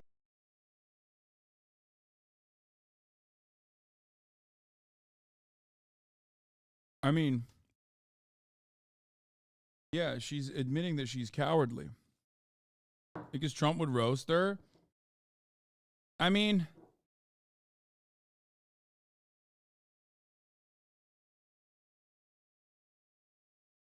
he's just too popular. I feel like she wants to be.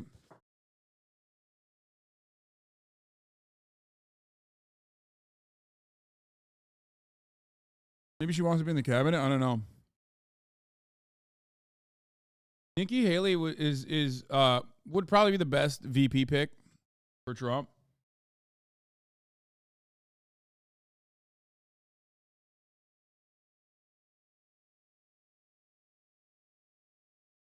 Exclusive report.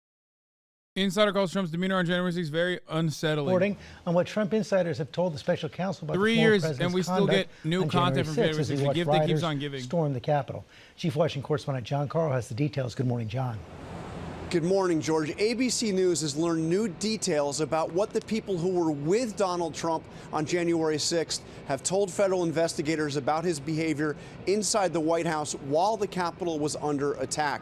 Sources familiar with the investigation say that some of the most vivid details come from one of Trump's closest advisors, somebody who has worked for him for more than 30 years and remains one of his senior advisors today. As the nation marks the 3-year anniversary of the January 6th attack, Donald Trump defended his supporters who ransacked the Capitol, calling for those who have been imprisoned for breaking into the building to simply be released. I call them hostages. Some people call them prisoners. I call them. There's nothing funnier than the switch up, the collective switch up that basically every fucking Republican went through. Day of, they're like, these guys are criminal terrorist Antifa and need the death penalty. And then they're like, oh, well, these guys don't represent the Republican Party. And Trump is like, oh, I'm so sorry for the actions. And then literally, like 3 years after the fact, now they're like, you know, these guys are political hostages. We need to release them. And it's like, bro, they've been in prison for like 3 years. Some of them came out already.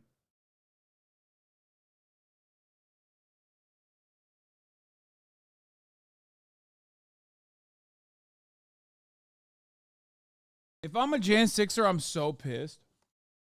Because, like, this guy abandoned me. I did everything for him. I did everything right.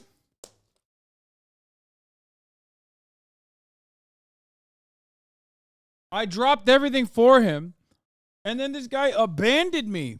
Except, of course, they're so profoundly stupid that it doesn't even matter. They just, like, they still think, like, oh, now he's calling us hostages. He's right. God King Trump.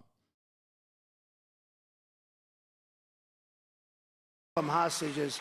Release the J6 hostages, Joe. The Justice Department has charged nearly 1,300 people allegedly involved in the attack, as well as Trump himself. After lengthy court battles, Special Counsel Jack Smith's investigators have spoken to all of the senior aides who were with Trump at the White House while the Capitol was under attack, including trusted aide Dan Scavino, a man who has known Trump since he was a teenager and worked as his golf caddy. Inside the White House, Scavino ran Trump's Twitter accounts and all social media. The great Dan Scavino, most powerful man in politics.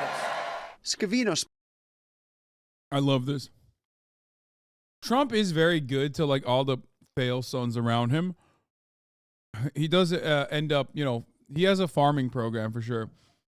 What I do find really funny is that we found out that the first tweet that came from the Trump account didn't come from Trump directly, but came from Dan Scavino. Which goes back to the same thing that I've advocated for since day one, which is I don't believe Trump wanted to ever stop the protesters. And due to the pure selfish reasons, he wanted them to keep going because he wanted to see how far they could take it. Okay. And that is what happened. And Scavino felt the pressure, so he's the one who actually posted that tweet. I think he honestly found it entertaining. Yeah, no, I think he was mad. He was mad and he wanted to see how much he could burn down. Spent much of January 6th at Trump's side. Sources say Scavino told investigators that Trump sat in the dining room next to the Oval Office as his supporters attacked the Capitol. And then as Scavino and other aides pleaded with Trump to do something to stop the violence, Trump sat in front of the TV, unresponsive, his arms folded. Scavino called Trump's demeanor very unsettling. The sources say Scavino told investigators that Trump was angry, saying the election had been stolen from him and that his supporters were, quote, angry on his behalf. Much of that anger was directed at Trump's loyal vice president, Mike Pence. And sources say another White House aide, Nick Luna, told investigators that when he informed Trump that Pence had to be evacuated to a secure location because of the threats, Trump responded, so what?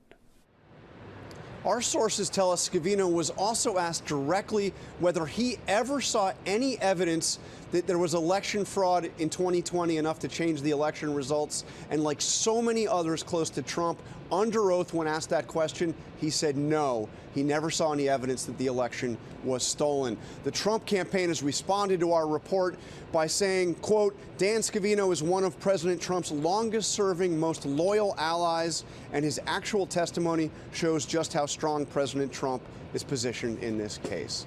Lindsay? What? All right, Jonathan Karl for us. Thanks so much, John. Hi, everyone. They got your bag man to sing like a bird. The fuck do you mean?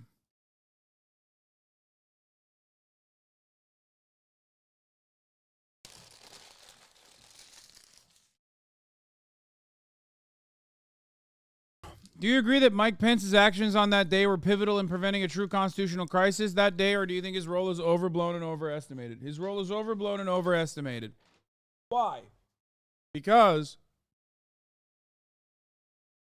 there is no world in which this plan was going to work. The certification process is pure symbolism. Okay?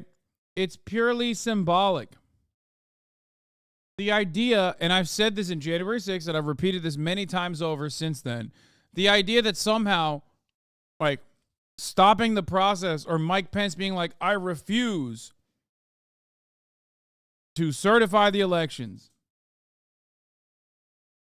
I refuse to certify the elections. I can't do it. We're going to send it back to the states. Like, that doesn't change the outcome at all. It's just like, yeah, as someone said, it's a ceremonial proceeding. It's far too late in the game at that point. It's like thinking, here, I'll give you another example. It's like thinking if Trump doesn't attend the inauguration and do the ceremonial passing over of the presidency to the next president, then magically he's still president. You know what I mean? Like, no, everybody knows who the president is at that point. Like, that's ridiculous. Like, oh, well, Trump never surrendered office, so technically, it's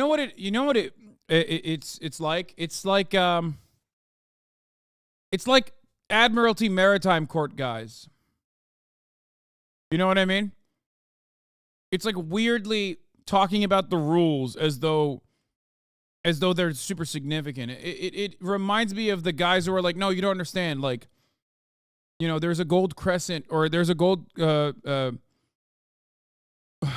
there's a gold crest on top of the American flag, which means this is an Admiralty Maritime Court, so rules are not rules. Or like a sovereign citizen thinking like, oh, well, I'm not driving, I'm traveling.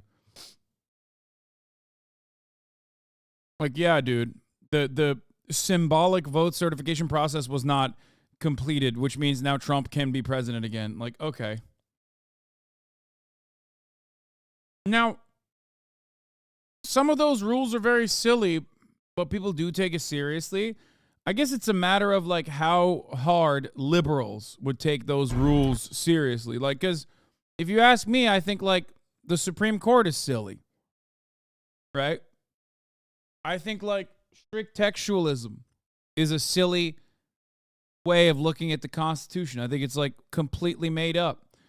I will never be convinced that this is a real, genuine, legal, scholarly school of thought. I don't believe it. But liberals do. So they play the song and dance. So then you have to act like maybe it is real. You know what I mean? You learn about it in school and stuff. So it is still entirely dependent on how much liberals personally believe is real. And I don't think liberals would have been like, oh, the vote certification process decided that Trump is still president. Like, liberals hate Trump. They would never. They would have been like, absolutely not. All right, breaking news. We now have the details of that spending deal reached on Capitol. Here's another fake, nonsensical bullshit thing that we have to play song and dances over every goddamn month, or every goddamn couple of months or so. The spending bills. How will we budget the government, dude? Another fake thing. But liberals think it's real, so we act like it is real. Capitol Hill, back with us now. NBC's Julia Jester from Capitol Hill. Walk us through what we know, Julia. We just received Speaker Johnson's Dear Colleague letter, which gives us more details on this top-line spending agreement. The big, important number is $1.59 trillion. That is the top line for spending in fiscal year 2024, which allots $886 billion for defense and $704 billion in non-defense spending. Now, Speaker Johnson is touting $16 billion in spending cuts to offset discretionary spending levels, and he highlights two key concessions made by Democrats. The first is cutting an additional $10 billion in IRS funding, as well as $6 billion in COVID-era funds. That's my favorite. cutting IRS funding to fix the deficit is my favorite, because like every dollar that you spend on the IRS returns more dollars to the coffers. That's kind of the whole point of the IRS. That's how the deficit works in general. That's the entire purpose of the IRS, is to take money out of the circulation. It's so dumb. It's like, here, let me blast you with this new cancer gun to fix your cancer. Here, now you have ass cancer. It's a new type of cancer, which the White House strongly opposed. So he's touting these as wins for Republicans, but that doesn't mean that this is a done deal. My colleague Ali Vitale, as you've seen today, is on the campaign trail, and Chip Roy said that he doesn't like what he's hearing regarding these top line numbers. So we're already getting a little bit of Republican opposition, but now that this top line is set, that is good news for progress to avoid this government shutdown at the January 19th deadline. What? Once VP kicks it back to the states, the fraud electors get brought in, and 1/3 of the Americans who believe Trump's fraud electors are the real ones. So Trump declares the military seizing of power to prevent the Dems from stealing the election again. Military chief officer who gladly sided with Trump at that time, not the present day per se, and helped him complete his coup. Yeah, no, dude, you are. I mean, this is Lebanon, in my opinion. And no, I don't mean like Beirut. I mean Lebanon. No. If that was the case, Donald Trump's like relentless, the election was stolen from me, arguments would have been infinitely more successful in the minds of the American voter population, and not necessarily the exact opposite effect, where it like really grossed out a bunch of Republicans and caused them to not vote.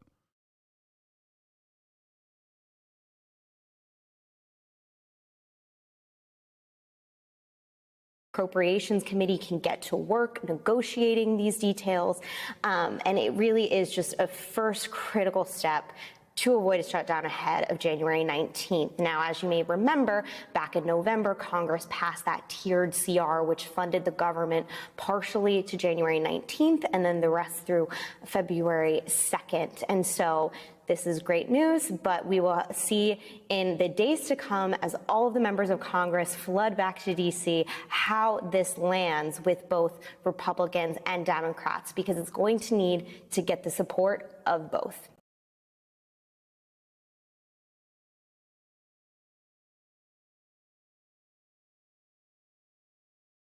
The IRS is super effed up right now. They said the company I work for overpaid payroll taxes and sent us a check for $4.1 million, then another one for $500K. Wait, was it wrong that they did that? The new court documents released in relation to. Oh, this is the good one. This is the final bombshell, the recent one. The recent bombshell that came out is actually the most balmy of the bombshells. Jeffrey Jebediah Epstein. New court documents reveal the claim that Jeffrey Epstein made sex tapes of Prince Andrew, His Holiness, Bill Clinton,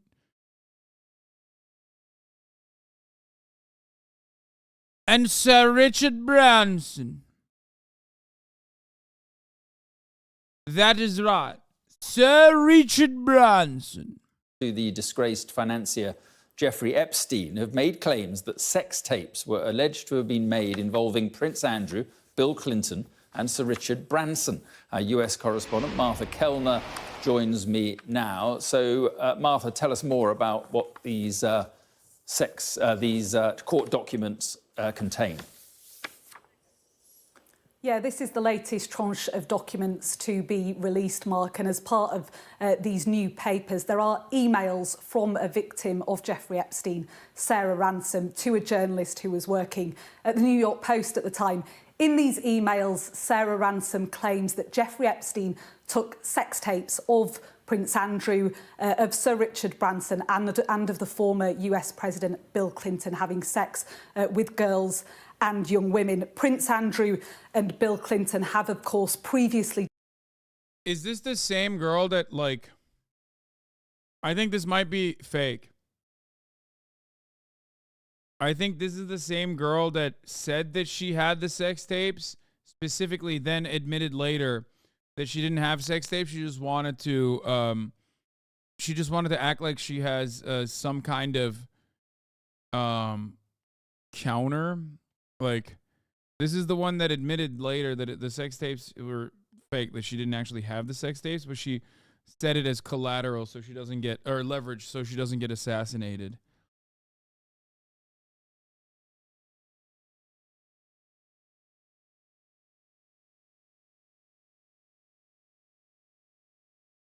Yeah.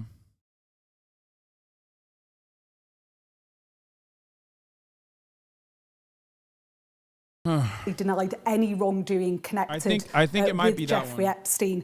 A spokesperson on behalf of Mr. Branson for the Virgin Group told the Press Association this morning, my time, in a New Yorker report published in 2019, Sarah Ransom admitted that she had invented the tapes. We can confirm that Sarah Ransom's claims are baseless and unfounded, and that is in fact correct. In 2019, Sarah Ransom told a different journalist that she'd... Wait, that's awesome. Wait, the way that they're... So, one, I was right. And two, the way that they presented this story is kind of fucked up. I mean, dude, that is borderline defamation lawsuit territory. Like you kind of buried the lead there, right? New court documents reveal allegations of celebrities' sex tapes. And then also new other court documents show that allegations were false.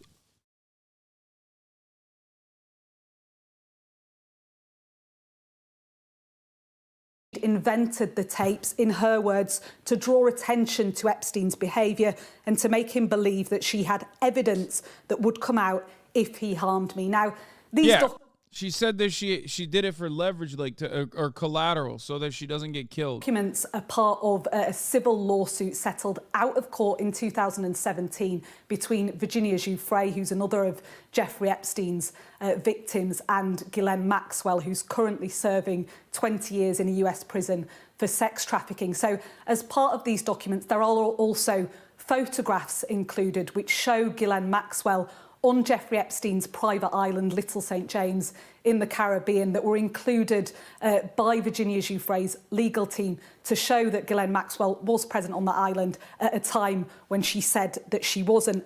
These documents, though, also include pictures of the former Labour Minister, Lord Peter Mandelson, with Jeffrey Epstein on his private island. There is, though, no allegation of wrongdoing connected with him. Other pictures on the island show a host of young girls together with associates of Jeffrey Epstein. There is one more lot of documents connected with this civil suit expected to be released later today. And even though for many of those named or pictured within these documents, there is no allegation of wrongdoing connected. Don't the sex tapes have to exist in order for it to be a leverage, or was it like she made them? Yeah, I think... No. The question you're asking is, doesn't there have to be real sex between these people that she claims she has sex tapes for her accusations to actually work? And the answer to that is yes. So, like, it's a little bit different than just, like, completely making up something, right? Because, like, if you're completely making up something, then how is Jeffrey Epstein, you don't take that seriously. You go, okay, she's crazy. All right. And then you sue that person back. You countersue that person for defamation. You don't actually turn around and settle with them.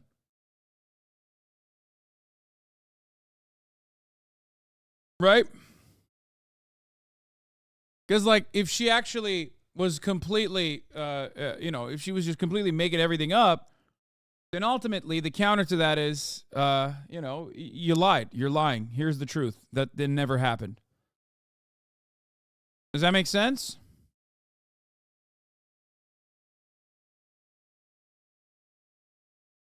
It's like a weird situation.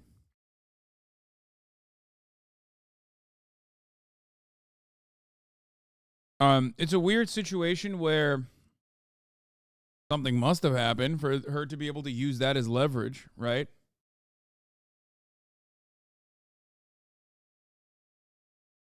It is nevertheless incredibly damaging, incredibly uncomfortable for them to even be connected to such a prolific paedophile as Jeffrey Epstein was. Okay, Martha, thanks very much indeed. United Airlines says it's found loose. Dude, this is a story that I absolutely take no pleasure in reporting. Boeing 737 MAX 9, loose bolts found on planes after near disaster. Apparently, someone even tried to blow the whistle on the safety of this product as well. No, I will not be bringing in Marat. Loose bolts during an inspection of its fleet of Boeing 737 MAX 9s. Inspections began after a section of fuselage fell from an Alaska Airlines flight in midair on Friday. Well, our North America editor Sarah Smith is in Washington for us. This news has just emerged, Sarah. What more can you tell us? Good luck with Cutie right now. Bro, Cutie, oh God, see, this is how you can spot a fake fan of the Fear End podcast. Because real Fear End heads already know Cutie would never step foot inside of a Boeing flight anyway. She has very specific flights. She can only fly in Airbuses, and also Airbuses that are commanded by her uncle, and also Delta. JetBlue or Delta only, Airbuses only. That's like her whole... No private jets. No, absolutely not. She will not fly in a private jet. Again, fake fan, phony fan, 100%. She would never fly a private jet because she thinks private jets are less safe, which she's correct, by the way.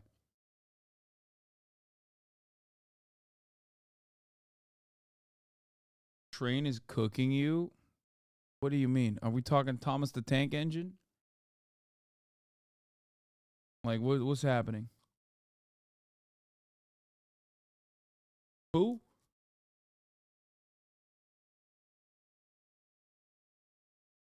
Did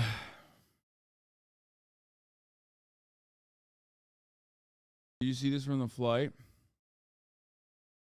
Oh, yeah. An iPhone survived 16,000-foot drop from a 737 and survived with spare battery to spare days later. It's one of the greatest iPhone ads of all time. I saw that. Found an iPhone on the side of the road, still in airplane mode with half a battery and open to a baggage claim for Alaska Airlines. Survived the 16,000-foot drop perfectly intact. When I called it in, Zoe at NTSB said this was the second phone to be found. No door yet.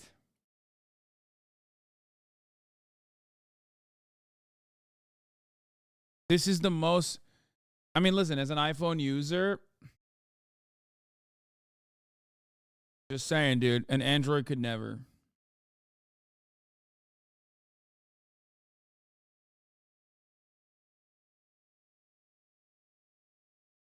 They found the door in a teacher's backyard. Yeah.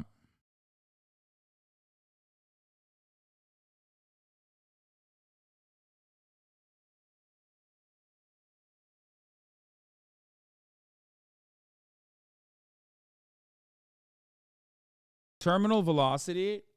I just don't know how it survived it, but I guess maybe because it's like grass. I don't know.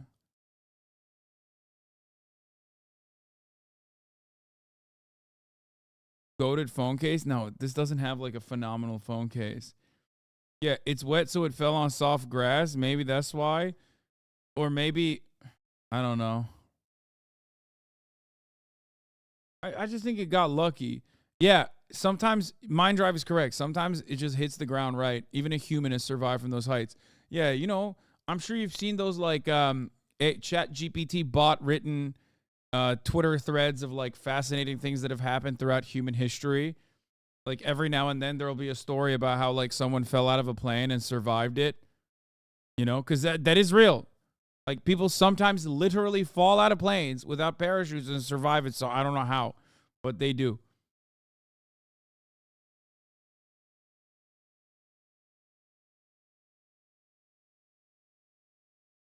$33,000 feet is the biggest fall from a plane without a parachute.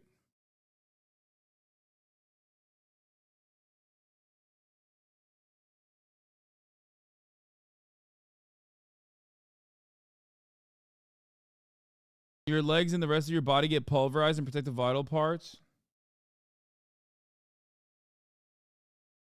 Yeah. Imagine falling that far and surviving. Okay, let's see. Can a person survive falling out of a plane? There you go. The science of surviving a fall.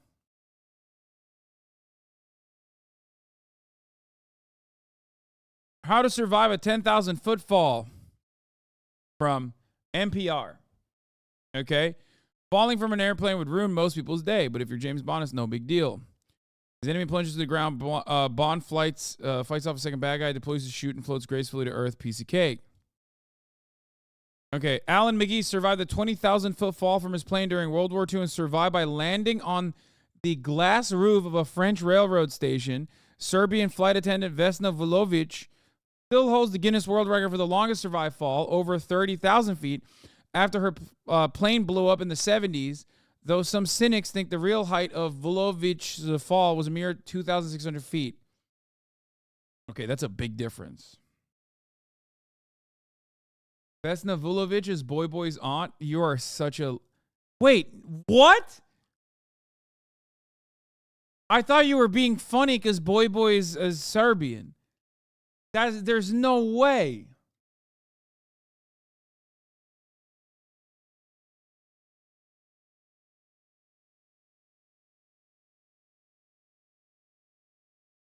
Not really. Don't you hit terminal velocity before 2,600 feet? But how exactly do you survive such an extraordinary event? Brett Elaine, associate professor of physics, says that the experimental evidence on the subject is thin because it's unethical to throw people out of airplanes for science. Fortunately, we don't have enough data to make a trend line. Wait, what? Bro, you can... What?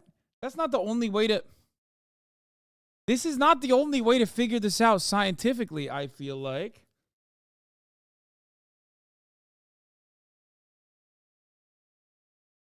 No, these are people who fell out of a plane without a parachute, chat.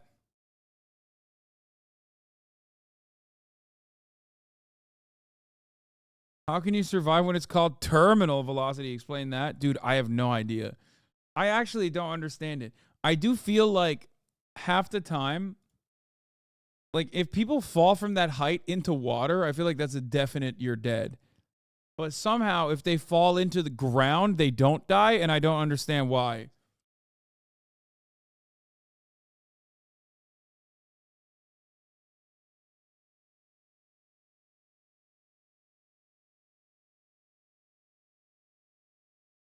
I'm not...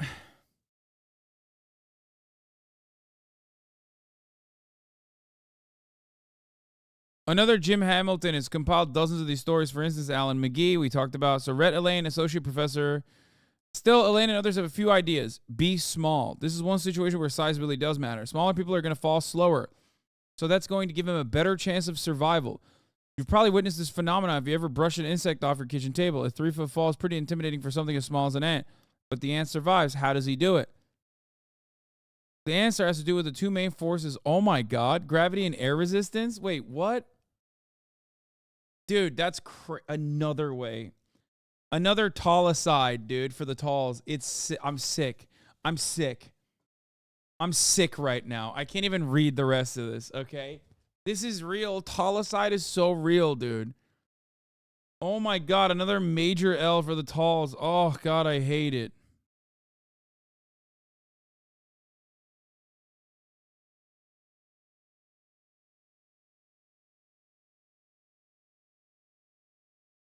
You never hear about tall kings. You're right. You're so right. Only short kings. Only short kings. Our resident 5'5" Nesua throws up the Haas flex when we're talking about short kings.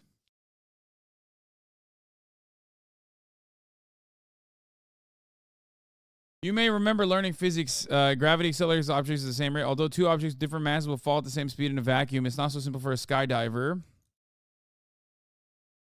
Air resistance pushes you back.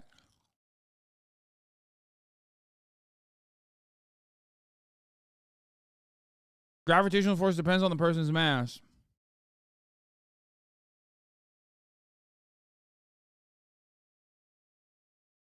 Consequently, large people accelerate longer before they attain terminal velocity, so they hit the ground at a higher speed. Bigger people also have a larger surface area, which increases air resistance, but Elaine says it's not enough to compensate for the stronger downward force due to the larger mass.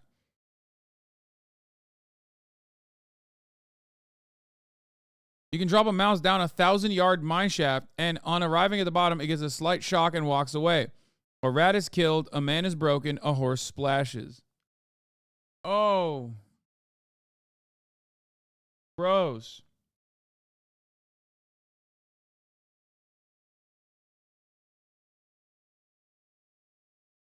Hit something soft. What you land on makes a difference.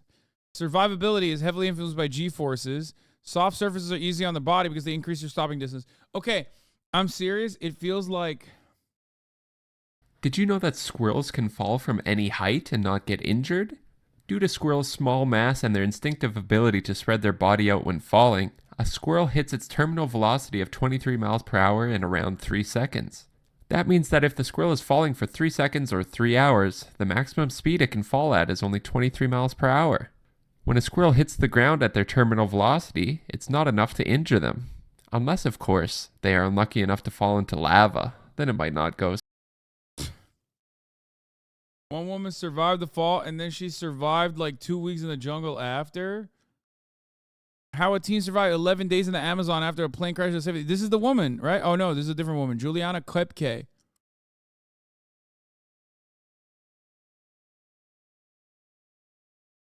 17-year-old watch unfazed from 19F a window seat. Okay, there's got to be a YouTube video for one of these stories, right?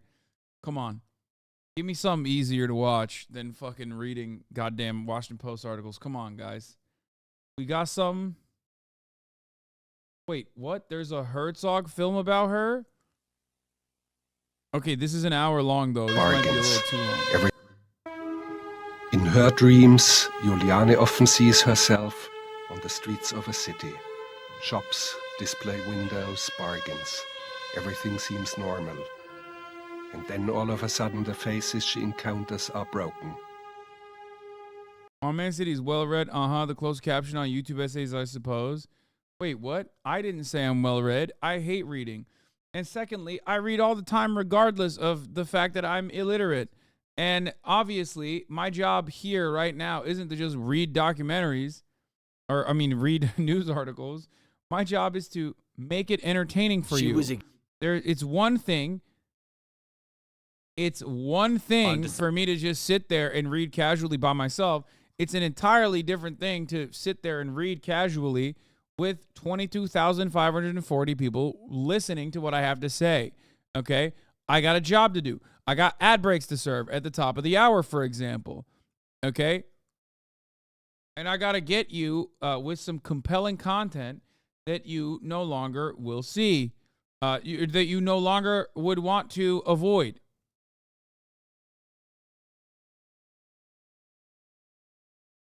And the best way to do that is by giving you some...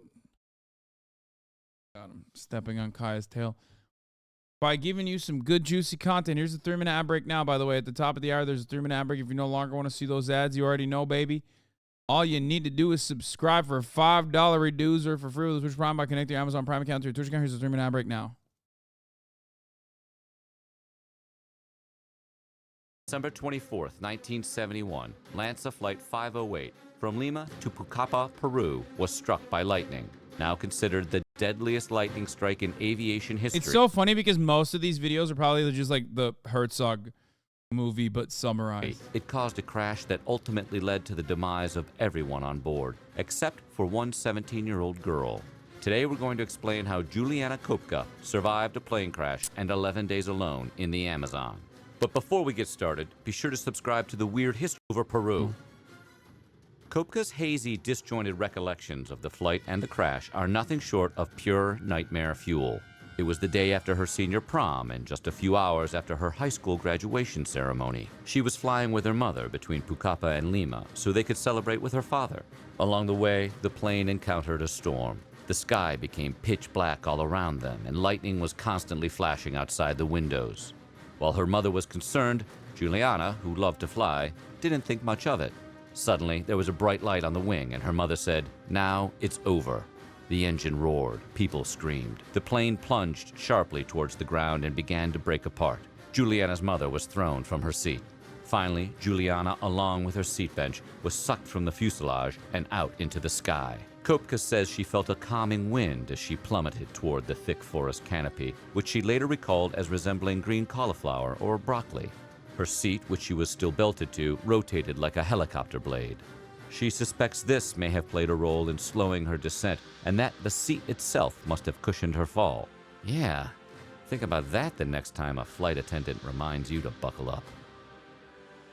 Juliana blacked out before impact, and due to a concussion, she retains no memory of the next 20 hours or so.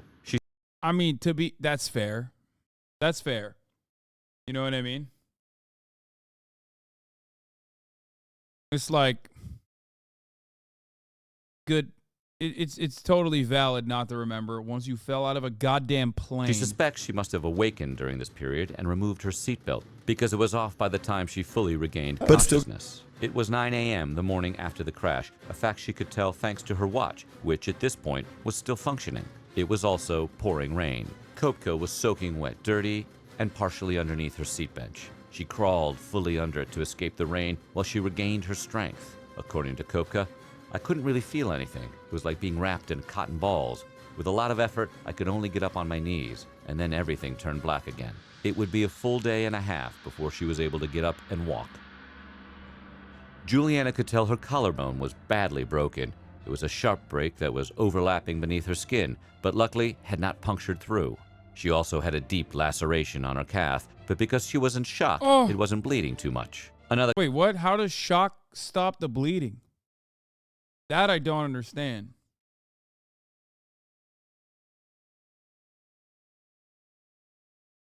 When you're in shock, it like stiffens you and you have low blood pressure? Wait, really?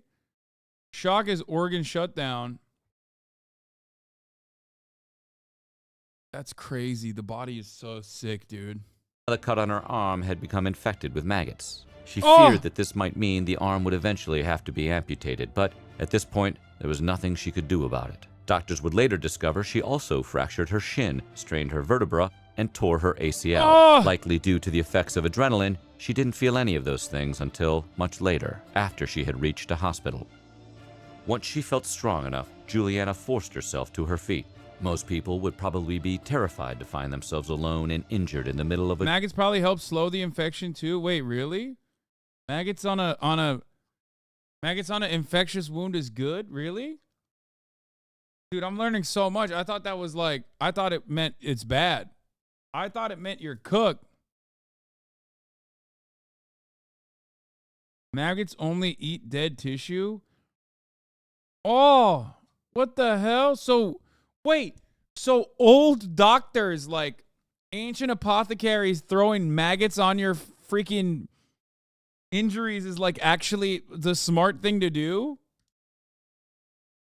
Bro, I thought that was like just some madness, like that people thought was good. I thought when you saw a maggot on a wound, that was a signifier that you're dead, you're done. You have a lot of like infection on your wound and you're going to die.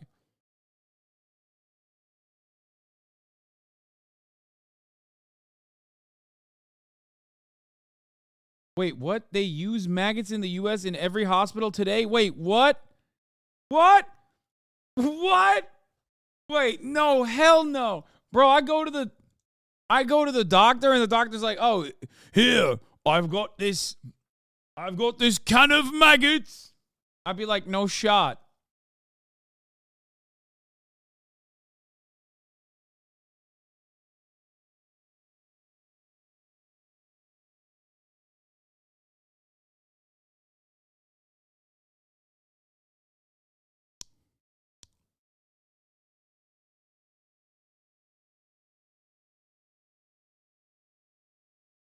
Only certain maggots, and maggots will absolutely eat living flesh. It's still really bad because you have necrosis, but the maggots will keep it from killing you. Bro, this is the craziest thing I found out today. it's one of those things where it's like, so what, are leeches real too, or is that fake? Be honest to me.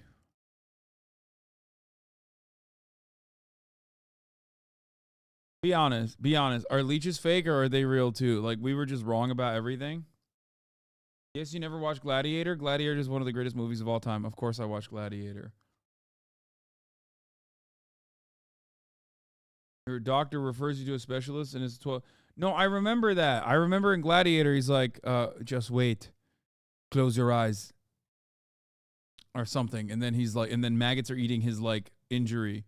Eating away at his injury. Like, close your eyes. And then he wakes up and then his like injury is. Gladiator is a document. Exactly. That's like, you know why I didn't pay attention to that? Because it's not real. Okay. I just thought that they just kind of made it up.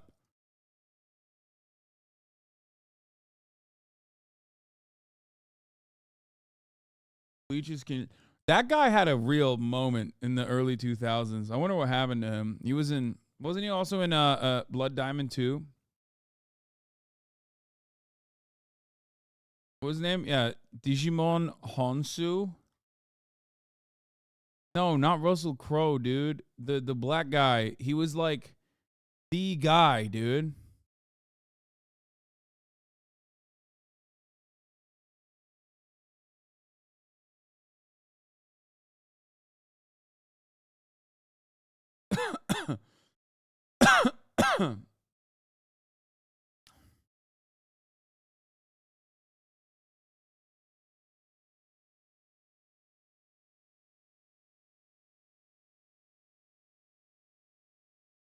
He was always like the guy, like the black sidekick to the protagonist. He's in Gran Turismo? Wait, really? I mean, I haven't really watched a lot of recent movies, so maybe he is in some stuff.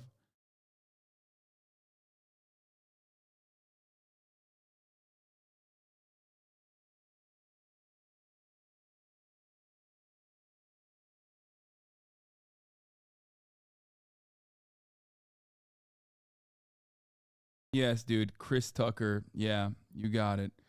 Yeah, I said black guy, and your response was Chris Tucker, the only black guy.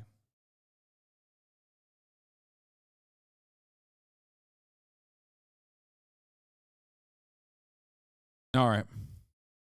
All right, how do we get here, man? We're talking about people flying out of the planes. The jungle teeming with snakes, crocodiles, and all manner of poisonous flora and fauna. But Juliane Koepcke had a very unique childhood. Her mother, a world-renowned ornithologist, and her father, a famous zoologist, worked at a research station in, would you believe it, a Peruvian rainforest. Yes, Juliane had been raised in a very similar area, and her familiarity with the types of terrain was a major factor in her survival. It also meant she never became overly afraid of her situation. Koepcke herself mused, I learned a lot about life in the rainforest, that it wasn't too dangerous. It's not the green hell that the world always thinks. No, Juliane wasn't afraid for herself. She was afraid for her mother. Once she was able, Koepcke began to scout the area immediately around her crash site for other survivors and resources. She was careful to leave a trail since she knew how easy it was to get lost in the jungle. On the 4th day after the crash, she heard a sound she recognized as a king vulture landing in the forest. She knew from her ornithologist mother that this particular type of vulture only landed when carrion, or rotting flesh, was in the immediate vicinity. Following the sound, she discovered the remains of 3 other passengers. Still strapped to their seats, they had impacted the ground with such force that they were buried 3 feet deep with only their feet remaining visible. Okay, that's crazy to me that, like, some of the dudes got buried because they shot down like a rocket. Meanwhile, she survived with, like, what I would consider very minimal injuries. How is that possible? One of the victims was a woman, and Koepcke initially feared it might be her mother. However, poking her with a stick, she was able to discern that the woman had painted toenails, which her mother did not. What's up with the feet imagery, like the feet B-roll? During those first few days, Koepcke would occasionally hear the sounds of rescue planes. No, you said chair took a lot of the damage, except those guys were in the chairs too. Overhead, because the forest canopy was so thick, she wasn't able to see them, and more frustratingly, she could not get their attention. Eventually, the sounds of the planes disappeared, and she realized they were no longer searching for survivors. She would later describe these as her most hopeless moments, and she realized she would have to rely on herself if she was going to escape the rainforest alive. Finding water was as simple as licking droplets off leaves, but finding food was no easy task. She didn't have the tools necessary to fish or hack at edible stems and roots. Dude, I'm taking a L 100%. This happens to me, I'm so dead. Like, it's like, what are the odds that the person that got clapped was also simultaneously like a survivalist expert or something? Like, how is that possible? Crazy. She spun to win, and on top of that, she was able to. This is the moment you have to befriend a bear so they can provide it for you. Her parents maxed out her stats in this exact need for this And battle. she knew a great deal of what else grew in the rainforest was poisonous. Though it wasn't much, Koepcke had been lucky enough to discover a bag of candy near where she landed. That candy would be her only sustenance, and she rationed it carefully, eating just a couple of pieces each day. Once it was gone, she experienced extreme hunger. At one point, Juliana briefly considered trying to catch and eat some wild frogs she had spotted, but discovered she was too weak and slow to get them. This ultimately turned out to be a good thing, since she later learned they were venomous dart frogs that likely would have ended her. Juliana searched the area she landed in for other survivors, but she didn't find any. She did, however, find a small well. It reminded her of some advice her father had given her as a child. What is going on? Why are her parents like, listen, one day in the future, okay? One day in the future, if you ever see a well, heed my advice. It's like, what is happening? Yeah, it's like a comic book flashback, dude. Like, what the hell? Told her if she was ever lost in the jungle, she should follow the water sources to find rescue. The idea was that each tiny stream would lead to a bigger one, and eventually to one big enough to be a water source for potential rescuers. Juliana has stated that had she found other survivors, she probably would have stayed put and waited with them. In hindsight, she realized that likely would have cost her her life. Without anyone else to wait with, she decided to start at the well and follow the water. Progress was slow and difficult. Koepcke was wearing only a short sleeveless mini dress, which made the nights very cold for her. Her watch had also stopped working, which meant she had to keep a close eye on the sun to tell time. She was also missing a shoe, which was particularly worrisome given that she knew there were snakes that liked to camouflage themselves among the leaves on the forest floor. Complicating things even further was the fact that she had also lost her glasses in the plane crash. Taken together, all this meant that she had to constantly use her remaining shoe to probe the path ahead of her before she could take even one step. Eventually, the creek she was following became deep enough to walk in. Despite the fact that Koepcke could see crocodiles slipping in and out of the water, she knew they seldom bothered humans, and that by traveling by water was ultimately safer than traveling by land. As she followed the water, Koepcke noticed that the way was often blocked by logs, a sign that the area wasn't well traveled and might not lead her to rescuers. Blocking these discouraging thoughts out, Juliana continued on. Then on the 10th day after the crash of Lanza Flight 508, Koepcke spotted a boat. At first, she thought she was hallucinating, but she moved toward it and found herself actually able to touch it. Once she determined the boat was real, her adrenaline kicked in. Near the riverbank where she spotted the boat, Koepcke saw a path leading up into the forest. Assuming her— Bro, this is, okay. This is not just like one thing. She survived the longest sequence of L's of all time.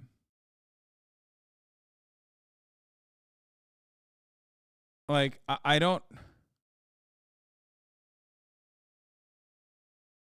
Because every step of the way, I'm dead. Like, it's almost... Obviously, the most impressive thing is, like, the sheer luck that it takes to survive the fall. But then beyond that, it's like, I would have died in so many different circumstances. You know what I mean? Like, I don't know how she continued. Her rescuers had gone in that direction. She tried to make her own way up the path. By this point, she was so weak she could only crawl. You know she ate everyone and they sanitized the story with all these coincidences? That's crazy. Even worse, the maggots that had infected the cut on her right arm were causing her intense pain as they tried to burrow further into the wound. Luckily, at the top of the path, she came across a small hut that had a can of gasoline in it. She recalled that in her childhood, her father had used kerosene to treat a dog who had a similar wound. That's crazy. Okay, that's insane. That's like, again, she's just having flashbacks in the middle of the fucking rainforest, dude. She's had 3 flashbacks to her childhood. Nuts. Juliana sucked the gasoline from the can and applied it to her wound. The pain was intense, but it worked. She removed 30 maggots herself. Her rescuers would later remove another 50, but thanks to this quick-thinking action, she never had to lose her arm. With no one else in sight, Koepcke tried to sleep in the hut under a tarp, but found the ground too hard. She returned to the riverbank and spent the night there. In the morning, she returned to the hut. This time, she was... Wait, what? Why would you leave the hut? That's crazy. Turns out, the fact that she left the hut was great because the hut was actually stormed by wolves in that very moment or something. But the wolves were afraid of going down to the riverbank. And when she came back to the hut, people that were hunting the wolves were there. Discovered by 3 Peruvian men. They were confused by her presence and frightened by her bloodshot eyes and blonde hair. Koepcke later explained, "They believe in all sorts of ghosts there, and at first they thought I was one of these water spirits called Yimana. They are blonde, supposedly." Luckily, Juliana spoke fluent Spanish and was able to explain her situation to them in their own language. Classic, dude. Classic. Day, these men took her downstream in their boat to a nearby town where she was able to get treatment at a local hospital. Juliana was the only survivor of LANSA Flight 508, but it's interesting to note the crash almost claimed one more. Film director Werner Herzog was almost on the flight, but a last-minute change in that's why he did a movie on plans caused him to cancel his reservations. Inspired by this twist of fate, he would later create the documentary Wings of Hope to tell the incredible tale of Juliane Koepcke's survival. Do you think you could survive what Juliana did? Let us No. Dude, yeah, she had plot armor. It's crazy. Do you think you could survive? No, absolutely not, sir. We got through security, which was nice. That's good. Yeah. One of my relatives holds the world record for the longest free fall survived. Really? Yeah, her name's Vesna Vulovic. She was a stewardess, an air hostess. What do you call it? Yeah. Yeah, air hostess. On a flight back in like the 70s, I think. I think I watched a video about this yesterday. She was sucked out of the airplane. Yeah, well, no. They exploded the plane. And she just like fell, but she was like trapped between the dining cart and another part of the plane, and it kept her body like together. And then happened to be like some World War II medic where the plane crashed. And Didn't she crash in the jungle though? And then she was it was like 14 others survived by... Wait, what? 14 others survived the crash, but then died waiting for rescue? No way. 14 people survived the plane crash? in Germany or Slovakia or something. It was in a pillow factory. Yeah. Thank God. Close call. Tumbled off onto a skate. This is Alexa. Chatter wasn't lying. Alexa's aunt literally is the woman that is currently the Guinness World Record holder of the survivor of the longest fall, I guess.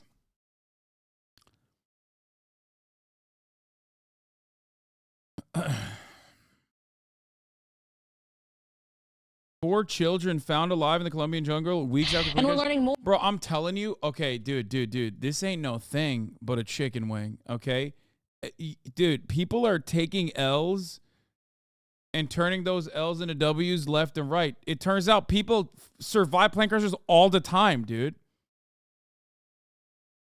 I feel like I feel like the hardest part is the waiting for the rescue operation. Did you guys know any of this?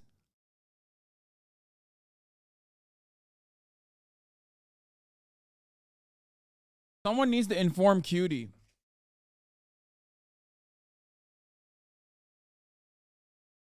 To be fair though, like I know I'm dying immediately. I'm falling ass first somehow and just being impaled by a tree and dying in the most painful death. Like there's just no way I'm surviving a plane crash. I know it already. At that point, I'm just like, once I'm out in orbit, I'm like, oh, it's GG's.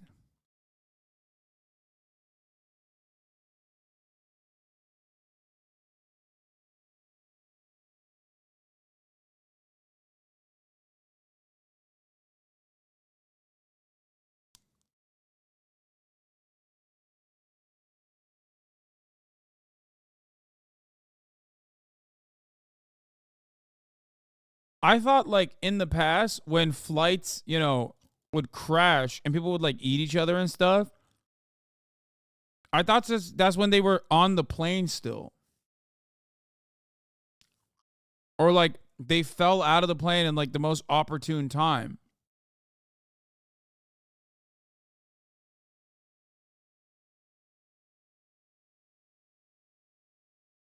You know what I mean? Yes, come on, guys. You've heard this one before. There's stories about how people like survive in the mountains and stuff, and then they start eating each other. They eat each other as they're falling. Yeah. Yeah, dude. Yeah, I meant they start eating each other while the plane is crashing. They're like, oh, well, I'm a cannibal, so this is my opportunity. No, I meant like the plane crashes and then they survive the crash and then they start eating each other for survival. But like, I meant like they stay in the plane and the plane is somehow intact or something. You know what I mean? I didn't realize like people that survive this stuff like that, they just fly out of the plane while the plane is still in transit, like still above.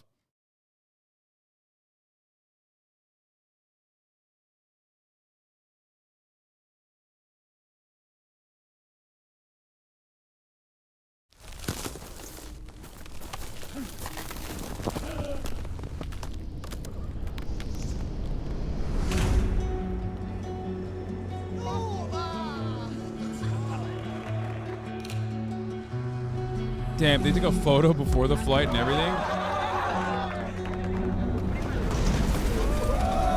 Por favor, abróchense cinturones. Oh!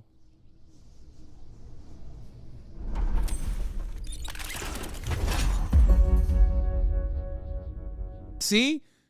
I was right. Like, big homie stayed in the flight and survived. They, like, survived being inside the flight, right?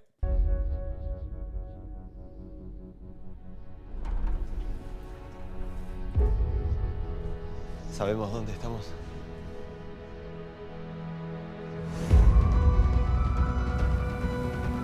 Mírame los ojos. Mírame los ojos.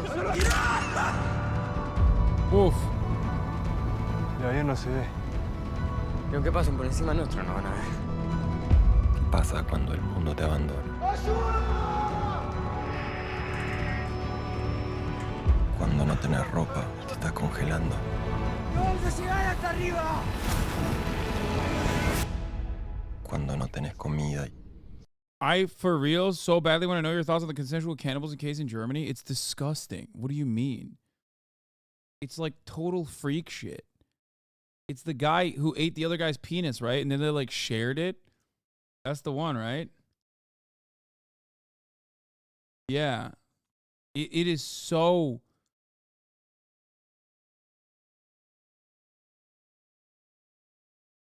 Just like classic. What do you think my take would be on that?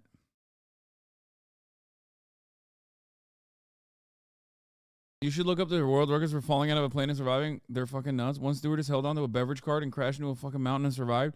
Yeah, that stewardess, turns out, was literally Boy Boy's aunt, chatter. We already covered that.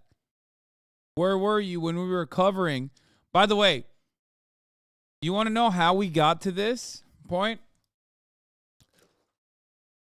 I was like an hour and a half ago, maybe 2 hours ago, we were on Boeing 737 MAX 9 loose bolts found on plane after near disaster.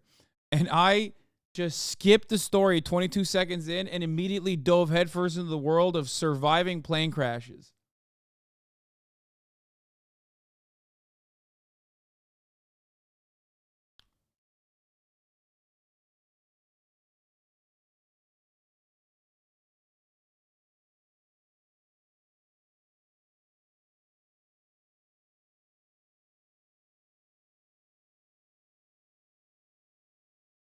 That's crazy. Finish the trailer. Oh, yeah, here. Te estás muriendo. Is he eating a cigarette? Dude, Europeans need to chill out. ¿Comer qué? Yo no me voy a quedar acá. I guess that's not the only thing they ate.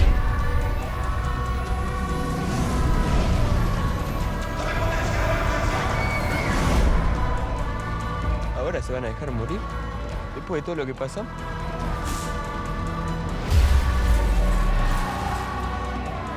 Vos tenés las mejores piernas del equipo. Tenés que caminar por los demás.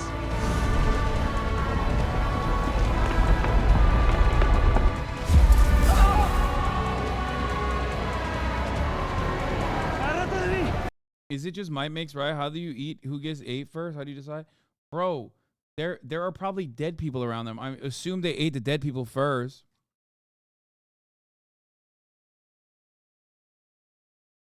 What are you talking about? There's like hella dead people that are perfectly preserved. Bro, they're in an ice box. They're literally, they have Wagyu steaks in an ice box at that point. You know what I mean?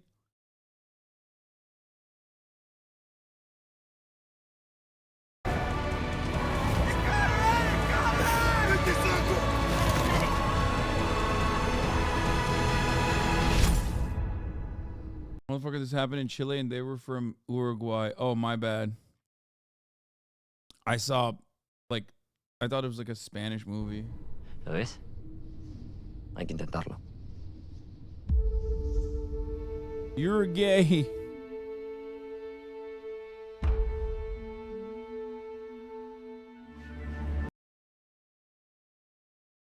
They started with wine and chocolate, but they thought they were getting saved and ate it all. It is a Spanish movie. Random, but someone said Icebox Valorante, and that reminded me of the finals. Have you tried finals video game yet? No, I haven't. Why did that sequence of events take place in your brain? Okay.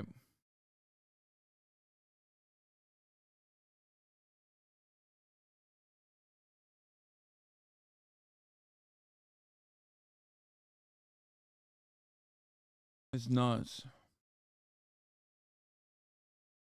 It's absolutely nuts. All right. Let's finish this video. Well, United Airlines have grounded all of their 737 MAX 9 aircraft after that incident on Friday, and they're inspecting all of them and have just confirmed that they have found loose bolts on the door plugs of several of their airplanes. And in fact, the BBC's news partner here in America, CBS, say sources have told them that loose bolts have been found on the door plugs of at least 5 United airplanes. Now, of course, it was an Alaskan airplane that suffered that dramatic mid-air blowout on Friday, but all 737 MAX 9s have been grounded for inspections, and you can understand why after the door plug fell off that Alaskan Air flight mid-air, and it was in fact found in the back garden of a teacher in Portland, Oregon today.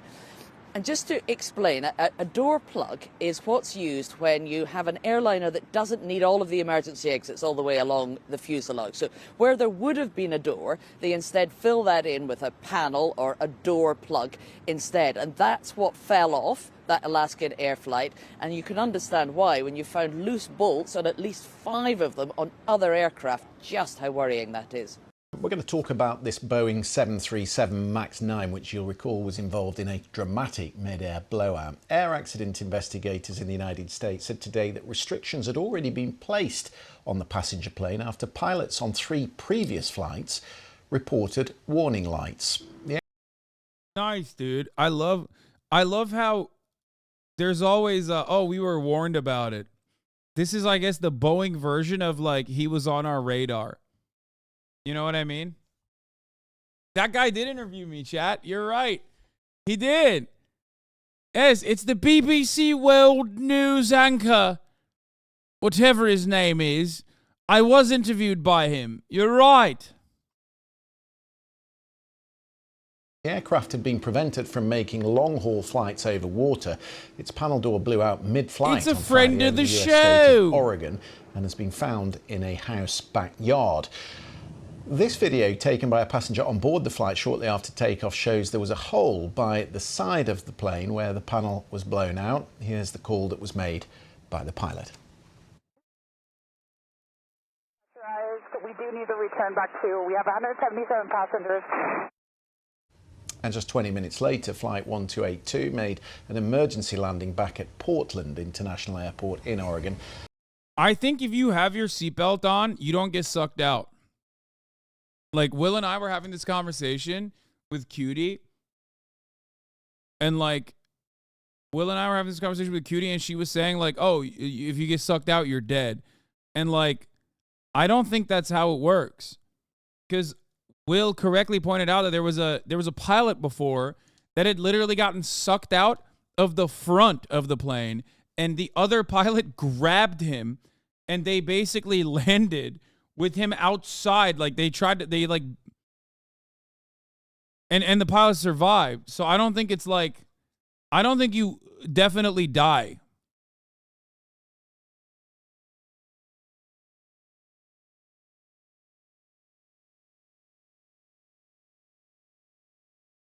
Once the pressure is stabilized, nothing pulls you out anymore, so no more air rush.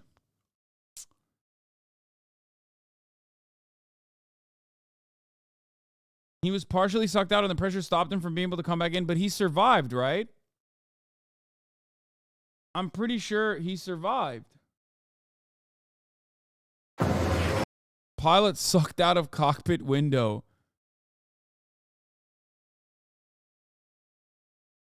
Captain Tim Lancaster is sucked out of the plane, leaving co-pilot Alistair Atchison in a desperate situation. Wait, didn't the captain survive? Like, he got crazy frostbite, but he survived, right?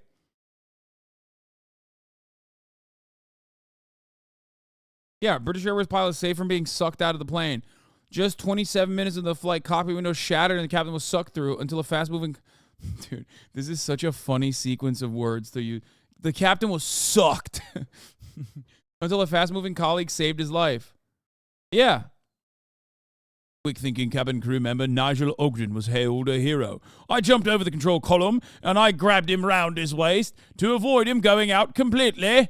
His shirt had been pulled off his back and his body was bent upwards, doubled over the round top of the aircraft. His legs were jammed forward, disconnecting the autopilot, and the flight door was resting on the controls, sending the plane hurling down at nearly 650 kilometers per hour through some of the most congested skies in the world. Oh my God, they took a photo of it? They took a photo? Oh, a reenactment. Oh my God, it's a reenactment. Oh my God. Oh my God. For a second, I thought they were like, quick, Nigel! Grab the phone camera.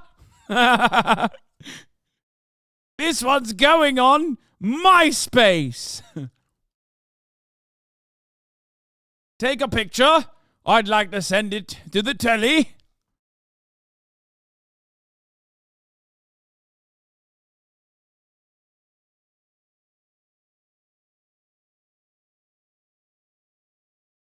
Oh my God. As well as the captain, the lives of 87 passengers and crew are hanging in balance. I was still holding Tim, but my arms were getting weaker. And then he slipped, Mr. Ogden recalled. I thought I was going to lose him, but he ended up bent in a U shape around the windows. Oh my God.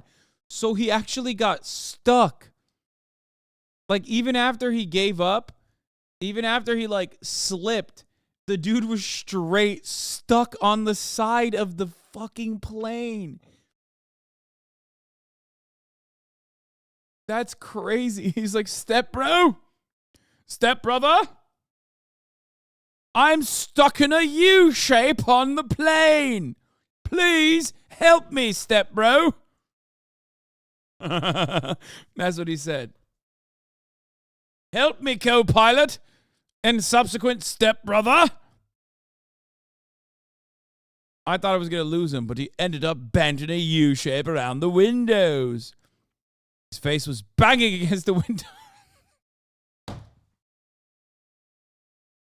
The way they're describing this is crazy, dog. His face was banging against the window with blood coming out of his nose and the side of his head. His arms were flailing. And it seemed about 6 feet long. Most terrifyingly, his eyes were wide open. I'll never forget that sight as long as I live.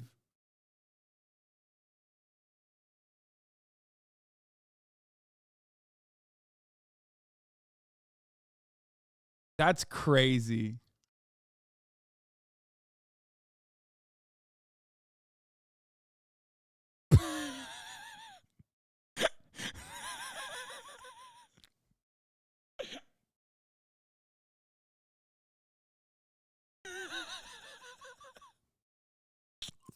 So stupid. Why do they keep making these reenactments? Listen, bro, at least he survived. He survived. It's just so funny that they made these reenactments. Yeah, it was like a wacky inflatable arm man outside of a car dealership that you'd see in a beloved franchise like an American telly show.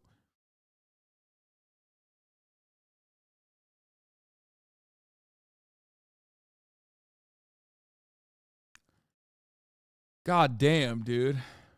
Luckily, nobody was injured. In fact, it's quite amazing anybody was not killed on this flight. Here's the moment Jennifer Homendy from the US National Transportation Safety Board announced they'd found the door plug. I'm excited to announce that we found the door plug. Woo! Thank you, Bob. Bob, I will not give you Bob's last name, but Bob contacted us at witness@ntsb.gov with 2 photos of the door plug and said he found it in his backyard. Well, the share price of Boeing has sunk 9%, wiping $13 billion off its stock market value. Alaska Air, that runs the MAX 9, cancelled 140 flights on Monday. Dr. Todd Curtis is a former Boeing safety engineer and founder of the website airsafe.com. I asked him to explain how this could happen with such a new aircraft. Well, any aircraft, very complex piece of machinery, and even one that is like the 737 that has been produced in one form or another for over 50 years. So with anything that complex, there's usually some sort of issue, that minor, that has to be resolved with a new airplane. Even a brand new airplane has to go through periodic maintenance checks during its lifetime. Now, some of those can happen fairly quickly. So I'm sure this airplane has had routine maintenance up until the point of this event. How important do you think it is that they've recovered the door, or the... Bro, that's crazy. I think he is a booger. That's a unfortunate zoom, man. Section of the airframe that had disappeared. I think it's absolutely essential that they recover that door to get a full picture of what went on. While they have the rest of the aircraft, the problem that this aircraft had was centered on that door. And by having that to analyze, they can see if there was some sort of manufacturing defect, if some maintenance had been overlooked, or any other problem that was not seen before this flight.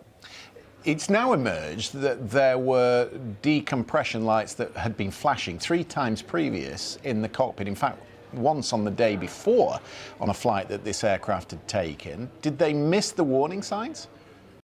This is the downfall documentary about Boeing and the 2 737 MAX crashes that killed 350 people. Basically said Boeing quality went to shit after Wall Street took over.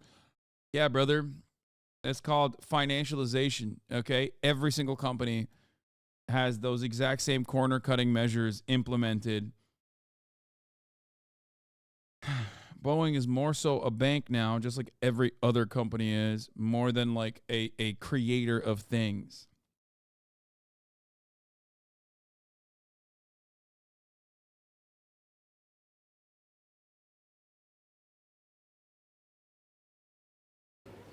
Well, they didn't miss the warning signs. As the NTSB said in their press conference recently, there were 3 of these events, 1 in December and 2 on the 2 days prior to the event.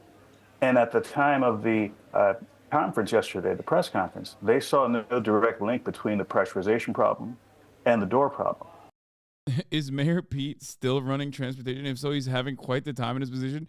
Yeah, it's kind of wild to think about, but like, I mean, I know it's not directly his fault, more so just capitalism. But I think like whoever is the transport secretary, no matter what, going forward, is just going to increasingly have a worse fucking time.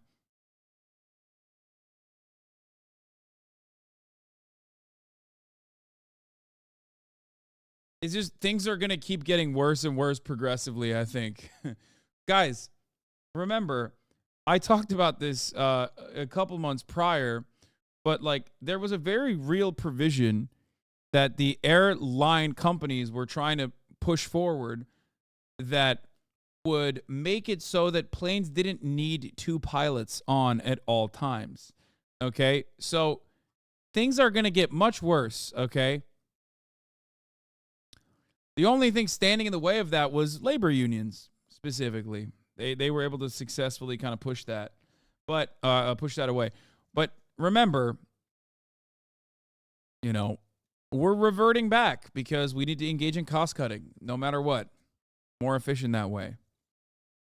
When Reagan said trickle down economics, do you think he meant planes trickling down out of the sky? Is what he meant. But one of the fortunate things about the problem was that even if it was unconnected, because they had that issue, this aircraft was not allowed to do what's called ETOP service, flying between the west coast of the U.S. and Hawaii. Had this event occurred out over the middle of the ocean, it would have been several hours, perhaps, rather than a few minutes before the aircraft could have gotten back on the ground. Can you just explain what it would have been like in the cockpit from what we've heard? Because it blows out at 6,000 feet. What happens then, and what would the pressure change be like inside the cabin? Well, at 15 or 16,000 feet where this event occurred, the atmospheric pressure is roughly half of that on the surface of the Earth. So when you have something that large, like a door-sized gap in the aircraft, you would have a rapid decompression that would affect all parts of the aircraft. In fact, according to the NTSB, there was damage from several rows behind this door all the way up to the cockpit area. So there was a rather chaotic scene, loose objects, papers and whatnot flying out of the aircraft. In fact, there was a critical checklist that was in the cockpit that was blown out of the cockpit somewhere in the back of the plane. So even if there was not damage, it was affecting how the crew could fly this aircraft. And yet we don't know what the chatter was between the pilot and the co-pilot because apparently the recording, the voice recorder, has been overwritten. Is that typical? That's correct. That's very atypical. The voice recorder in the U.S. is required to have 2 hours worth of data. And apparently after this event was over, rather than cutting the power off to the voice recorder, the power was left on. And over the next 2 hours, it silently recorded whatever was in the cockpit, which was nothing. And so when the NTSB looked at it, there was no data. This has happened during several serious events, including runway incursions and a near crash in San Francisco a few years ago, where an aircraft almost landed on top of 4 other aircraft waiting on the taxiway. After that event, the same situation occurred. The power wasn't taken off the cockpit voice recorder, and there was no data. So what, finally, do you think is going on at Boeing? This is an aircraft that was taken out of service for 20 months because of 2 previous fatal incidents outside the United States. It comes back into service, and now this. What happens, to the future of the aircraft, given, I guess, the wide concerns that passengers will now have about flying on it? Well, as far as the future of the aircraft is concerned, it's pretty much assured. There is a set of orders for this aircraft stretching out several years, and they can literally create and manufacture dozens of aircraft a month of the 737 MAX series and have customers around the world. Now, as far as customer concerns about this, that's a legitimate concern. This is an aircraft model that had 2 very serious fatal crashes within 18 months of its entering service. Compare that to an earlier brand new aircraft design, the 777. It had been 18 years between introduction and the first fatal event, and the 787 has yet to have a fatal event. Seems good to me. Seems good to me, guys. The workforce has declined year after year after year for decades. We finally changed. Flight cancellations 2023 fell to the lowest rate in at least a decade. Needless to say, this would be especially bad time for government shutdown to halt air traffic controller training. If it's Boeing, I'm going, in parentheses, to die. After 5 years of our contract expiring, the National Mediation Board denied our request to strike. American Airlines Flight Attendant Union, no raise or contracts in 2018. Oh.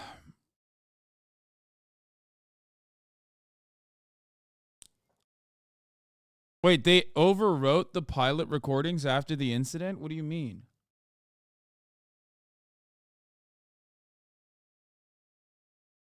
It just makes sense to make planes with planned obsolescence. No, it doesn't.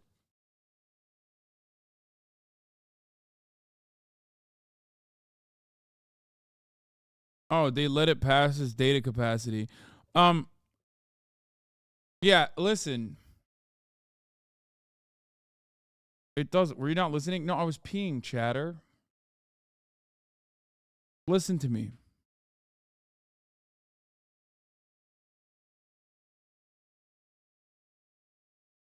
This is one instance. This is one thing where there's no planned obsolescence. It don't work that way.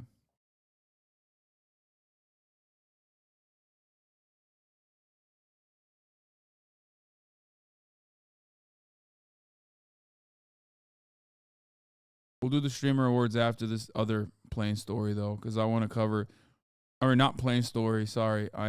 This other story about the Lobo, and we got Italian fascism, and we got all this other stuff. We got white boys being swagged out. You know what? Let me do the swagged out white boys are back on top story first. Apparently, a dude by the name of Connor, and this video has everything you would ever want out of a good memeable video, decided to get into a cauldron at a wedding. Take a look at what happened. First of all, I love this other guy just petting the cauldron, like right off the top. Very helpful. What are they doing to take out coronavirus? I'm doing everything I fucking can! God damn it! My sweater off, I already took my belt off and I didn't do shit.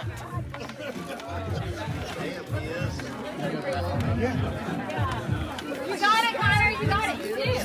Look, you can do it. You really can. You really can. Look, you gotta just pull your body out. Why is nobody? Just surrounded by white ladies, sipping on, champagne and white wine, and my man is just stuck in there. His knees are hitting. His knees are hitting. I'm trying everything I can. So, yeah, I mean, he pulled a getting over it, which is pretty awesome.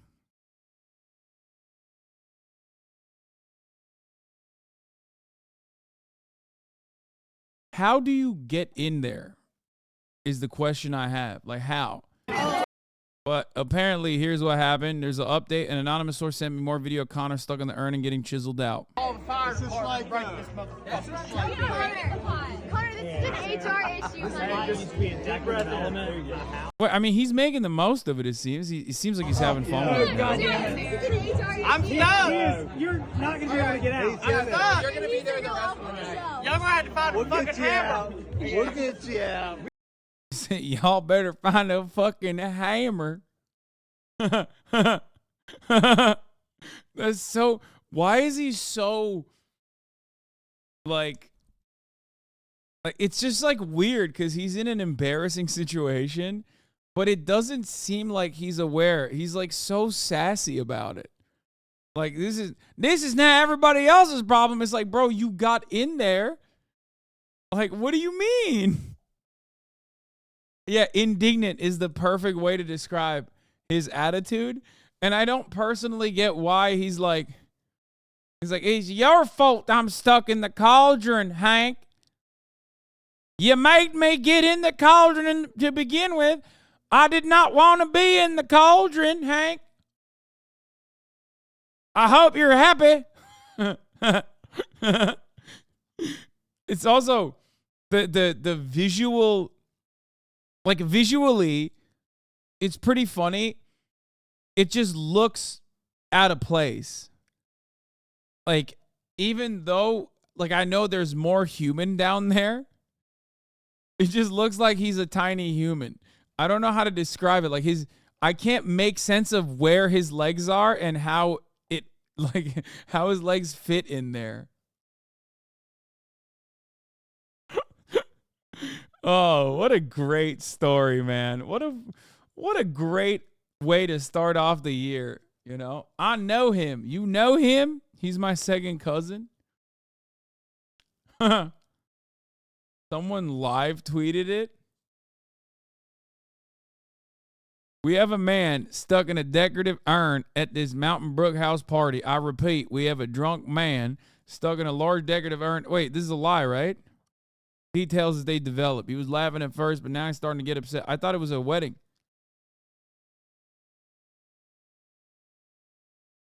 There's talk of attempting to break the urn.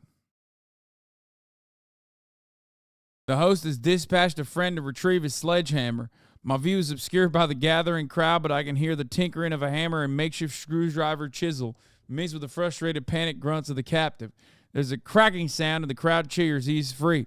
The urn has been shattered and our hero emerges unscathed. Our long national nightmare is over.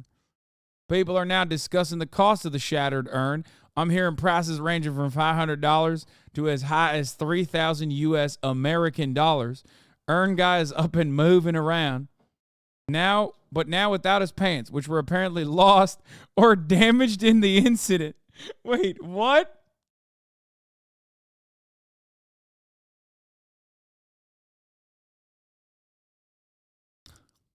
How did he lose his pants? He wanted double makers on the rocks. I gave it to him, and now he's drinking alone, having a cigarette, still pantsless in the corner of the yard. Looks like a friend is trying to usher him into an Uber. Happy New Year's, everyone. Stay safe out there. Remember, decorative urns always look bigger from the outside.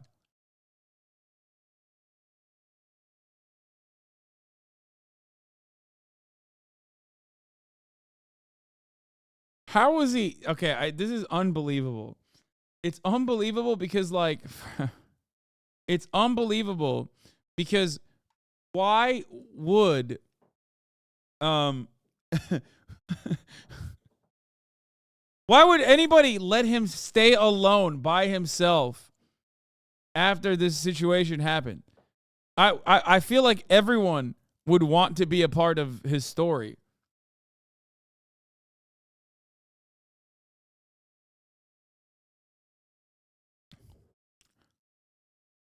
Man stuck in urn at Mountain Brook party loses pains, breaks expensive vase, and Alabama internet.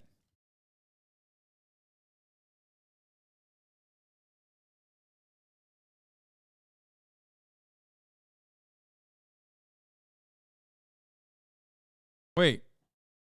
His name is Connie Pradgett. We are in contact with the legend himself, and he will be joining us for an emergency taping of George Center pod. His pants survived. I repeat, his pants survived. I am the real Connor Pradgett. Yes, I was the guy stuck in the vase. Yes, these are the same pants. Okay. This is the most Alabama man alive, down to the fucking barber vest that he's got on. I love him so much. This is the most Alabamian person. Why is he so Britling coated? Inbreeding. It's the same principle. Yeah. Like in America, the Tory behavior only went down to Alabama.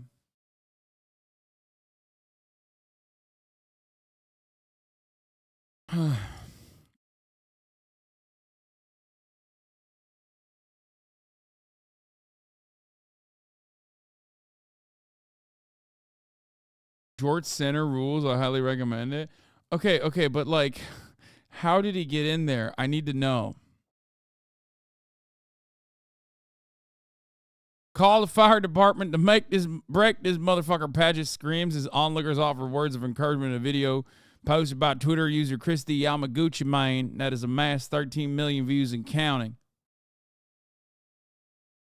I'm fucked, Paget says, as one partygoer hacks away at the urn with a chisel. Others offer him tips that Paget said were futile. I'm doing everything I fucking can, goddammit, he screams. I already took my belt off, and that dude didn't do shit.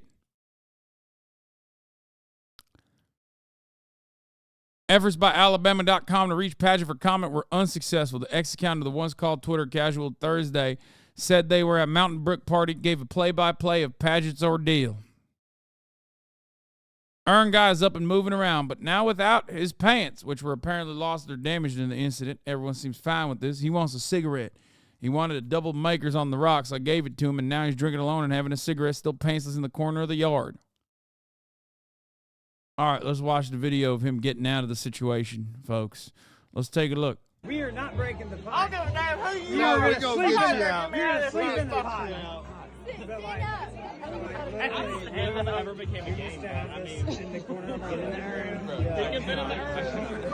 They're gonna put this next to just hammer it, just go down from the top. When does the candy pop out?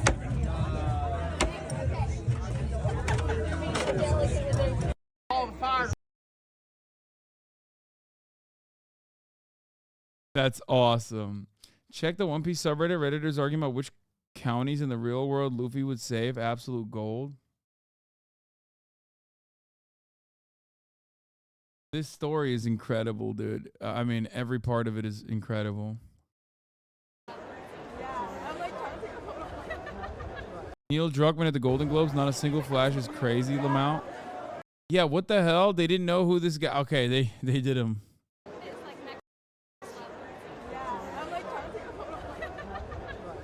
They're like, who is this guy?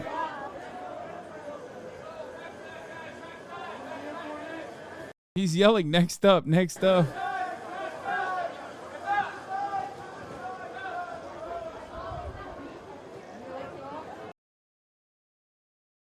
Oh my God. You think the reality set in while he was sitting there looking at the fact that not a single photo was being taken of him?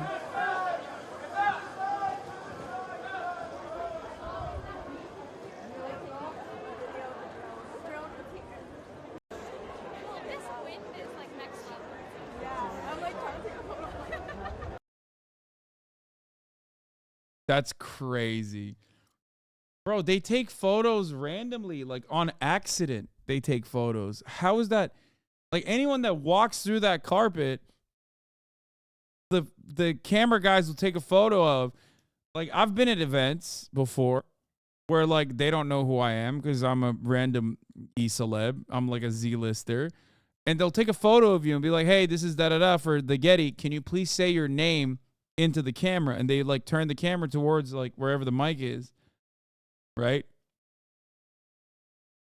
Like all cameras have like a mic, so they'll be like, here, say your name into the camera. They didn't even do that for him. They gave him the absolutely no shot, we're taking a photo of you treatment.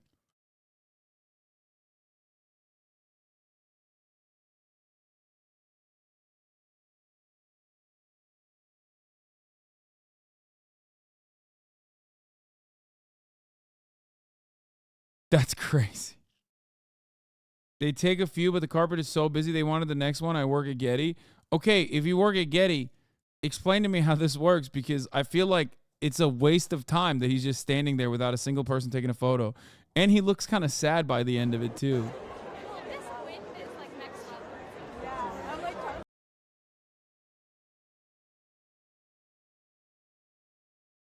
They literally don't have anything to lose from taking that photo.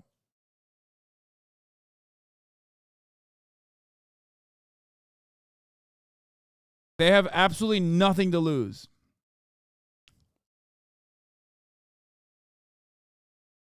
Their dignity.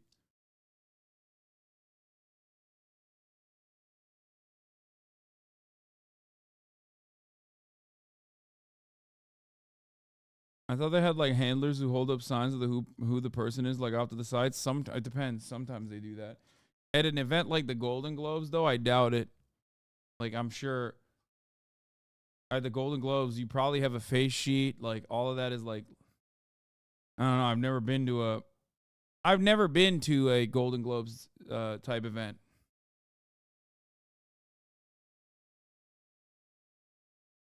It's anti-Semitism. Yeah.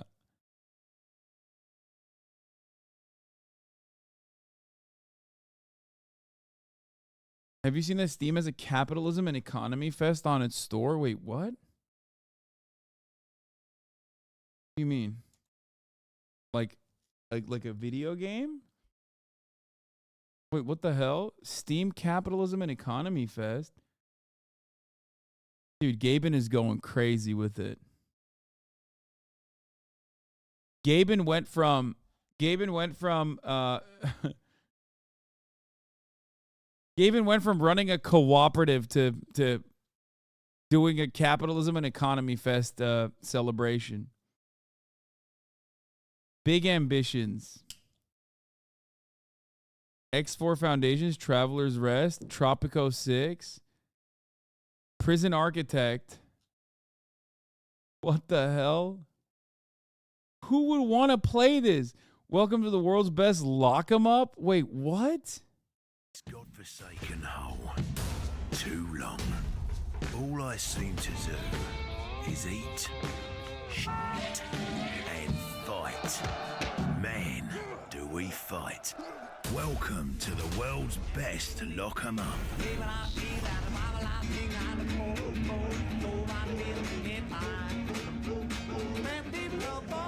Build and manage a maximum security prison. Of course it's a Paradox game, bro. Oh my god. Of course it's a Paradox game. Dude, this company is out of control, okay? It's just like, I don't know. I don't know what to say. Listen. Listen, people with autism got to play something too. You know what I mean? Like, there's just...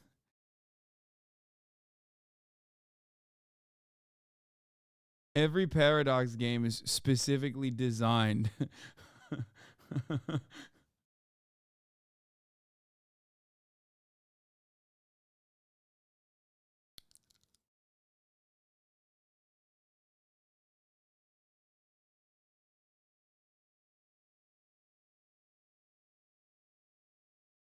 Tavern Master. Automation Ellisbury update. The car company tycoon game. Software Inc. Railgrade. New sandbox mode. Transport Fever. Okay, dude, come on. Okay, they couldn't say what this is actually for, okay? They couldn't, it would be inappropriate if they were like, you know, they went with capitalism and economy fest because they couldn't say what this is actually, who this is signaled for. Anno 1800.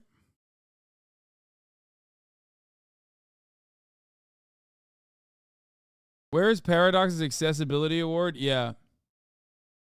Remember when you played Papers, Please and immediately became a Secure Our Borders fascist? Yeah, I do remember. Because I'm trying to win. Poland before the Islamic Revolution?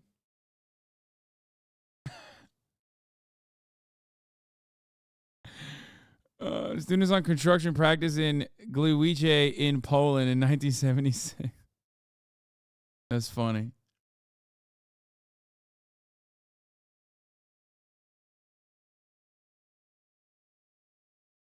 Okay.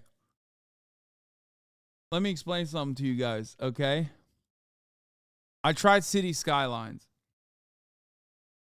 I tried it. I played it for 20 minutes. I was like, nope. I noped out of it so quick. No umbrellas allowed. Oh my God. Big Pharma? Wait, what?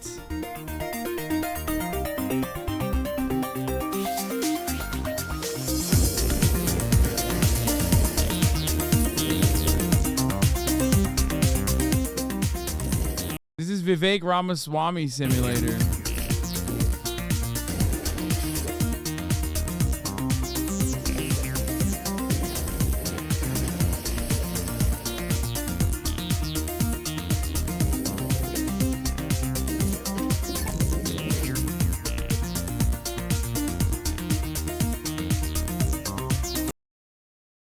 Bro, I don't understand how people draw fun out of these things, okay? It's just so not for me.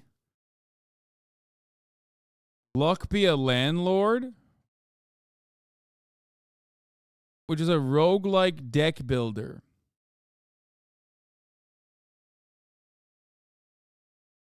Airport CEO, Mad Games Tycoon 2. What is X4 Foundations? Oh, it's like a space. 100 Days Winemaking Simulator. Crop rotate. Okay, dude. That's crazy.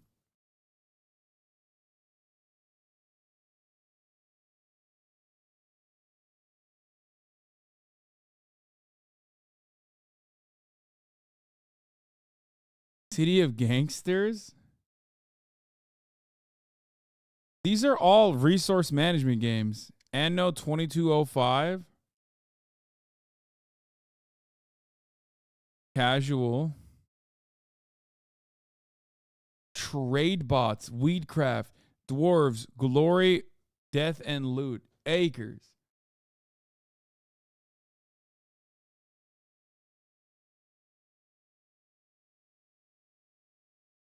It's games you can watch while having a stream or other content on, not diagnosed with anything. Not diagnosed or anything, by the way. Oh, okay.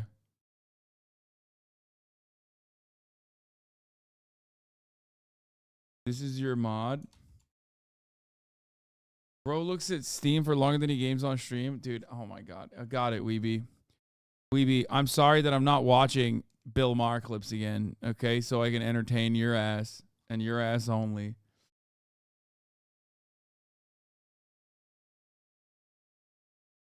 All right, well, I'm happy that this guy got out. Okay. Now let's watch the real reason why Boeing's new plane crashed twice. But I guess we already know that.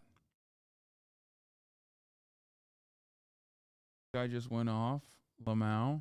Love to leave behind right-wing fundamentalists and Christian nationalists who use Jesus, whose birth we celebrate, as a prop while legislating and fighting against his actual teachings. There's a lot of right-wing brothers and sisters in this country who identify as Christian, and they care about the manger and the crucifix, and they ignore the 30 years of teaching. 33. Well, actually 3 years of teaching he did in between.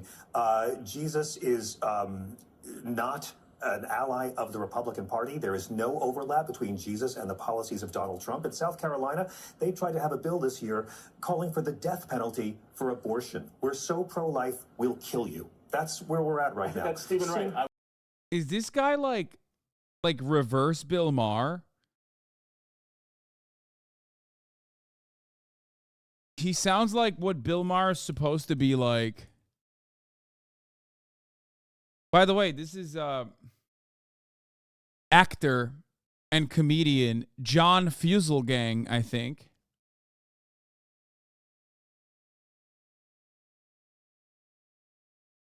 I would kill for a Nobel Peace Prize. Yeah. Seeing the Pope this week enrage these right-wing Christians so much because he acted like Jesus in blessing gay unions. Yep. Jesus is not anti-immigrant. He commands people to welcome the stranger. He never mentions abortion. The Bible never condemns abortion.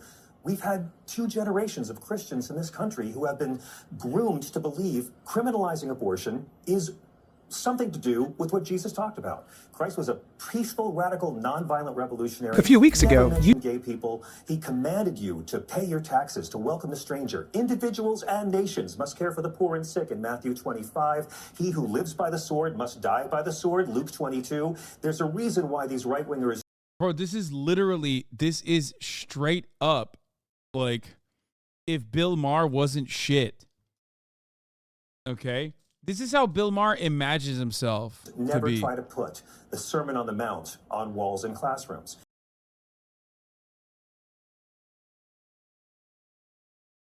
This actually is like reverse Bill Maher. This is evil Bill Maher. No, Bill Maher is the evil version.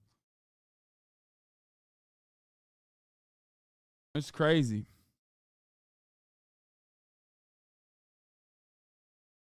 The anti-Maher. It's awesome. I don't think they're squirming. I don't know why people are saying they're squirming. Yeah.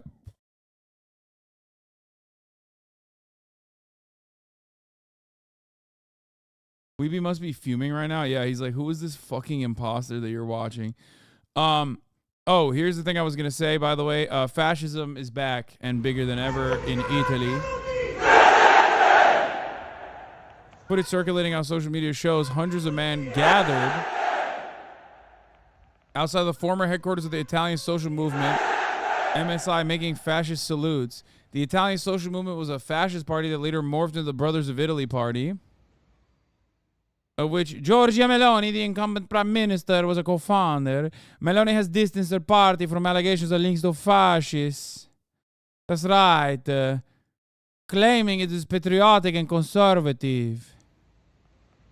The event marked the 46th anniversary of the killing of the 3 fascists in via Assia Larentia in Roma.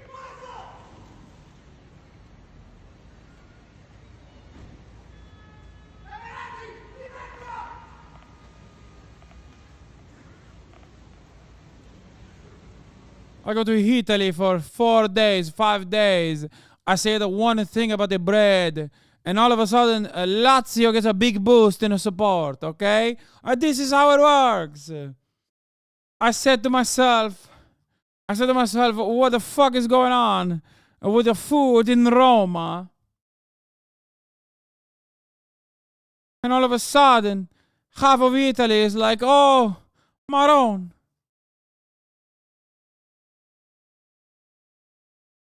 Italians seem scary until you realize they're all 5'8". Yeah. I think I see your Uber driver in there.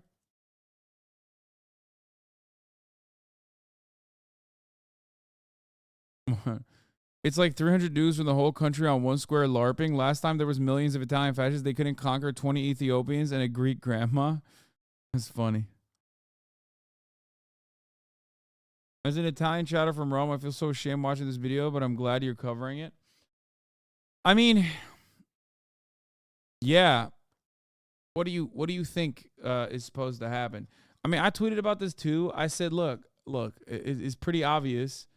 I've been talking about this quite a bit this past year, especially that like fascism is absolutely popping in Europe. Some might say it never went away. Others might say it was hidden under a liberal agenda. Okay.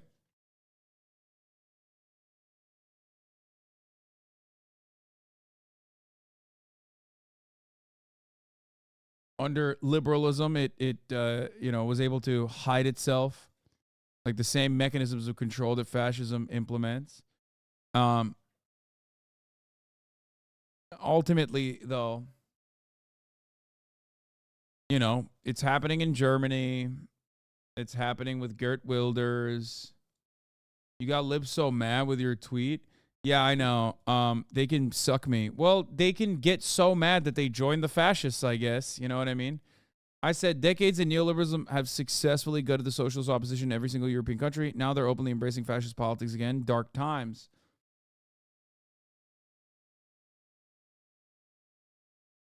Yep, blame the liberals, not the socialist movement itself. Yeah, you're right. I love looking at a system where like liberals have dominated these countries, right? And it's still somehow the fault of socialists.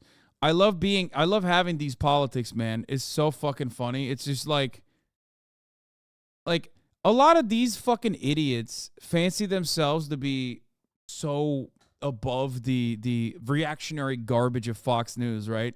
And this is the hilarious part about being like an online liberal who talks about being an online liberal. And it's no different than the fucking absolute baboon-brained Fox News watcher who thinks Nancy Pelosi is a socialist, okay?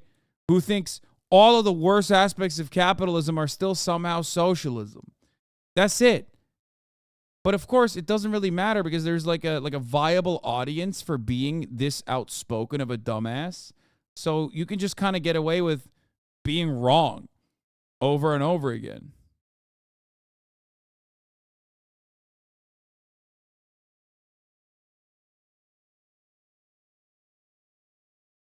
Like, how is that any different? Yeah, it's actually terrifying how mainstream fascism is becoming just being like, this isn't fascism, it's exactly the same as fascism, but with a different title. No, I don't get it. I don't understand how you can like look at the situation and recognize that it's anything different than the guy who literally says, oh, what about bread lines? And then like points to a photo of like a capitalist country and be like, hey, look at that. That's socialism. Jeff Bezos, he's socialist. It's like, okay, everything is socialist. Everything bad is socialist. I mean, look here. Whatever this is, blue, another fucking incredible blue check mark. Socialists literally acting like Nazis. Hasan, it's the neoliberals who did this.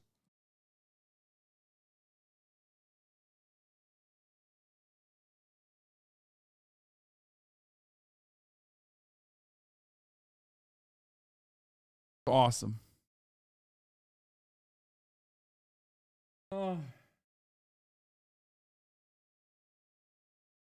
I like the one reply to that who's just fat. What do you mean? Yeah, no. Years of socialism gutting economies and trampling on the middle class have done that. Way to go. Socialism only serves the elites. There you go, dude. Great to see. Fascism is a form of socialism. Just like Twitter is straight up. Twitter is just completely just a sea of the dumbest takes.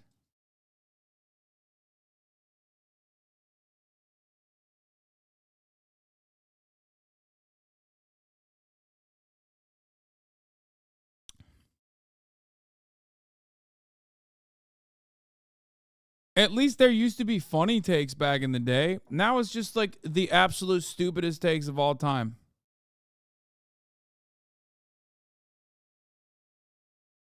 Oh, you have to be an American with a comment like that, says Jimble Snarks. He says, Canadian. I've experienced it firsthand.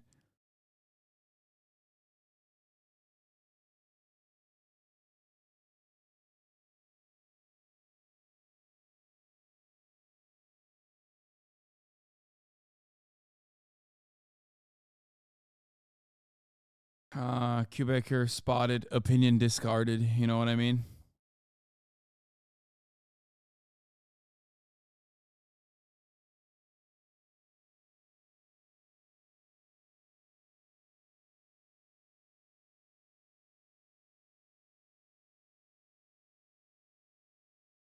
Could it be socialists don't have the fascist aesthetics? Too much pink hair in chat? What?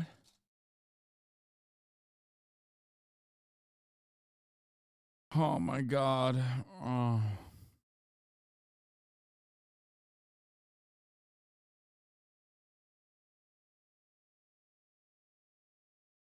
I think there is no way of just like, I don't think there's any way of actively combating this level of stupidity. I'm going to be honest. There's just no way. Like, the worse things get for these dudes individually, like the worse things get all around the world, or all around their world in particular, the more they will blame socialism somehow. And it's like, where is the socialism?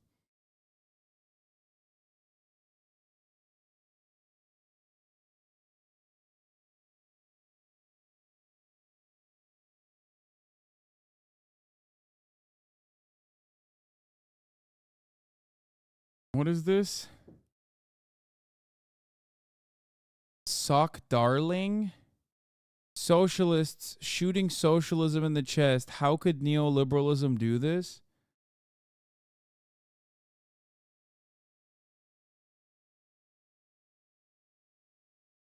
I think there's something really weird about people LARPing as like European style social democrats. Unless this person is actually a European social democrat. Because, like,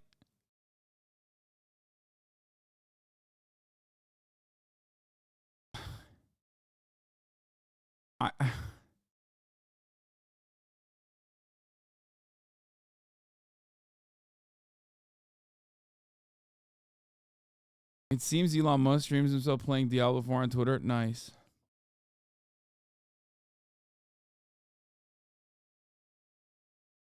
I'm Dutch and capitalist interest neoliberals indeed fucked up the Netherlands, reversing the economy, enabling fascism, and leftist socialists get the blame now. Yeah. No, it's definitely... Talk shit about the Europeans. It's how you know you want to. I mean, I don't have to talk shit about the Europeans. I've already said it. Everything that's happening here. Everything that's happening here is happening in Europe and accelerating in a worse, going towards a worse position overall.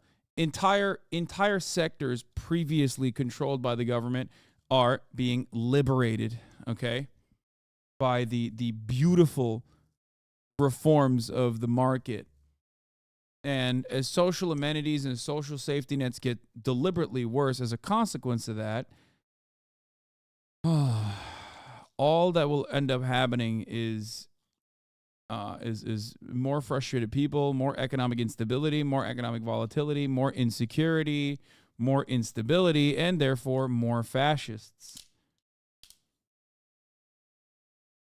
And it's like weird that people who say that they're social democrats, for example, are like gearing up for this fascist takeover by simultaneously fighting, just more so shifting their focus upon the people to the left of them, rather than the supposedly thing that they hate the most, which is supposed to be fascism, right?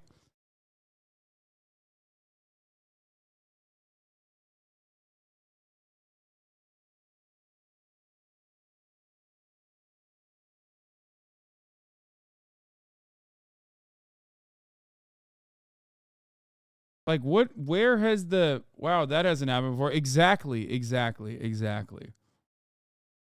I mean, that's what sock dems do. I mean, I thought there was a time and place where I would say like, that's just LARPing, especially for America.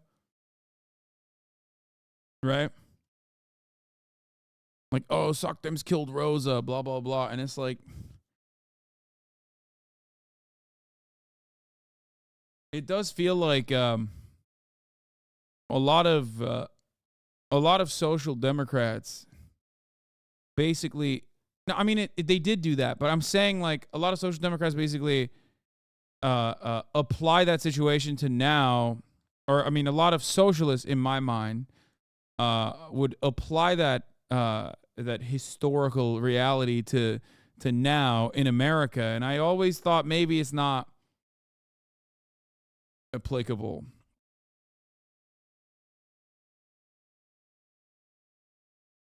And I mean, it's still Twitter LARPing for the most part, a lot of this back and forth.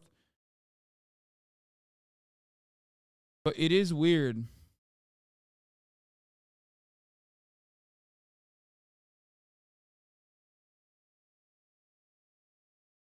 Like, what's the difference between a social democrat and just like a regular neoliberal then?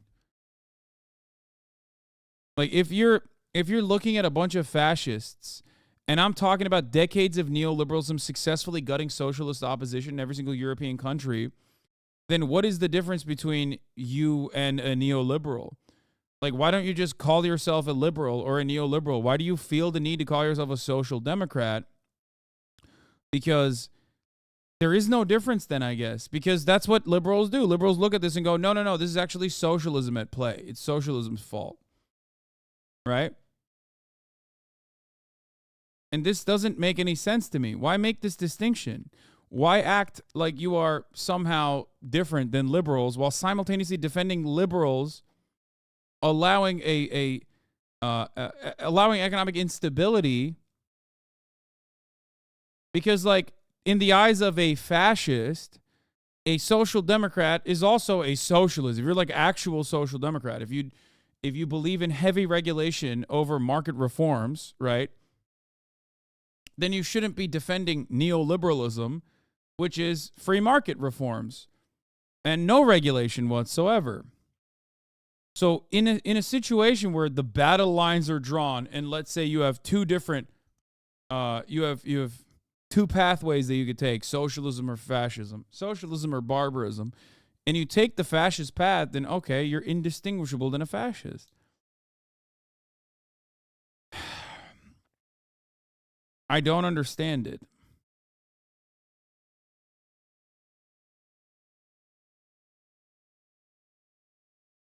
Social democracy is popular currently. I think that's why people are starting to realize liberalism is a problem, so everyone wants to be a social democrat. Okay, but you can't be defending liberalism while also simultaneously branding yourself as something a little bit different. Does that make sense? Sock Dems in Europe do not blame socialism. They blame foreigners. Hence, alt-right parties rising. They allow for some social safety nets for their white citizens. I mean, it's different in every country, okay? If you look at like social democrats in Sweden and it's like peak, then many of them were indistinguishable from democratic socialists. Some of them actually called themselves democratic socialists or socialists.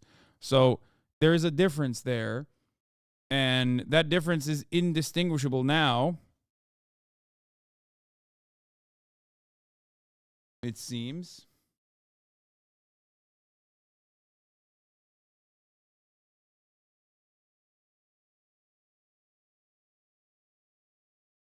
Because sock dems are liberals, and deep in the back of the liberals' mind, they see the current order as just and socialism an actual recognized threat. I don't get it. If you are looking at a situation where neoliberalism is the dominant attitude from those in positions of power in Europe, and you are blaming socialism like a fucking dumbass reactionary mouth breather, then how are you any different than that same dumbass reactionary mouth breather at that point?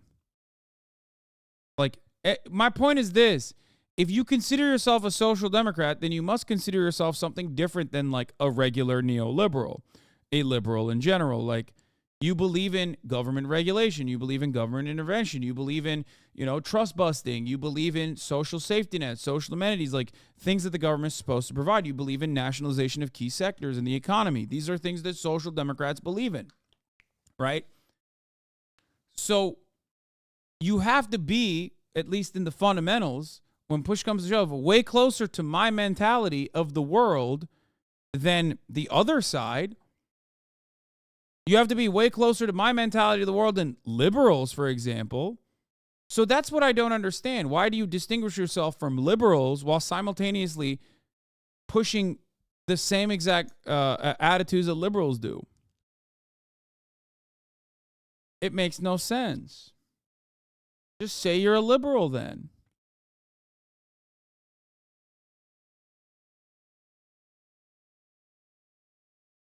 This was social democracy at its peak. Why can't Twitter suck dems be like this? Yeah, I know. That's what I was referencing.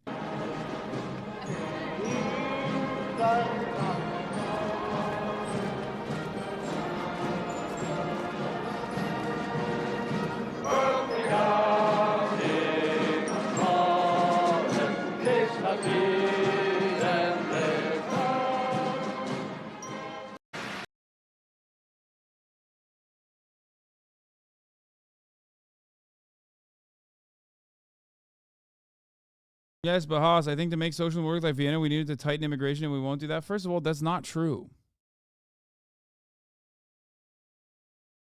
It's not even remotely true. Economy scale. You're out of your mind for saying things like that. It's more so about a distribution of the surplus labor value than anything else. Okay. And it's funny because people that say that don't care about fixing the economy or offering social amenities. They just don't want brown people in the country. Okay, that's it. Anyone that says, no, we need tighter immigration controls before we get socialism in this country is just straight up operating like a 1938 Nazi, okay?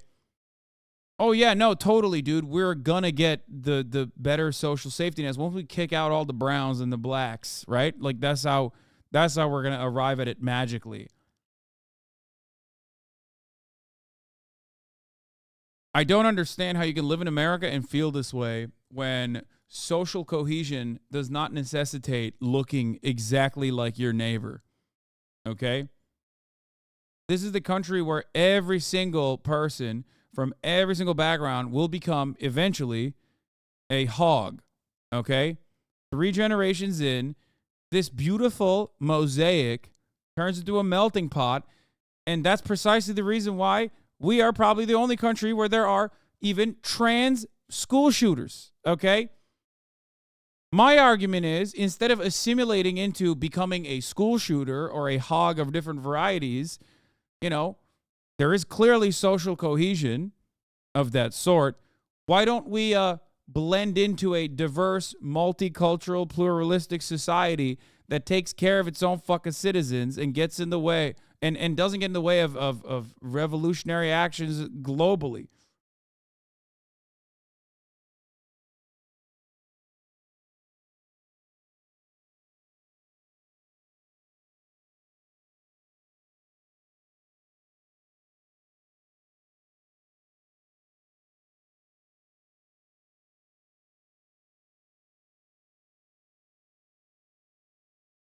Anyway, my thing was more so just about, like I said, it was more so about like why people fancy branding themselves as something that's not a liberal while simultaneously just defending liberalism.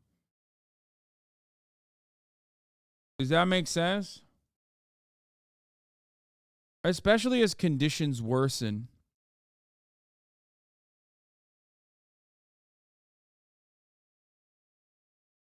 Like, just say you're a liberal instead of fucking saying you're a social democrat then. I don't get it.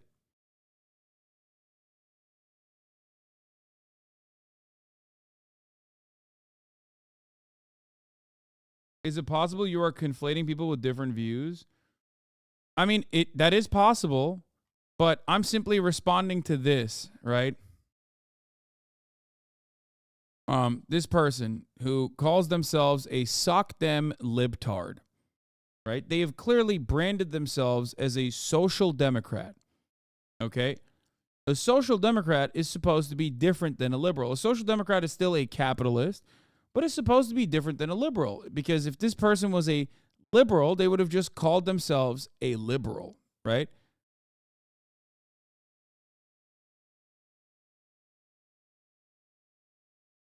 And I don't think people understand that difference. Because the reason why I'm saying this is like the branding of being a social democrat in this circumstance does not make sense.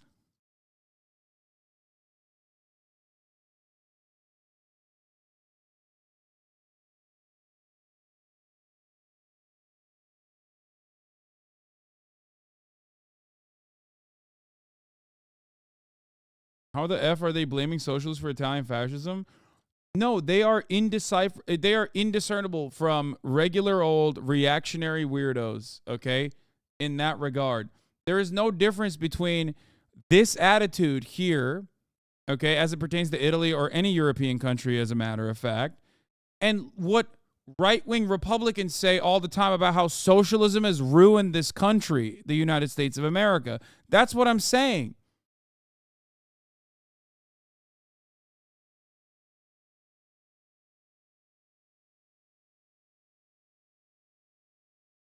It's indistinguishable. Like looking at Italy, looking at modern Italy, the Italian economy, and saying socialism and socialists have done this to Italy. That's why there's so much fascism in Italy. Okay? Is akin to Republicans constantly being like, yeah, hell yeah, brother, socialism ruined the American country, the American countryside. It's like you are indistinguishable from a European neoliberal of this, if this is your argument.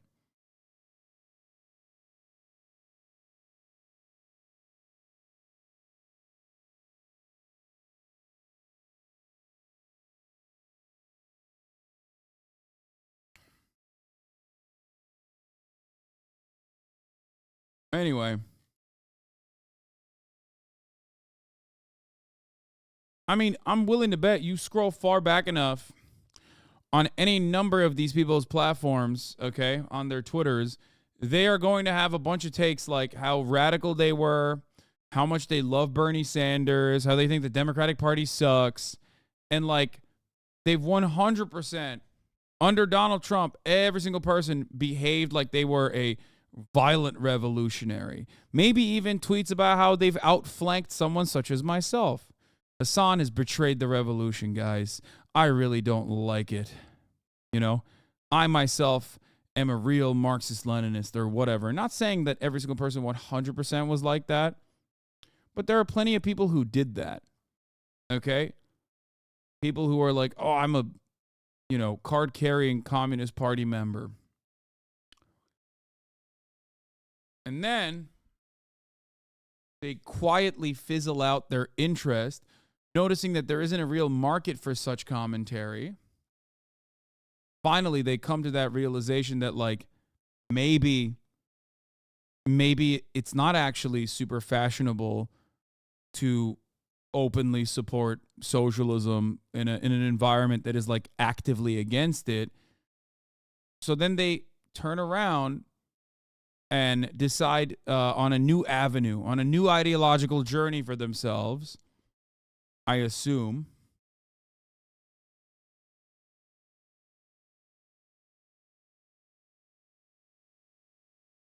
Wait, I think I get what you're saying. It makes more sense if you think of them as saying that the socialist movement in Europe kneecapped itself and let fascists win. I don't know. Just trying to make sense.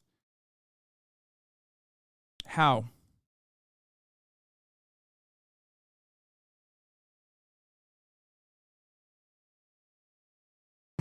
Okay.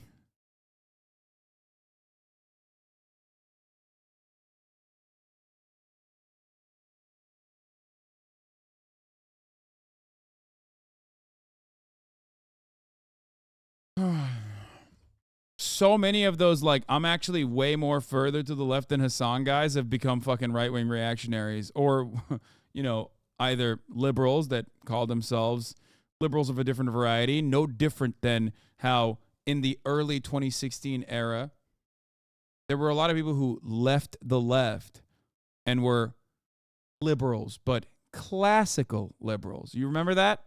Remember that momentum from the likes of Dave Rubin? If you're old enough and brain broken enough, you remember that. Okay? People used to say, I'm actually a liberal. I'm a classical liberal. I'm just different. Sargon of Akkad would do that.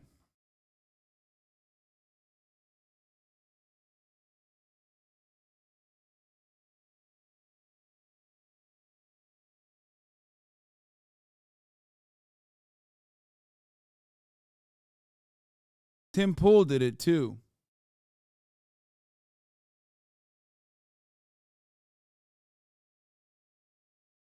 Red Scare Podcast has done that recently. Exactly. So many people who constantly said I was fake and phony have demonstrated that they themselves were just simply projecting. You know? People who are like, oh, Hasan's politics are so fake. He's actually only doing this to appease his audience to be popular. They showed that they had no moral clarity, no vision, no genuine perspective, no real politics whatsoever. What are these best creative artist streamer? Oh, dude, I can't do these nominations. I don't know who to put in any of these places.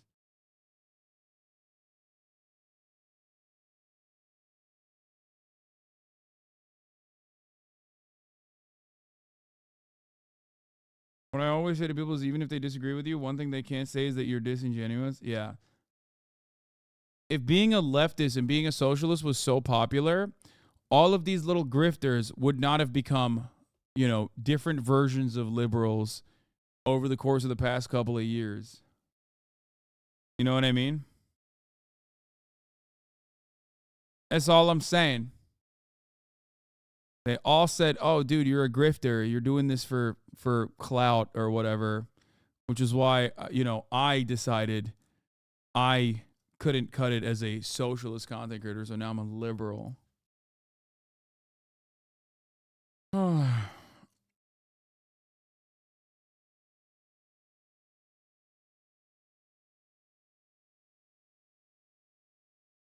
Turns out it was all projection. How odd.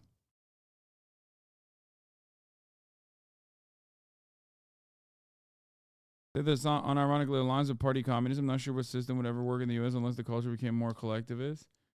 Okay, but hear me out. I'm lefter than Hasan. I don't mean it as a flex or deflection. What? Abby Hoffman left is the only meaningful way I'm left of the news. I believe that armed resistance to oppressors emboldens them. The only thing that works is the primary peace army with a second guerrilla force. Like, as in with gorillas. Like, like that kind of shit. Respect. I think that'd be sick too. Yeah, my only political contribution to the discourse is the top of the hour ad breaks that come sometimes at 37 minutes in instead of at the top of the hour because I forgot to run it because I went on a freaking tangent. Here's the 3-minute ad break now. Gorilla Force for the win. What is this? Saddest Twitch streamer ever? When it 17 minutes on comes this? to sad, pathetic things on the internet, I feel like I've seen it all. I'm like the Oracle from the Matrix. Nothing surprises me anymore. Yet, today I bore witness to something so tragically embarrassing on Twitch that it's making me reflect, and it's put me in a very somber state.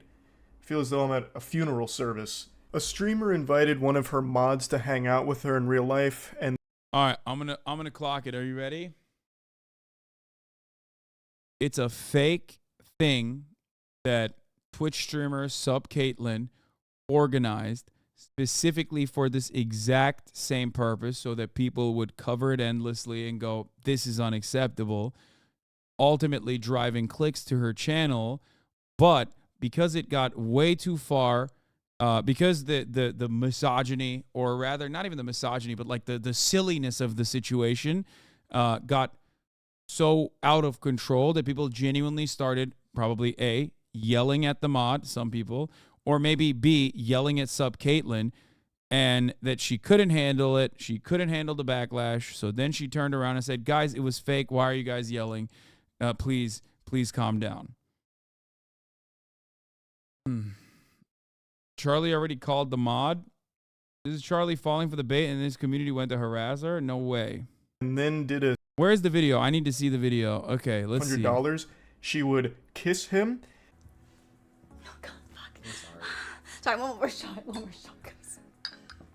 If you ever want to get drunk really fast, just have to kiss Dilly. You'll be fucked up by the time the night's over.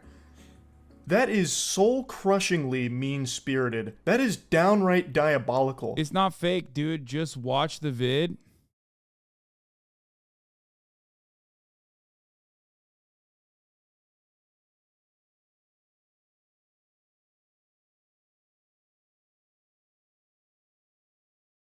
Because she acted normal to you doesn't mean she is otherwise? Wait, what? Bitch, you think I'm comparing this to myself? Are you crazy? No. Oh, it's just like, guys, everything you see online is fake to a certain degree, okay? That's it.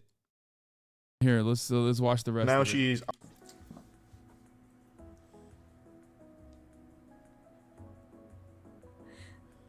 Can't do it. Sorry. It's okay. Can you come closer? This close? Okay. Yes. Okay. Whenever you're ready. It's just like the dumbest type of content. Let me just say this right off the top. It's so stupid. It's so dumb. He's just a consensual pay pig. I know. It's just incel bait. And like, you know, the reality is that kitchen is going to get hot, okay? You got to get out of the kitchen. Don't even go into the kitchen, as a matter of fact. And I don't mean that in like a misogynistic context. I just mean like, you know, if you can't take the heat, get out of the kitchen. You're going to take the heat. It's just like, I don't understand it. I don't understand what this is supposed to signal. I guess it's content for somebody. Cucks, maybe. She literally did the same stream the day after Lamau. But it's like, don't tap the glass if you can't deal with the banging from the other side. No, I still think the banging from the other side is way above and beyond. Okay? It's way above and beyond. People are, like, people watch this. For more context, they already did another stream since then where he sniffed their panties. It's all fake. Yeah, I don't know what this is supposed to signal.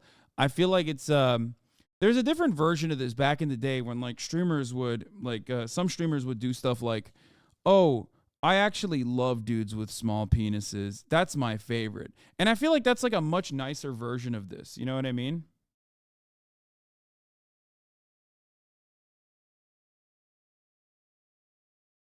Much nicer version of this. Like, that's actually, you're signaling to your audience. You're signaling to your audience that, you know, you love them. Like, that's exactly the type of dude that you're into. This, on the other hand, you're signaling to your audience like the type of dude that you hate.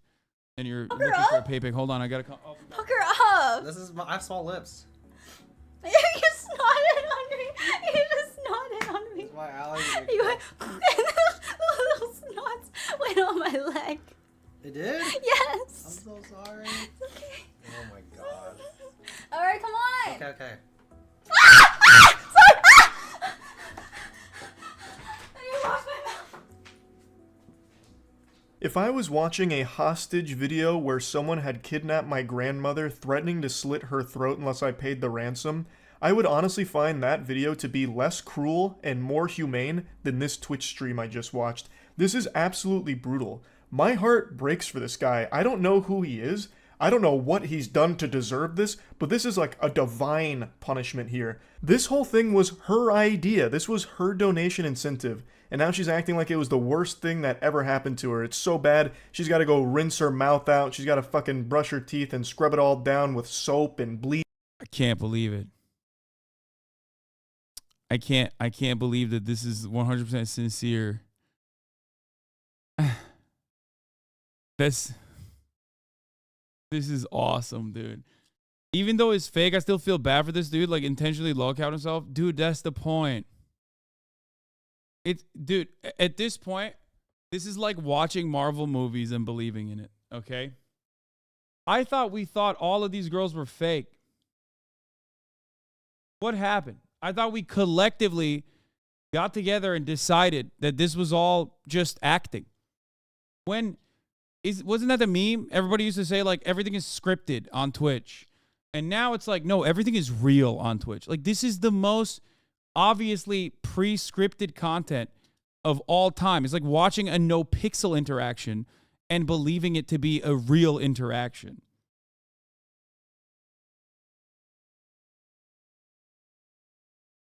There's so much more than just this. At this point, she got mad that Charlie made a video, and then Charlie had the mod on a stream and interviewed him about how she's exploiting him. Like, I don't personally get it. I think the content itself is weird as fuck.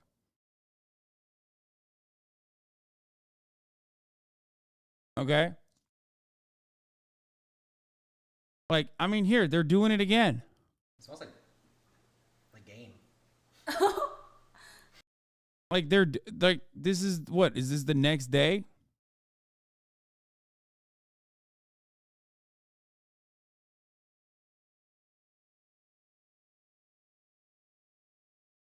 She just seems like some E-Day streamer that has less than a healthy relationship with the gratification she gets from clout. Dude, it's different strokes for different folks, okay? This kind of stuff is not for me, but like, it is definitely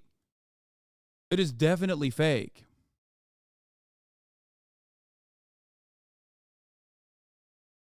Why are you anti-Tate and pro-Caitlyn at the same time? Wait, what?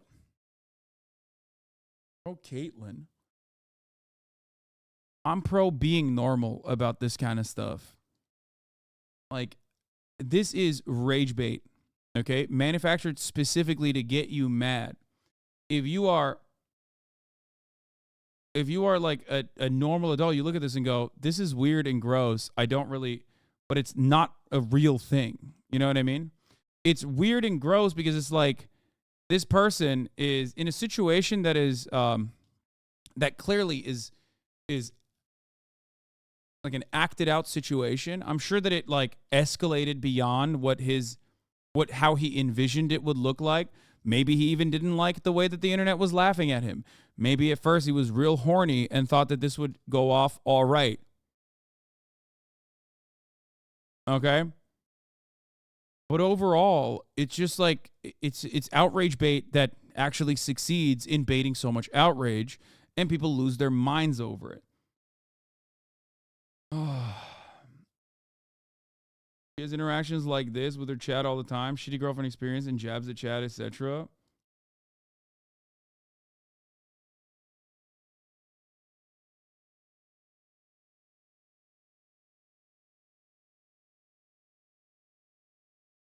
The call is so much more entertaining.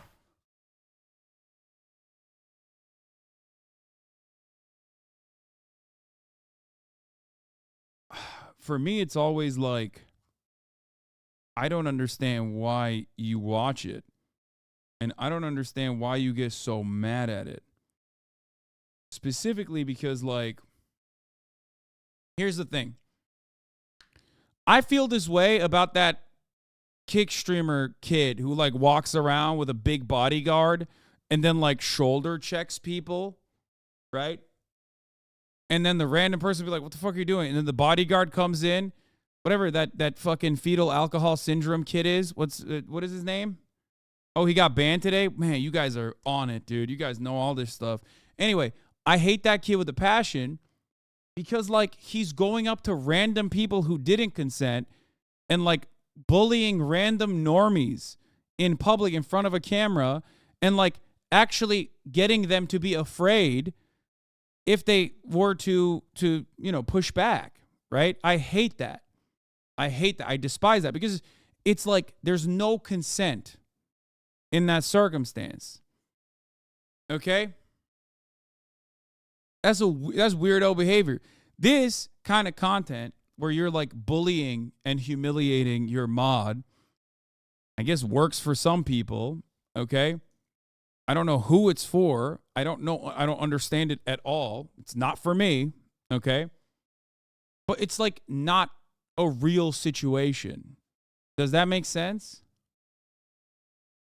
Like, that's why this is not happening out and about. It's happening in a controlled environment.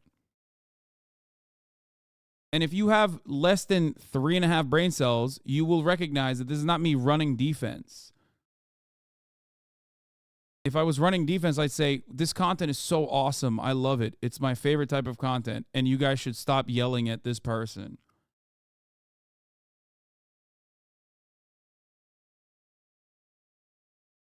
Does that make sense? 12-month subscriber?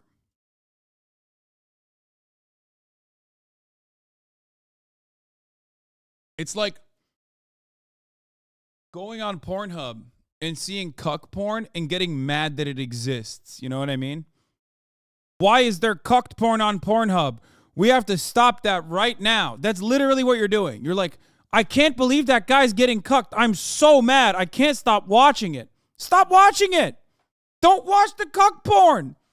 This is literally the lighter version of that. Why are you going there, voluntarily watching it, and then getting mad that it exists? Like, what are we doing?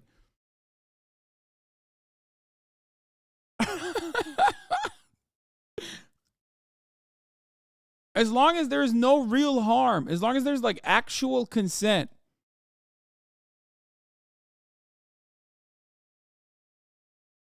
Like, what's happening? Why are we whipping ourselves into a frenzy? That's a sizable demographic, actually. I mean, yeah, I'm sure this is like people that are into this kind of like humiliation, like a bad girlfriend or something. No one is held at gunpoint. Yeah, that's what I mean. It's like,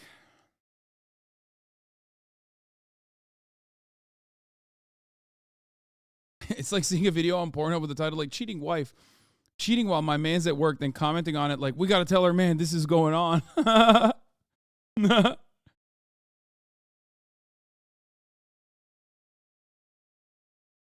You don't think she manipulated her mod into doing this? Lol.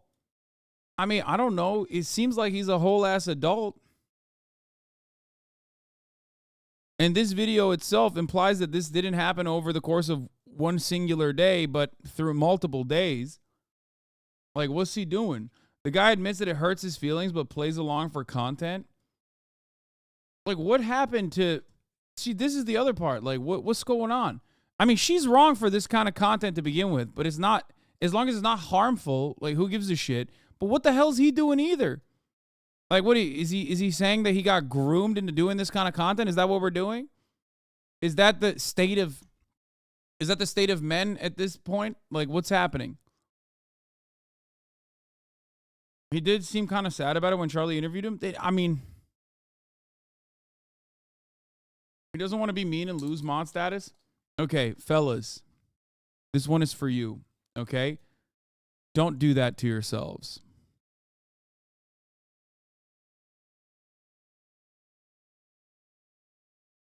She's his boss? Wait, what do you mean she's his boss?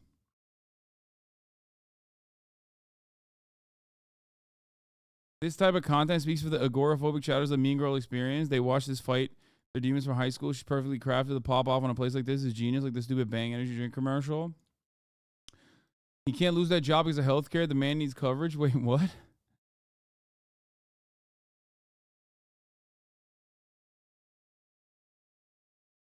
It seems as if he's considered her a real friend for so long, but the way this whole thing was organized and set up just feels like she used him for shitty content and he really thinks there's a friendship, a lot of parasocializing.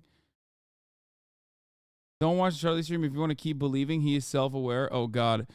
This is going to make me so sad. If I watch this and this dude is like, oh, yeah, I think we're friends and that's why it's happening. But, like, you know, one day we'll hook up eventually or some shit like that. She's wrong for this content because it's engineered to manufacture rage from the most annoying fuckers online, but ultimately that's her choice. I think you guys are the ones parasocializing.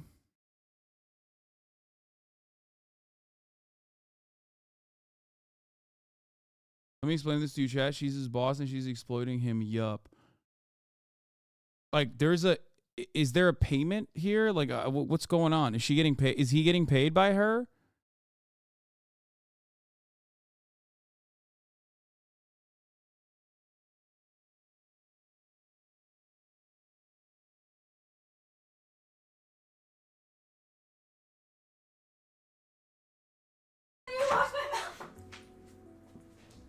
If I was watching a hostile... All right, where's the interview? I want to know. I want to know where Charlie interviews this guy. Charlie actually did some journalism, dude. What the fuck? He's like, we got to get to the bottom of this. In case you guys know or don't know, I don't want to say his name out loud. This ex fucking traumatized me. He had a gambling addiction, drug addiction, porn addiction. Like, he actually fucked me up, okay? So either go through like trauma and emotional abuse or date Dilly for 6 months. Trying to get back at my ex. Okay, next question. Search Charlie Call on YouTube to see it. He tweeted a joke about the payment. Oh, no. Proof I pay my mods. Oh, God. Bro. Okay. Yeah, she's like, she's playing with fucking fire. Dilly streaming right now saying it was all for... So I have no reason to lie. Me and Kate have been friends for some time now. Outside of streaming, she has done a lot for me and my personal growth. I want people to understand that I'm doing well. I value our friendship and understand what was said can be hurtful. I decided to come to Kate's to make my vacation all worthwhile. Oh, no. And it was my idea for us to do streams together, knowing there would be some jokes and banter. I have no regrets on being her friend and doing content with Kayla. Oh.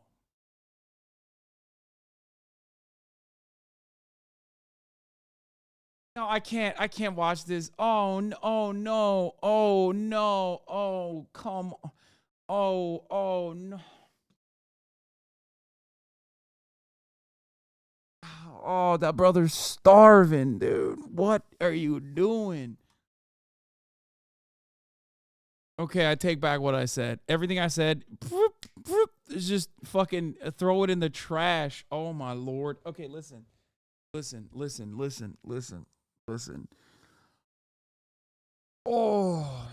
my Lord. Okay.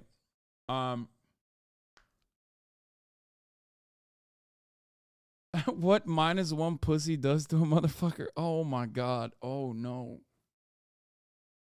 Oh no. I take it back. I take back everything I said. All right, you know. I mean, it's still for content and it's weird content. I stand by that. That part I don't delete, but everything else I'm deleting. Oh God. Oh no. Oh God. Bro.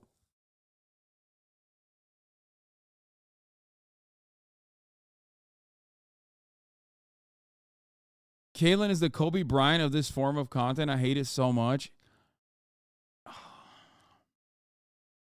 What do you do when clips of some of your old take come up on anything you were wrong about? Wait, what? I don't know. People clip shit. I'm live for 10 hours. I look at stuff that is like, I look at stuff and make up my mind in real time regularly. There's always bad faith motherfuckers in here that are waiting so they can clip it and be like, look at this idiot. Look at how stupid and wrong he is. I don't really care. It is what it is. Oh, God. Wish some of these guys would love themselves more, jokes aside or not. There is someone out there who would love all that energy in a relationship and actually reciprocate. I just don't understand how you can like debase yourself and humiliate yourself like that. Like if he said something along the lines of like, hey guys, we're acting, okay? This is acting. This is fake. Okay? Like this is literally fake. I'd be like, all right, that's what I assumed, because in my mind I don't understand how someone could legitimately get in a situation like that and you know, put themselves in that circumstance and be like, oh, we're just like,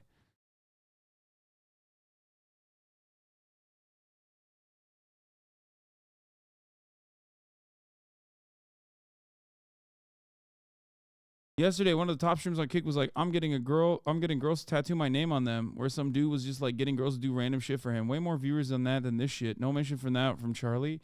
Yeah, because that's like not popping off on Twitter because it doesn't have the same dynamics.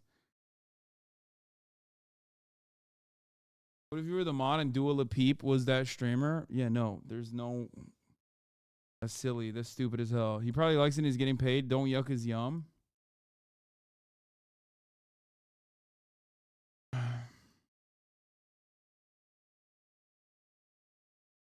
Dude, you didn't even see the worst part? She ran to the bathroom in disgust after kissing him. Is awful. I mean, dude, that part is still fake. It is still incel shit for you to get that mad. That part is fake. I hope you understand that. Like, or do you think she actually thinks that she now has cooties or something? No, the worst part about it is that, like, she's still humiliating him, and he doesn't realize how hard he's getting humiliated, I guess, because he thinks like, oh, you know, it's fine.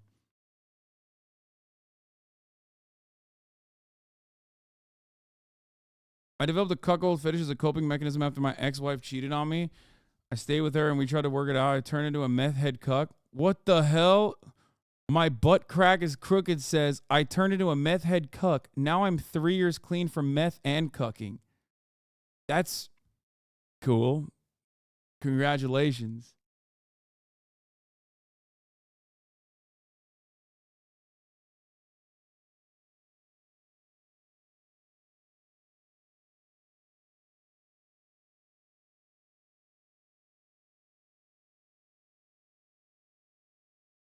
Imagine he was a viewer in your chat and you didn't know anyone involved. What advice would you give? Okay.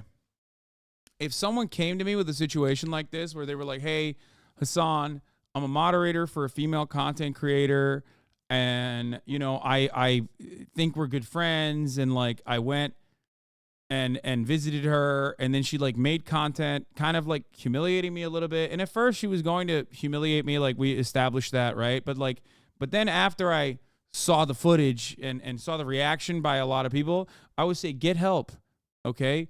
Get help. That's what I would say. I would literally say, what are you doing? If you're not comfortable with the reaction that you're receiving from the outside world, and if you're not comfortable in that very moment by the way that she and you guys are interacting, what the fuck are you doing? Don't do it. Don't do it. Don't ever do that again. Don't have some fucking self-respect. Have some respect for yourself and don't do that. Value yourself a little bit higher. Like, the idea that this is, like, the idea that he's, like, involving himself. I mean, oh my God. He talked to him for 48 minutes. Jesus Christ. Let's hear what he has to say. I want to hear what he has to say a little bit, because I want to get a better assessment of the situation. Wait, he's in her house. He's signing off from her. Wait, what? You and Caitlin meet and become friends. Right. So we became business partners first, right? So I reached out to her and wanted to get her PC set up kind of right. So that's kind of like the lore is that I'm her PC sponsor. So we met initially 2 years ago, and I built her computer, and then just kind of hit it off as They got to be milking it together, right? Like, this is a Bonnie and Clyde situation, right? Please tell me that that's what's going on and everyone has been played a fool. Come on. There's no way this dude is real. This is literally like, bro, this is like literally Pokemon tier 3 shit. Like, everybody used to make fun of Pokemon and Pokemon's fans or whatever. And then when a real situation like that occurs in the real world, they're like actually it's the dude is not even remotely at fault, it seems, in the process. There's no way. I don't want to believe this. you know, friends, and then I became kind This dude bought her PC? What of a mod doing more behind the scenes work for content related stuff, and just kind of had a personal relationship with kind of, you know, how tight knit with that kind of stuff kind of goes around with a content creator. Okay, I think that makes a lot of sense. Now, how close would you say you guys are? Do you guys like talk every day? Do you guys play games together off stream? Like, what does that dynamic look like? Stop victim blaming. Gun to his head off camera. Stop victim blaming. Yeah, so yeah, no, we do play games off stream together. She is like super into Valorant, and she's made me probably a way better player than, you know, just from our friendship and just, you know, having our banter and just like. Is she good at Valorant? Going back and forth on stuff like that. So I just like, I've gotten better at games thanks to her and our time off stream. And then we talk pretty much every week because we have like obviously so I want to tell people that I came and visited and I'm on vacation, right? Mm-hmm. And I was like, hey, let's do some streams together, right? So I know how to cook, and I know she's into cooking streams, and then that we would do like a drinking stream, right?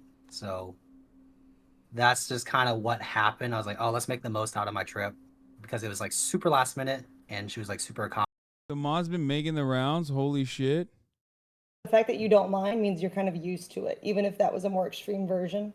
Because like you're allowing the more extreme version, and you're not really feeling that it's that uncomfortable because you're aware about the content aspect. Bro, this dude is doing a media tour. What's happening? Bruh, what is going on? This guy? Bro, he's fucking... What the fuck? He's like, yeah, dog, I got cucked pretty hard, okay? He's on the cuck media tour. Did XQC interview him too?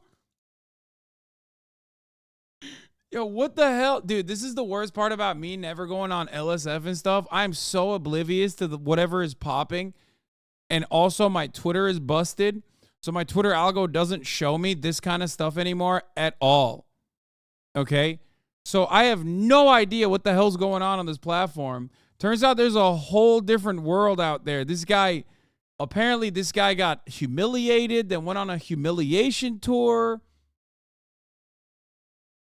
This is crazy. Do you realize how not threatened by this guy she has to be for all this to be happening? I mean, yeah. He's cucking his way to a career. He's like a wholesome sneako. I mean, he's doing a post-cuck game interview, dude. There's more? Well, shit. You had no intention of getting it that goddamn good. Nah, man. Look at me in the eyes. What? What the fuck is going on? Dude. Well. This guy went on a tour, dude. Hey, listen. Respect.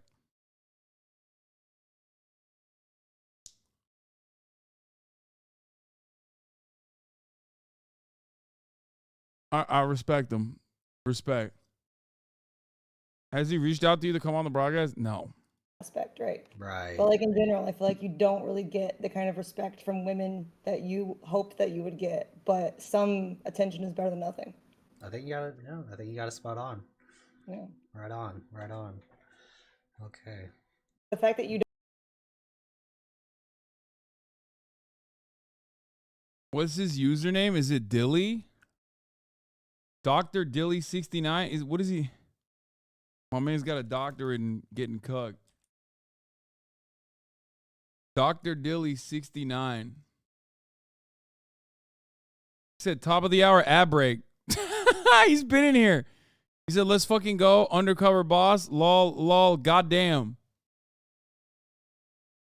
Oh my God, it is the top of the hour.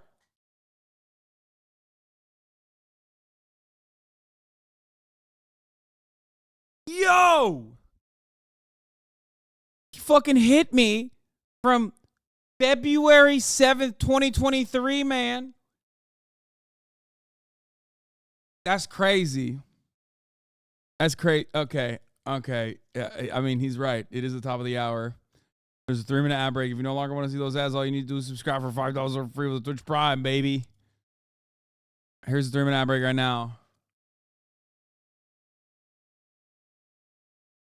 He's a time traveler cook. This dude is a content savant. Yeah.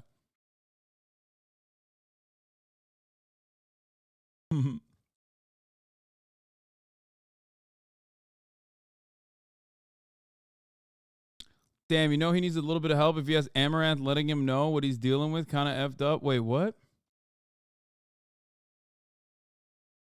So I'm still a little bit uncertain as to what is going on here, but I do feel like Charlie's taking it more seriously than he should. You know what I mean? I mean, it's like obviously a funny situation, and you know, idea.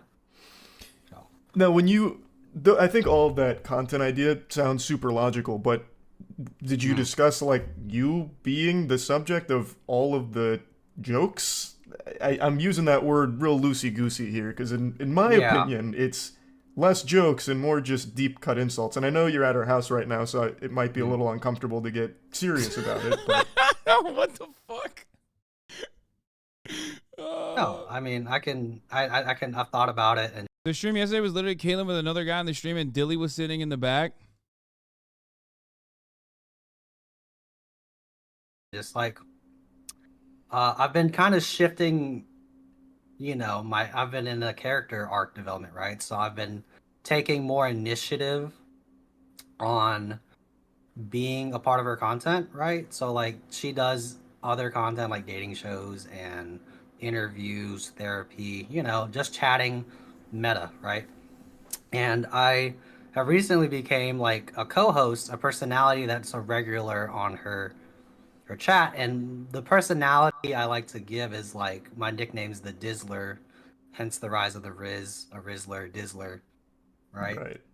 So initially the idea was, oh, if I got a kiss, it'd be like hype, be W's, you know, it's pushing that Dizzler narrative that I've been working on because I've been doing co-hosting, you know, wingmanning for guys, helping the girls that do the content we do together.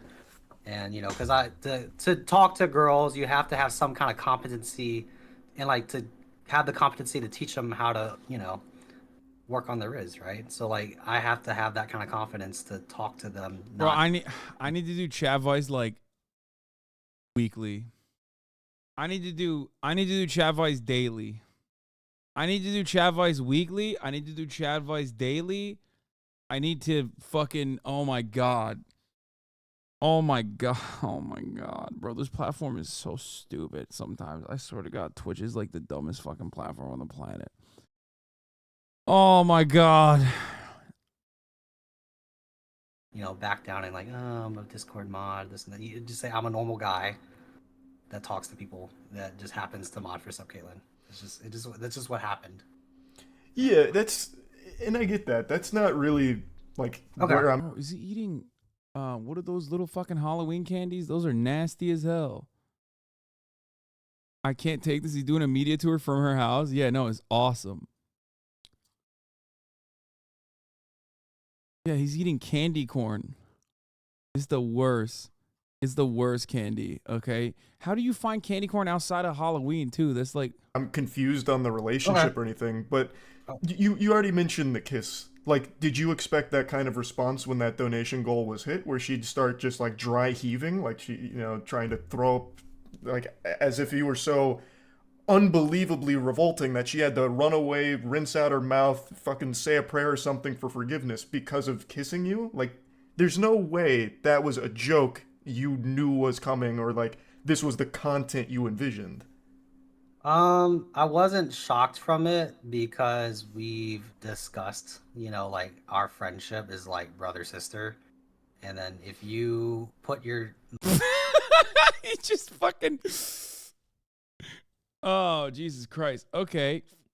First of all, candy corn is delicious. Okay, y'all are just weird. Okay, candy corn is gross. But also, it's like officially weird to have candy corn outside of Halloween. Like, maybe in Halloween is like the worst kind of snack, but outside of Halloween, where the fuck do you even find it? How dare you even attempt to shit on candy corn and you love Diet Coke? Yeah, Diet Coke is the nectar of God. Oh, God. The nectar of the gods. Or Diet Mountain Dew, really. Diet Mountain Dew is so fucking good. Oh, God. mindset on like, you know, she only kisses someone very seldomly, if at all, right? That she has to kiss someone that she sees as like a little brother. And I can understand that. I wouldn't want to kiss my older sister and be, Okay, ask him the question. Did you want to kiss up Caitlyn? you know. Is that okay? So is that the relationship you feel you have with her, a brother sister? Do you rate like everything in that stream? I watched it. You were extremely sweet and complimentary of her, like not as a sister, but as someone who's clearly more interested than that. Do you feel it's a brother sister relationship, or just the way?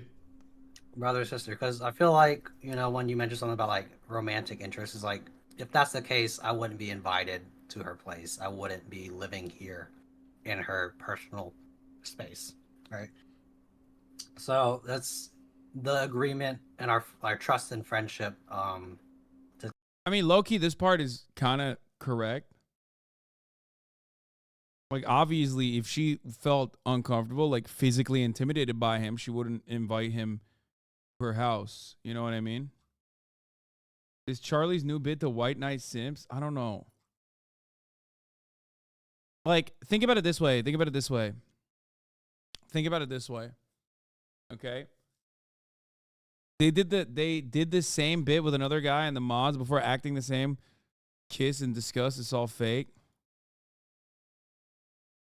Candy corn is good if you eat it slowly, but I have no idea how he got it outside of fall. I like that there's still so many people on the candy corn tip. Dude, I love that he's doing a media tour from her apartment or house with like the Sup Caitlyn light in the background, but it's turned off because it's like the flag is half mast. You know what I mean? Like, this is a scorned man. He's a half HP right now. Okay, he got cuck damage. Oh God.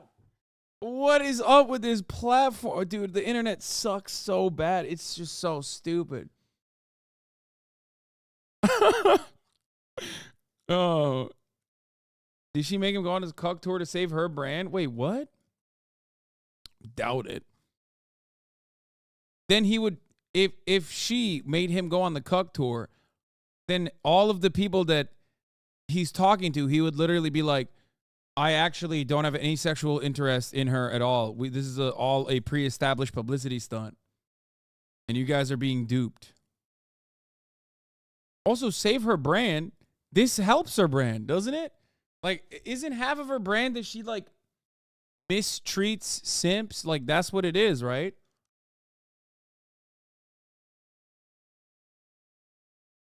I'm operating under the assumption that they're not even how he's describing. I assume they're either like IRL friends role-playing as a streamer mod, or maybe even something else, and he's just my mod who's staying with me on vacation thing is the foundation of the bit.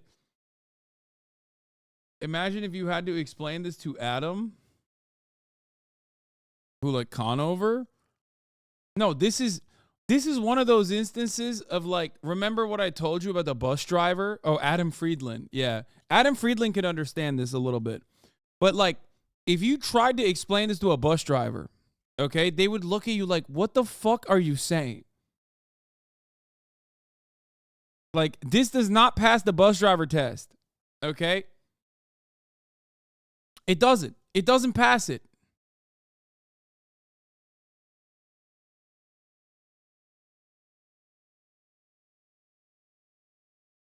To kind of keep it at that content level. and just like kind of understand that, you know, we are here to try to entertain. Now, did it achieve that goal? Kind of, sort of. Hasan, please stop explaining cuck rage bait to bus driver. But yeah, I do see her as like an older sister, and that's just how I have to perceive it, right? You know.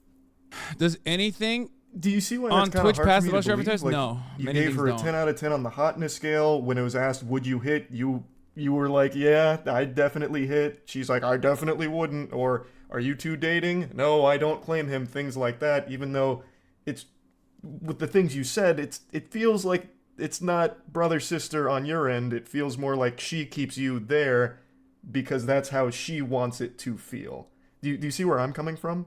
Yeah, and that's because I'm just super in tune of like what the content we were looking to push out, right? It's just like, because if I say nah. Wait, why? He's talking like. Wait, what? He's talking like this is, you know. He's talking like he has like Excel spreadsheets in the background of like what kind of content they're supposed to be doing, and then the content they're doing is literally just like, ooh, you kiss me and it's gross. Yeah, I mean this comes back to like, this actually does come back to what I was saying. It's like getting mad at cuck porn. Oh, Jesus Christ. Oh, she's a 7 out of 10. Oh, that just means I'm just saying it just to say it, because, you know, if I don't mean it, or like, you know, don't think my friend is all that, then because I got to be honest with myself at some points. Like, I think it's okay to make not direct compliments, but like, you know, if we're in that situation, just be honest, you know, and that's. So then, are you happy with? I do think it's funny how seriously Charlie's taking this. Like, Charlie turned up Charlie Rose in a fucking flip of a hat. Okay, it's like, all right, tonight's main subject, cuck porn. All the kids are raging about it. Is it dangerous? Is it real? Is someone really sad behind those baby blues? Tonight, I'm talking to the main subject of cuck porn, Dilly Mod, in what I've titled Moist Critical Interviews, Dilly Mod. He's just like, he's like piercing through the veil here. Okay? He's doing a 60 minutes interview on this. This is awesome. I mean, it's for the content, it's just like, it's great. At first, he makes some really reasonable points, and then he goes off script, and the more he talks, the less I'm sure of what he's saying. With this kind of content that gets made at your expense, where she's saying things like, oh, your hand's tinier than mine, which means, or we're the same size hands, so you have a tiny dick, or I'd rather go. Charlie's interviewing this guy with the same seriousness that 60 Minutes is like interviewing Israeli hostages that were released, okay?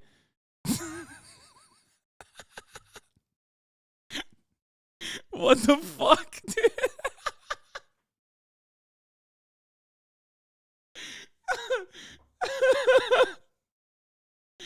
Fucking, it's awesome. This is great. No, dude, sometimes you can, you know, fucking take the shoes off, let the puppies breed, put your feet in the sand and maybe the water, okay? This is fun. Go with my ex who emotionally abused me and traumatized me, then date you for 6 months. Is that like good content to you? Like, is that a good relationship? I would say, you know, I'm the guest, and that's just what came out of her mouth. I can't control. But then just tell me, regardless of what you can control, how did that make you feel? Did that feel like content, or did that feel like, oh, that didn't feel good at all to hear you say those things? You care about her. Even if it's a brother-sister dynamic that you're saying, you clearly care about her. And for her to say something like that and meaner throughout the stream, did that feel like content, or did it feel like she was taking these extremely rude jabs at you? I just didn't take it personally, because I just feel like, you know, like we both had to reassure each other whatever had been said, or what, like, I could have dished out more. I could have been like, I'm way better than your ex. What the fuck are you trying to say? See, right? And that's where I'm even more confused, because you and Caitlin keep saying it's banter. Banter is an exchange. This was a one-handed fucking wallop here, where all she was doing was insulting you. Yeah, I mean, yeah, that's there's different kinds of content, right? Like there's the rake, for example, like, or there's the straight man. Like that's the whole point of this, which by the way, for the record, I got to remind everybody, I don't get it. It's not for me. I don't understand what people derive out of this. Okay? But I do feel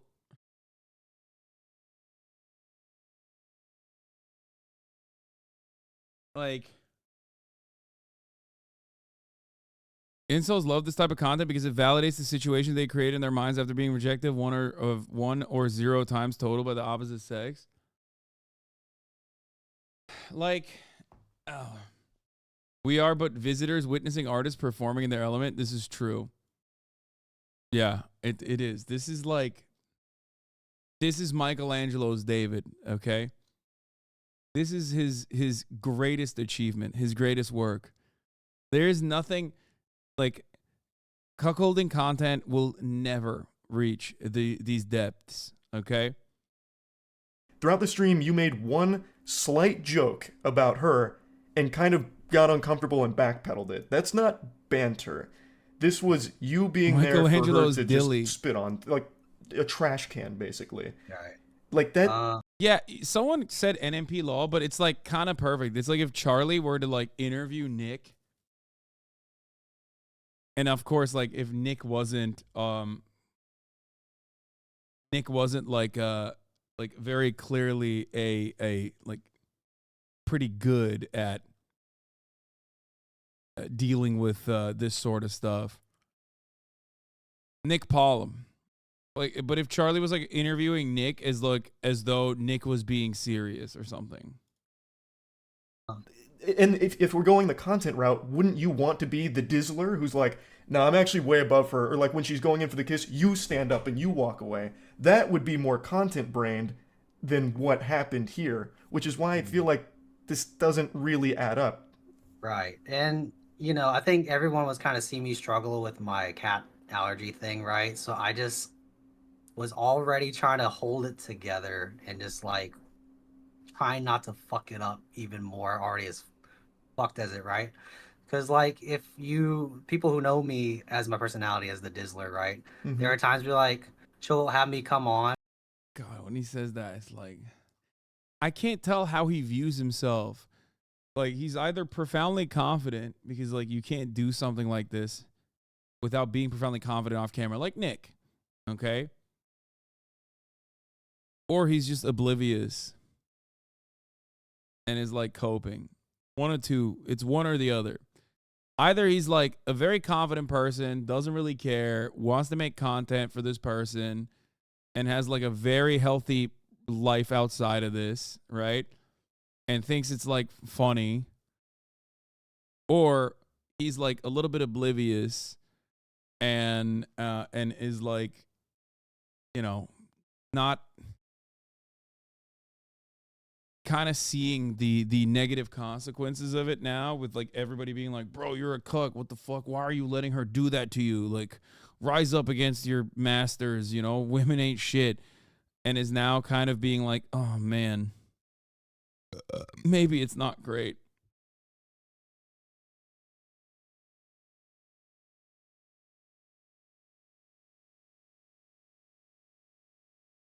There's no way he's this oblivious. He's going on a fucking media tour and it's all for the cloud and content. And talk, and I'll be like, so when are you coming over and we're gonna do it? I'm like, nah, I'm good, because like, you know, I'm talking to, you know, whatever, right? Because part of helping her with her content, I have to talk to a lot of women, and I joke about like, no, don't worry about me, you already done enough. Dude, I've already fallen in love with the Dizzler, okay? I'll just say it like that. The Dizzler has captivated me. This is Dizzle Nation. For me or whatever, right? So we're putting our flag it's just, down, boys. Like there's moments where like she'll throw it out there, and then it's up to me to like take that content or like mold it to what I want it to be. It's just that day is an extreme version of pushing it on this is a Discord mod, this is a Twitch mod.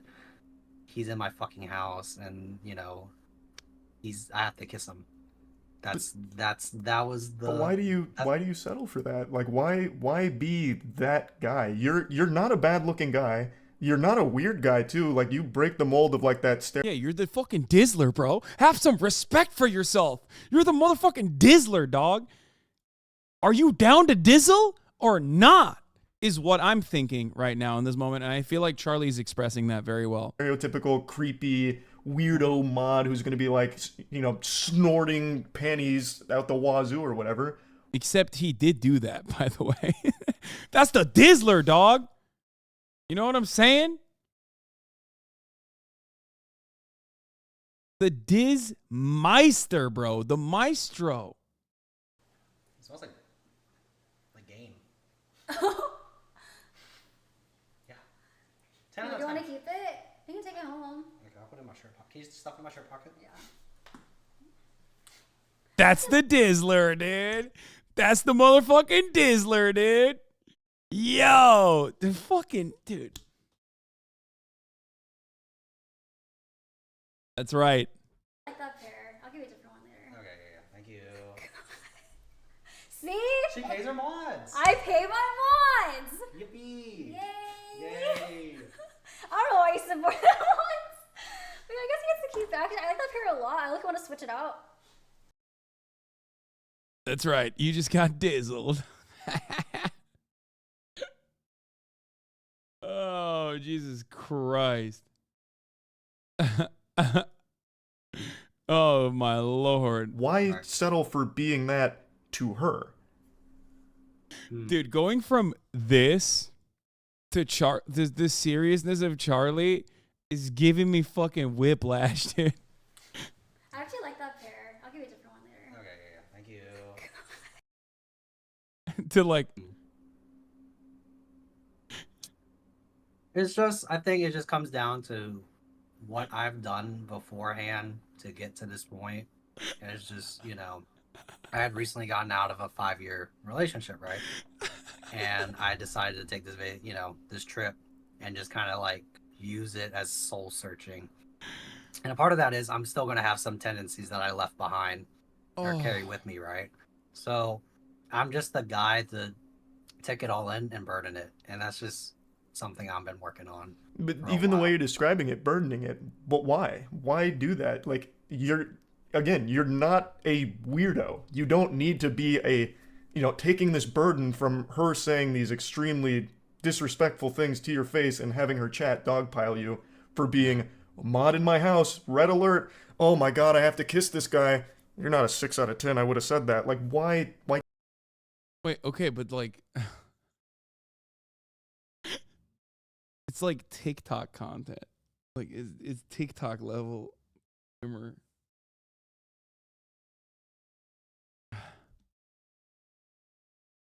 I take that. You don't... That's not a healthy relationship. Like, I don't know how she treats you off stream. If she's extremely sweet to you when the cameras aren't on, and then she treats you like this when the cameras are on, I mean, she's fake. And she... I love that the entire premise of this video is that Charlie cannot accept this guy is in fact a weirdo. Like, I mean, I kind of get it because he's like, how are you consenting to this? I don't understand. Why are you consenting to this?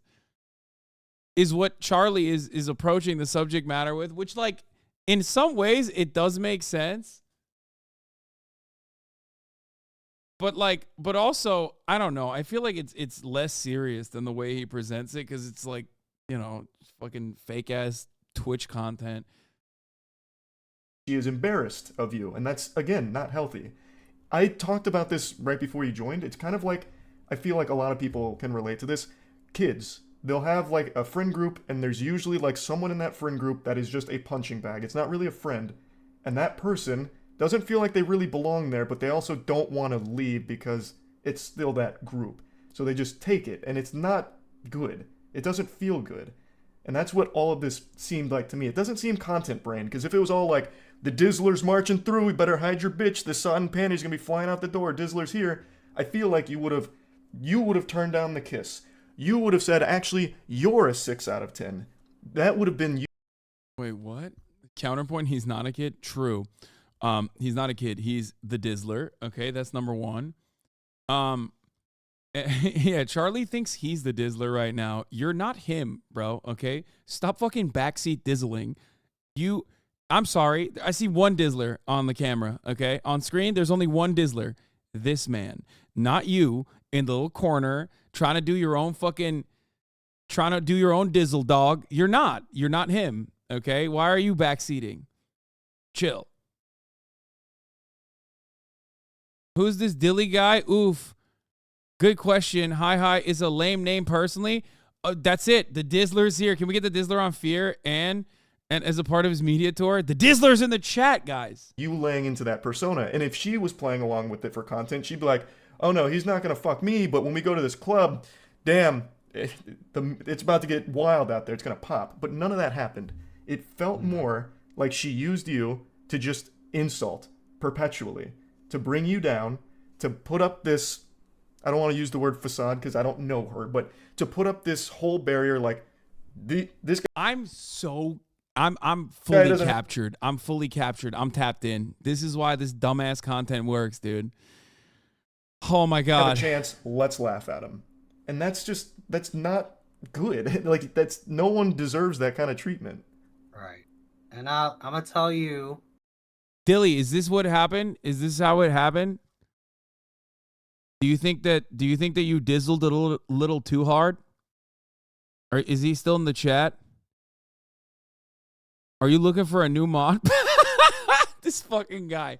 Listen, bro. Listen, is this what happened? You dizzled a little too hard? And then like people were like, you can't be dizzling like that. That's out of control. You can't be dizzling while driving is what a lot of people did, I think. Like they saw it and they were like, nah, you dizzled a little too close to the sun, dog. That's a little bit too much dizzling for my taste. I think you got to dial it back a couple steps. Right? Is that what happened? Like, what's going on here? How it's a formula, right? This is what it boils down to in her personality, right? So the reason why I agreed to do some of the things that happened is because I separate the person from the streamer, the content creator from the person. I'm friends with the person, and whatever it is. I mean, Loki, this is like a very I feel like this is a much more healthy attitude than the way that people are receiving him. I will say that much. This is like when people think that like they know the intricacies of like me and Will or Caroline's relationship. Like we've known each other for 10 fucking years. You know what I mean? And then people in the chat will be like, if Will doesn't treat you better, you're going to lose him. Or if you don't treat Will any better, you're going to lose him. And it's like, bro, what are you talking about?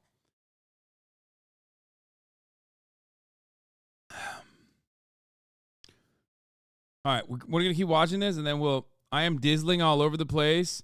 I'm dizzling all over the people to get my message across. Okay, but what is the message, Dizzler? What is the message? Like, for example, right? Based, and he could have been a cuck. super hot guy. Shut the fuck up, Will. And he could have had some kind of ick, like play, I don't know, Rocket League, or he plays League of Legends. But he's like amazing, everything. She's like, yo, you play League of Legends? Like, I don't know if this will work. Or, you know, just like make witty comments about something she might not like just because it's contrary. It is, you know, not controversial, but it can be. It's opposing, right? So for it could have been anybody, right? And it just happened to be me. It's not the first time she's kissed somebody on stream, right? Or like do content and it's controversial. So it just happened to be my turn, and you know I kind of understand the things and the. Bro, he's like, it was my turn on the cuck chair, Charlie. You don't understand, dog. Bro, what is Sub Caitlyn operating a cuck ring? What's going on, dude? He's like, we all got to take turns on the cuck chair, okay? You don't understand, Charlie. This is how it works. Okay, dude, what is this? This is a cuck cabal? Is the cuck factory? What's happening? Where is the set Dilly? My feelings aside and just understand if I'm gonna do content that it's what it strictly is. It doesn't have, but it doesn't. I said exactly. Wait, are you watching this from Sub Caitlyn's stream room? But you mentioned something that I want to point out. I went through and watched how she interacts with other friends of hers in the space, like Hasan and everyone like that. Why doesn't she treat them the same way she treated you? What's the deal with that then? How come? Why am I getting mentioned here? Whoa, whoa, what's going on here? Yo, chill, Charlie. Excuse me. Hello? Oh, fuck. Why am I getting name dropped? Dude, you have the legendary Dizzler in your fucking sites. Why you gotta bring my name up, dude? I don't fucking... My man's over here eating candy corn, dizzling away, and you gotta bring up me? I don't fucking... Oh, God. Okay. I'm telling you, he's farming incels. Maybe. I don't know. Oh, fuck.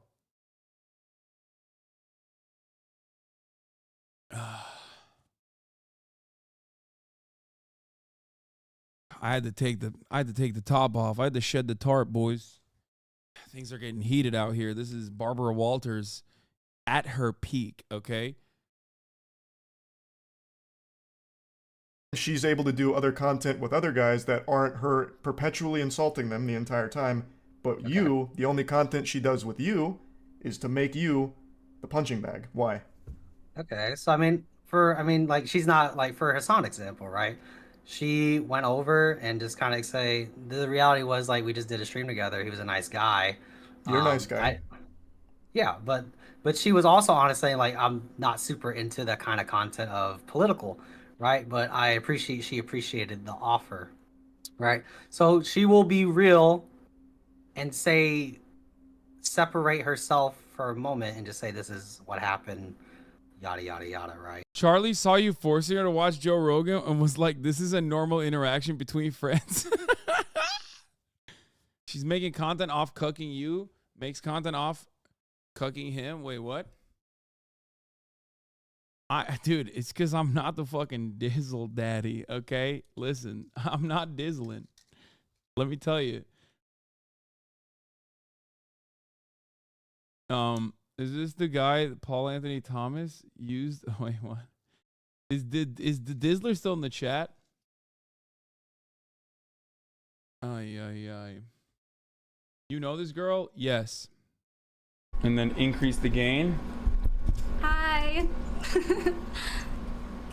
There you go, chat. This is actually crazy. It's just... Wait, this is actually so weird. You are literally like half of... Like, you stand in front of me. Oh my god. Look at your daughter.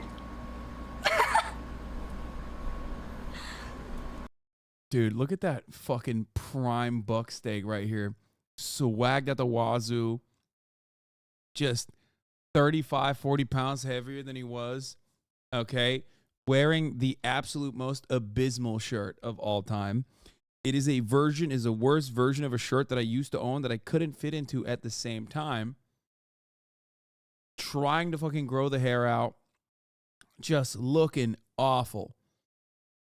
Okay. Looking straight up like AJ Soprano. Yes. Peak COVID. Peak COVID Hasan. A primo. Okay. This is A8. It's not A5. I'm down to an A5 now with the marbling in my steak. Back then I was an A8. How tall are you? I'm 5'1". And then increase the... Sheesh. Gabagool maxing.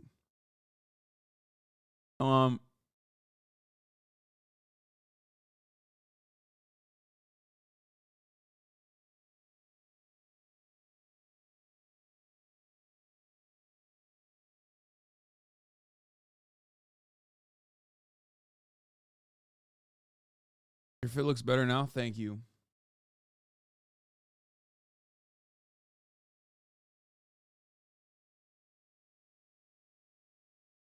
Hasan was rude to sub Caitlyn. Did you give Hasan a sloppy toppy? Or did he give you a Slurp 3000? So Hasan didn't offer me any beverages. I was so fucking thirsty at his house. He didn't offer me water, didn't offer me a Coke. I did not drink anything there. It was so rude. And then I did shake his hand. So that was like a kind of a sloppy handshake because I was like so nervous. My hands kind of like slopped out of his hand. But yeah, that was kind of cool, I guess. I think you're pretty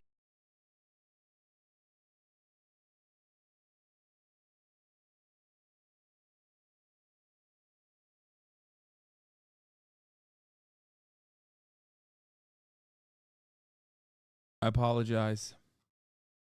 Anyway, the point is, listen, back then it was different. Shut the fuck up.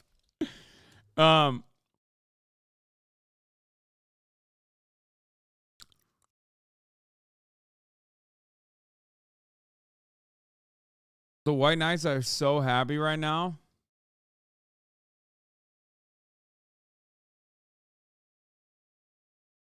Bro, I'm fucking straight, okay, here. You're trying to angle it to make it seem like I'm actually sitting on an angle here. You're wrong.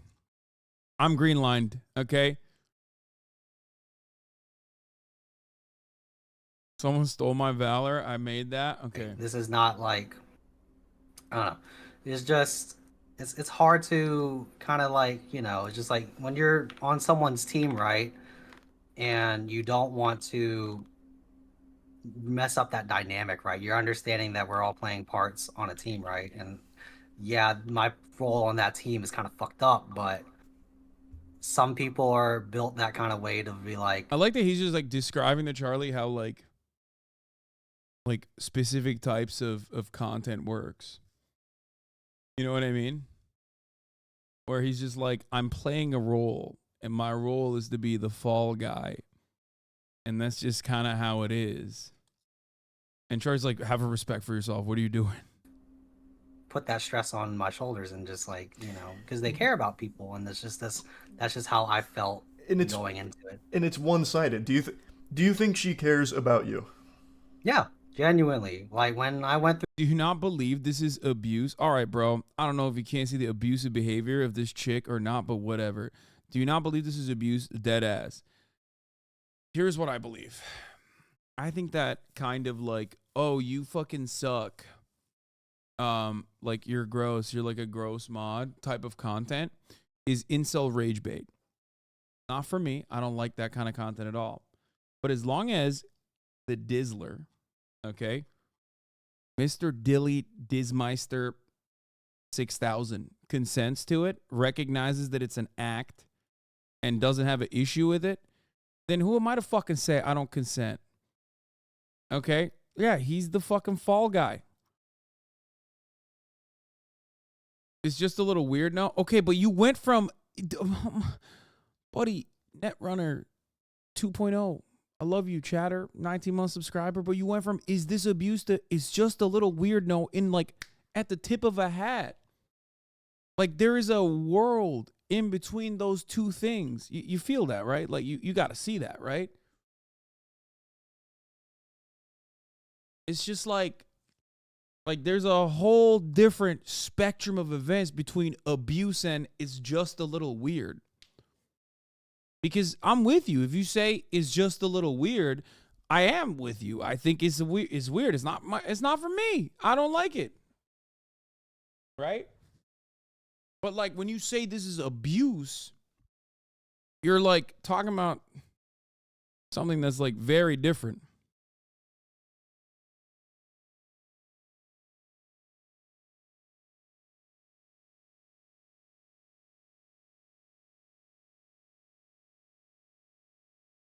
Bruh, some Irish guy injected cum into his veins to cure his back pain. Gotta check this shit out.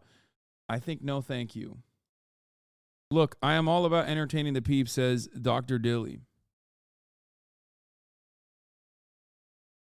That reads like an M HUD message. True. Through my breakup, she set me up to have a dating show. Like that's using you for content again, though. That's not looking out. I mean, if he's not being compensated in literally any way for providing content where he gets humiliated, it is really weird. No, I agree with you. I do, but also, I guess he's into it. You know what I mean? Like, are you into it, Dr. Dilly 69? Is this kind of what you kind of like it a little bit? Like, what's going on? It's literally the Ruby Rose weird OnlyFans guy rage bait shit all over again, just repackaged for Twitch. Yeah.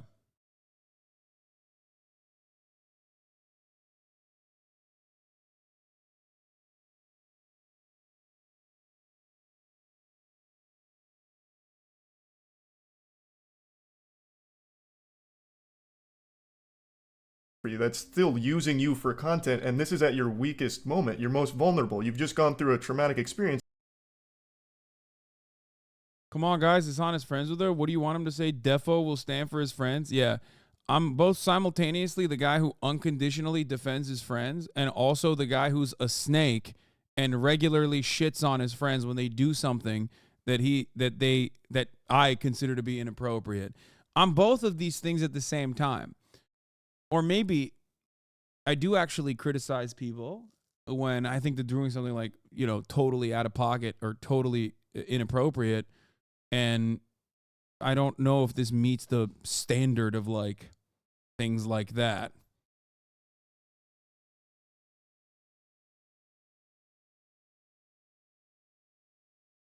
Like, I like Charlie. I've ball with Charlie.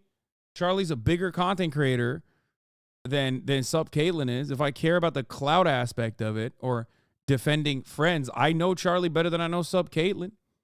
You know what I mean? Yeah, prove you're not a snake and play 8 hours of Tarkov with me? Yeah, okay, bro. That's insane.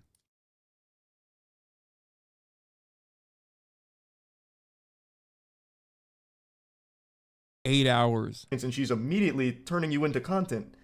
I could have told her no. I could have said, let me wait. But it's not your fault. I'm not putting any blame on your shoulders. Like, it's an opportunity. You're low right now because of this breakup. And I want to know more about what who's like, is saying. hey, I've got a bunch of girls I can put you with if you do it on my stream. It's immediately turning you into content. That makes me feel even worse about this relationship because after you've gone through something, she immediately uses you for content.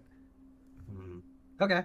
I mean, but to be fair, I mean, like, if she's just using me, why am I staying at her place? Why didn't I just get an Airbnb or a hotel? It adds to the content having you there and keeping you around to constantly belittle and make it clear to her community like, hey, this guy doesn't have a chance. Let's keep joking about it. It's all part of that same content cycle. Like, you are playing this role, which you have talked about, taking this burden, which you don't need to do. You're above that. And she is using this because it is part of the joke. Like, she is just farming this whole... What would you like to know? What would I like to know? What is the question that we have for Dilly, the Dizzler? I feel like, was Charlie being a little too serious here? Like, I don't know. Does the situation require this like seriousness? Charlie's 100% correct there. I think Hasan is taking the situation at its word instead of seeing it for what it is.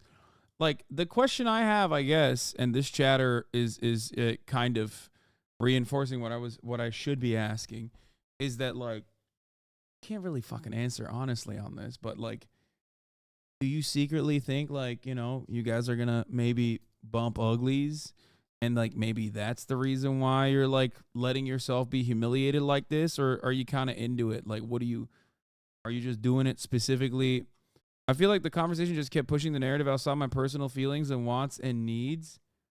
Okay, but like, the question is this, like, do you get paid to do it? I guess it's like not even any of my business, because I feel like you're an adult who can consent to not doing it if you didn't feel like it. Right? Here, I want to invite you and this chatter to guest star, have you guys duke it out. No, he says in the video that he doesn't get paid. I do think Charlie's genuinely concerned. It's like, way too drunk girl in the bathroom energy. It provokes concern, but she might be fine. Yes, but a girl who's way too drunk in the bathroom is in a fucking, like, dangerous space. You know what I mean? Chatter versus chatter.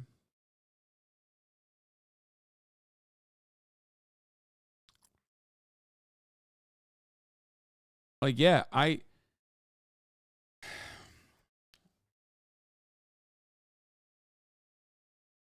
I think a lot of people are personally projecting their own insecurities upon the Dizzler. I mean, a lot of my cost to coming to LA was covered.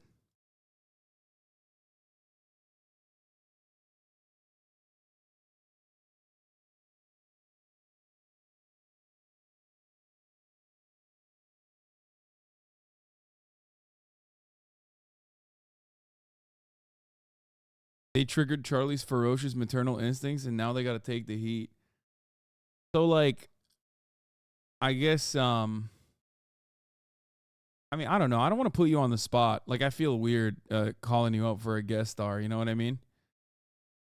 I feel odd doing that. I don't want to, like, use you for content, but I guess it's better to ask you directly than to, like, try to go over it. Said, no, you can't. Wait, how the fuck do I guest star again?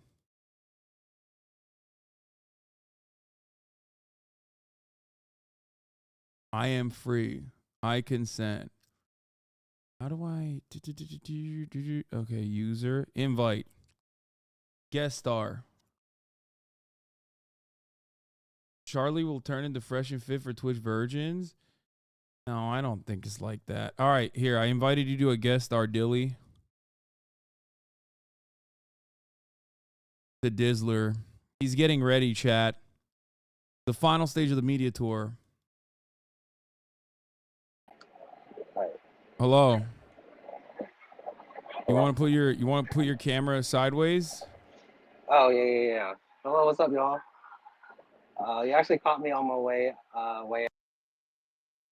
Wait, hold on. I can't hear you. Is it working? Yeah, wait. It's not sideways though. It didn't work. Never mind. Just keep it normal.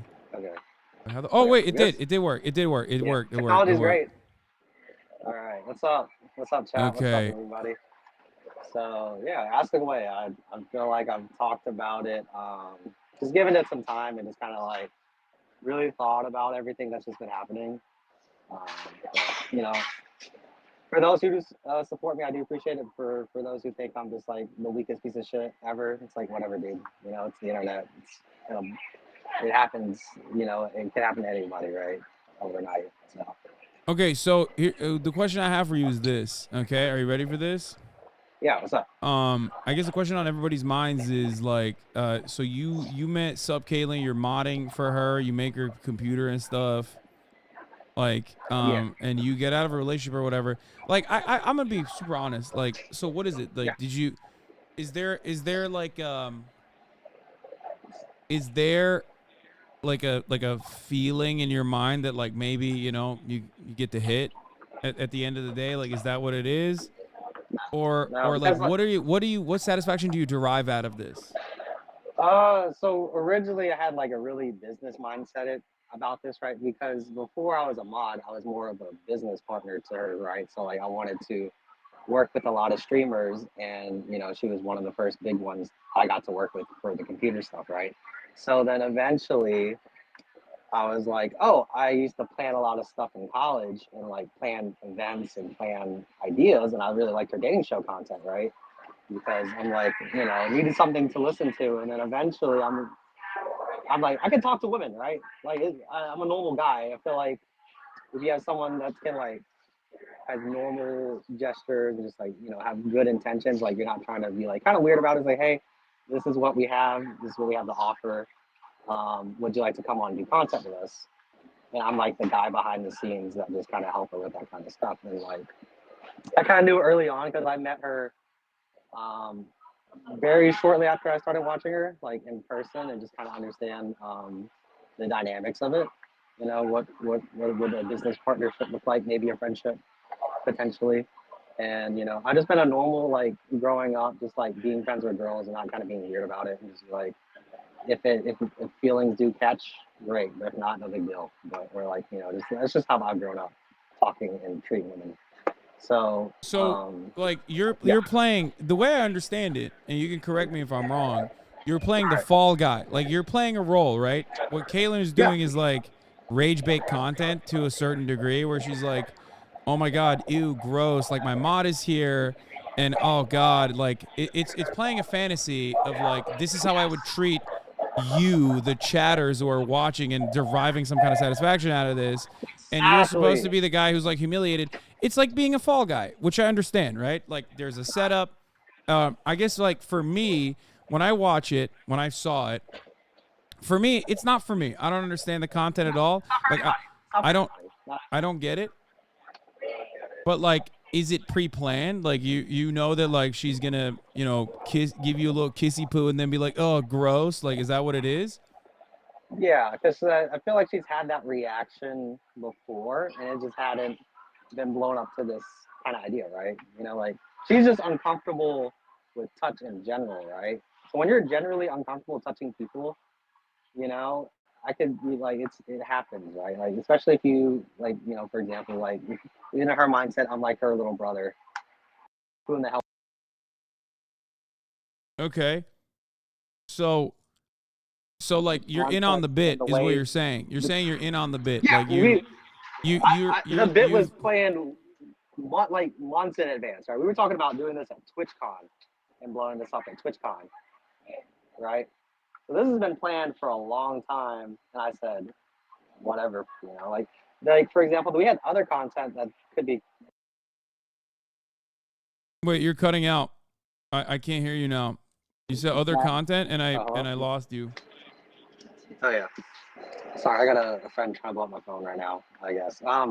But like we had for an example, right? Like she had spit in one of her viewers' mouth, and that was like planned content, but that didn't blow out of proportion like this did. Or like she had a viewer that has a tattoo of her, and they had like a skit planned with that, and that, you know, didn't blow up crazy, right? So you know, it's just like people pick and choose and victimize who wants to do what, and when they don't know the full story that we really ask people, is this okay? Are you cool with this kind of stuff, right? You know, like I feel like I didn't know this would affect my life in a crazy, you know, manner, because I'm just like, I'm all about comedy. I'm all about skits, jokes, all that stuff. That's just like what I live for my entertainment, right?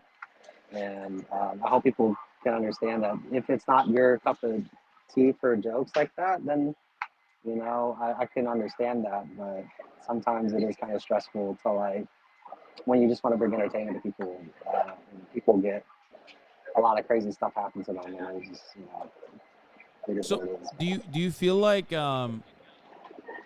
do you feel like people blew it out of proportion? Like, how do you feel after everybody was like, whoa, what the fuck? Why are you humiliating yourself? Why are you debasing yourself? I don't get it.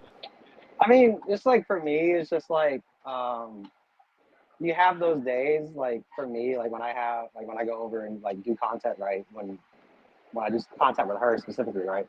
It's like, oh, I could have done this better. I could have done that better. And you know, like, because I feel like usually I'm more quippy backy, like, hey, you know, like for example, right? Like if she had mentioned something about her ex, I'm like, I know I'm dead way better than any like past ex or whatever. Like, you know, we're just like stop at it, right? It's just I was so like kind of messed up before, because I've been just like kind of sick and just like, you know, some very allergic to cats. I was just trying to keep it together and just, you know, try my best and get through the stream, because we originally didn't want to do it, and just go out and be normal people and hang out and be friends. So just for me, it's just like with I just wasn't be able to be myself or the way I wanted to be. But like, but I told her either way, whatever happens, kind of, you know, beforehand. Because we kind of talked about it before, like, hey, this is what I want to do. I understand what kind of like jokes and stuff she kind of had an idea planned for. So I didn't want to go over too much about that. I just wanted to go over what I would like added to it. And then we added it, but obviously that didn't, you know, go crazy. But yeah, it's just like stuff we talk about and just like communicate. There's like a lot of communication going on, and I feel like people don't see that, which is fine, because like out of context it looks crazy. Do you feel like people are projecting their own insecurities onto you? I feel like maybe, I think I wouldn't say necessarily, but yeah, some people are projecting kind of like as if I was their friend, and that they wouldn't see, you know, want to see their friend go through something like this, I guess, you know, but because they think I'm just probably like a normal mod who works really hard for her and simp for her and all this and that, and so how could she treat this guy so poorly, you know, when if anything she's made Twitch a hell of a lot cooler place for me than before I met her, you know, and just I got to meet a lot of cool people and do a lot of crazy things for other content creators that I can't even name drop, and do some really cool work behind the scenes. So it's hard, kind to like want to show gratitude in this kind of like situation, but I do. I'm very thankful, and I don't regret what has happened in the past few days. I will say that. Yeah, you went on a media tour, my man. You went on a like a cuckening media tour where you were like, no guys, I'm the Dizzler. You don't understand. You don't understand. I feel like I feel like you dizzled all of us. To be honest. I think it was just part of it. I just kind of like, it's just like, it's like I feel like you don't ever get to fight back on the internet sometimes, and I feel like maybe the Dizzler can do it, and I think it's gonna take some time, but I think we're off to a good start, and I can't believe you're even seeing this, and I'm even talking to you. Like I walked past you at like TwitchCon, like, oh man, I can't believe this guy's like right next to me. Like I'm so like normal and chill. Like I just don't like to bother people too much sometimes because I'm just like, I don't want to act like a fan or be like give off fan behavior stuff, But I just like do appreciate content creators and what they do, and to the time y'all take to try to get to know people sometimes, and understand some of us are pretty normal people. So, would you do it all again if given the opportunity? Or like, would you dizzle, or do you feel like you dizzled a little too close to the sun, or would you dizzle that hard once again? If I could dizzle back in time, yeah, I would have done the kiss a little bit better, just so the Dizzler comes out a little bit on top.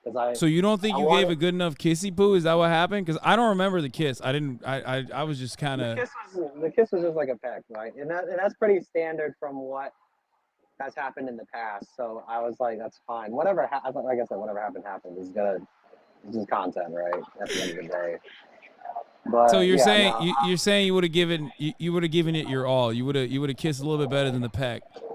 Yeah, I feel like if I call myself the Dizzler, I think the kiss should have been a little better. But other than that, no.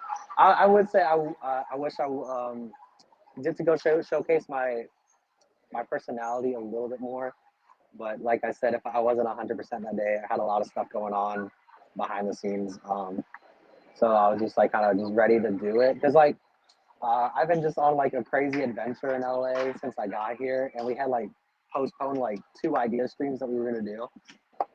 So, Caitlin was like super nice. She's like, hey, we don't have to do all this bunch of content. Let's just hang out and, be normal people and be friends, right? But I really just came here to hang out, honestly. So it's just crazy. Something we just did like last minute is blown to this kind of proportion. So I'm just like, okay, yeah. Now I got to answer for it. Yeah. Okay. All right. Well, I don't know. I mean, this is like this has been very illuminating. Wait, did someone clip it? No. Oh, never mind. I thought someone clipped the kiss. I was gonna go see and rate it. I was gonna go rate your kissy poo. See. It's just like a little, heck and then go. Damn, dude, hold up, yo, you're dizzling all of us. We didn't ask for this. Whoa, chill. No. I don't want to get canceled again. Okay, but Wait, why do you feel like you got canceled? I don't think you got canceled. I think people were. No. Oh, yeah. I just don't want to cause you any trouble. So no, I think people I think people were like, defending you. They were very upset at Caitlin. They were like, what the fuck is she doing? Like, she sucks. Like, she's awful. Like, that's it seems like that's the prevailing attitude online. And that you are what do you call it? That you're oblivious to the fact that you're being used.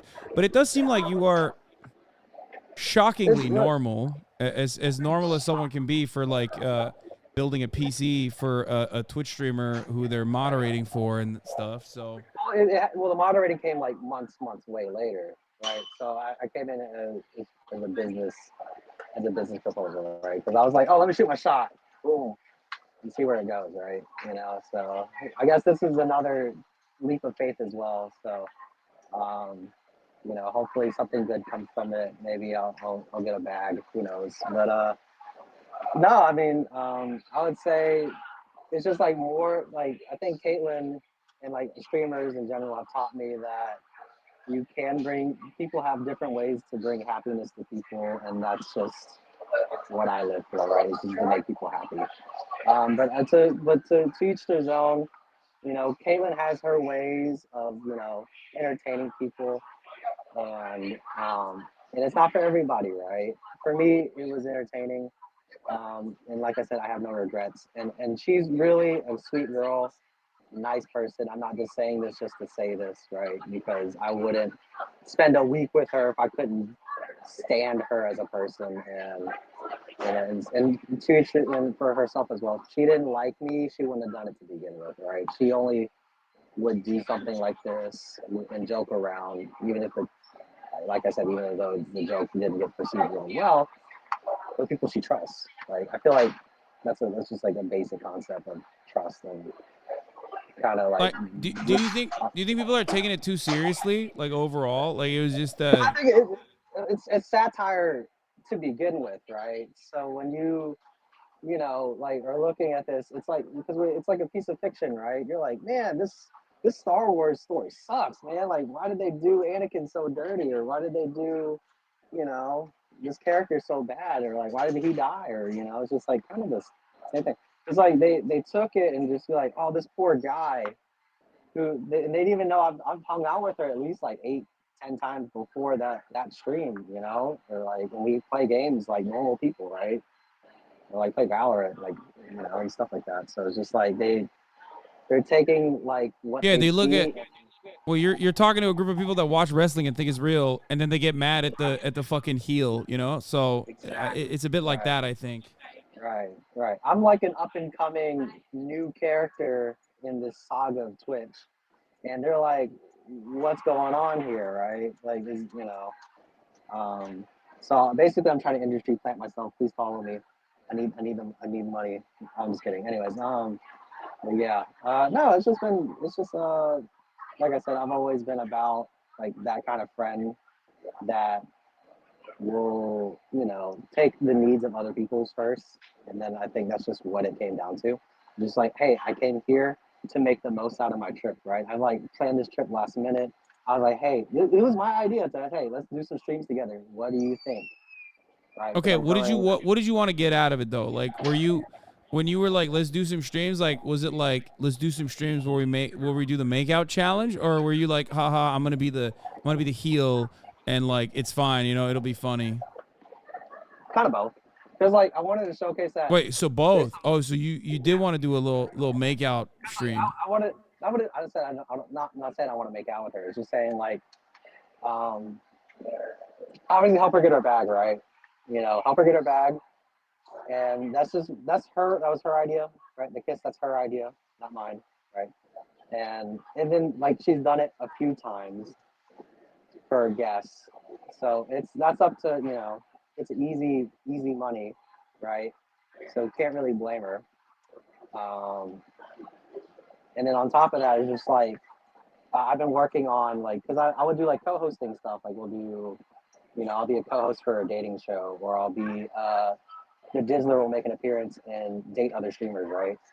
And just wanted to like keep that Dizzler momentum, get that Dizzler stocked up, you know, and you know, because I do enjoy streaming on occasion, and just wanted to take it a little bit more seriously, and just like this was like kind of an idea to help me get in that direction, and just like kind of push it in that direction. It's like, hey, I can do this and be kind of funny, and people enjoy watching, and that's just like reassurance of that kind of thing. Well, listen, I wish you well, and I hope you dizzle your way to the top.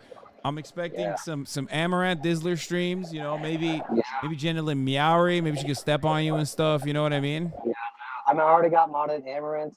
She's telling me to hit the gym. Dude, so you're I'm on the gonna up and up. It's Jover. All these guys, they're hating on you, but they don't see the vision, Dizzler. I see it. You see it. This is why you're my guy, Hasan. I see the bigger picture here. All right. Well, thank you for talking to me, man. I appreciate it. All right. Thank you for coming on, my man. Have a good one. All right. See ya. All right. Bye. Bye. There you go. That was Dr. Dilly 69, a.k.a. The Dizzler, coming to you live from the airport. That's right. That was we secure that. Listen, guys, sometimes I have really important guests on this broadcast. And then sometimes I have the most important guest on the broadcast. You know, Dr. Ofer Kassif gets suspended from the Knesset immediately after October 7. That's one thing, okay? Israeli conscientious objector Tal comes on the broadcast to talk about how he's going to go to prison. That's another thing. And then sometimes you have actually interesting interviews that you must, not even interesting, but incredibly important interviews that you must conduct. And that is the Dizzler, okay? That's right. It was so important I didn't even run the top of the hour ad break, okay? Imagine Tal watching this from prison. And bro, honestly, the most normal chatter you've had so far, if that doesn't smell of a new GTRP character, I don't know what it is. Bag waiting to be grabbed, I'm just saying. Yeah. I like that people say, look, this is a good take, I guess. I'm not convinced, but he seems happy for all the attention. I can't understand how someone gets so upset on someone else's behalf. Yeah, that seems like that's the most common thing that happened here. It is just that like people are just more mad about the Dizzler for dizzling a little too close to the sun. You know?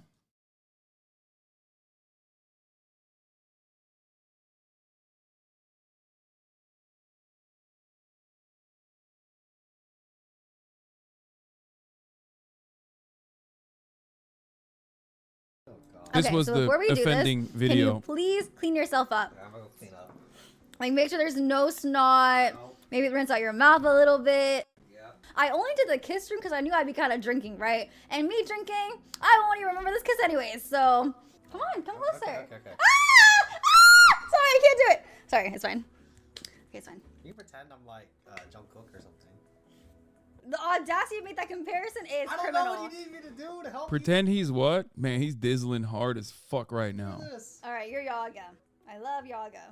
Your lips have pressies on them. Go wipe that shit off. Guys, there's like dry lip skin on his lips. Sorry, go clean. I told you to clean up. I'm using chapstick, y'all. I'm trying. Okay, there's shorts built in. Don't worry, guys. Come close. Anaphase is so right. She literally is the Kobe of this content. God damn it.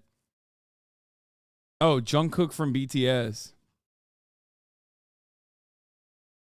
I swear motherfuckers been doing cringe mod bait content for years and it works so easy.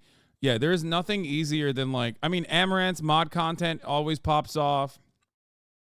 I have to go to you or I have to come closer to me? Okay, I'm right here. Oh, God, fuck. I'm sorry, one more shot, guys. You snotted on your snots. Wait, on my leg. It did? Yes. I'm so sorry. Okay. Oh my god. All right, come on. Okay.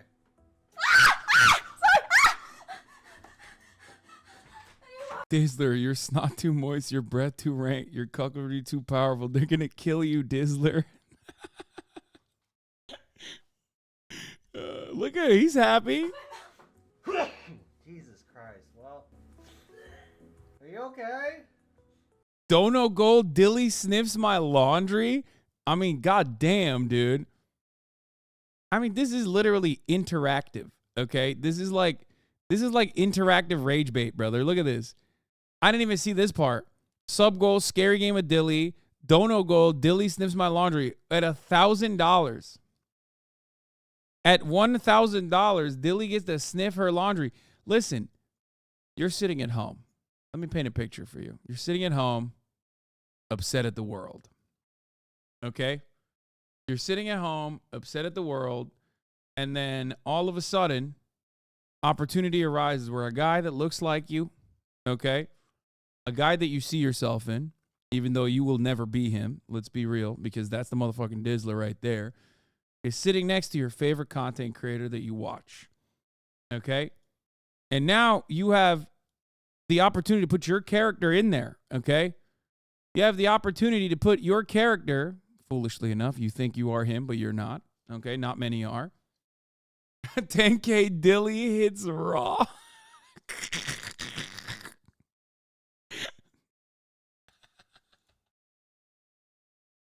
Stop, bro. Okay, listen. By the way, the goal was reached. I know the... Wait, why are you informing me, dude? See, this is what I mean. A lot of you are fakes. Okay? A lot of you are phonies. You're like, oh, ew, I would never watch this. I'm so mad that this happened. Meanwhile, you're like literally tuning in to the latest and greatest. Okay? You're tuning into the last episode to see where to see where he said he smelled it. I did sniff it. It was pretty clean. Oh, I'm sorry, man. I'm sorry to hear that. I know, we watched it. So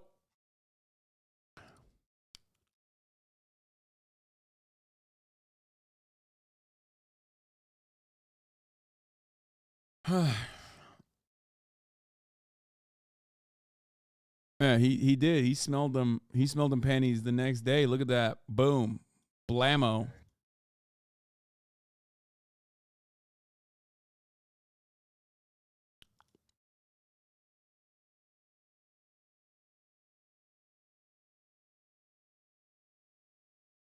And that's why Donald Trump will win the election? Probably. Even Jake Sucky getting shots on him? Well, because Jake is like a mercenary. Okay? Jake Sucky he's not thinking about it. He's not like, he doesn't, I don't know what his like personal opinion is on anything. He's just always going to be the guy who escalates things. Okay?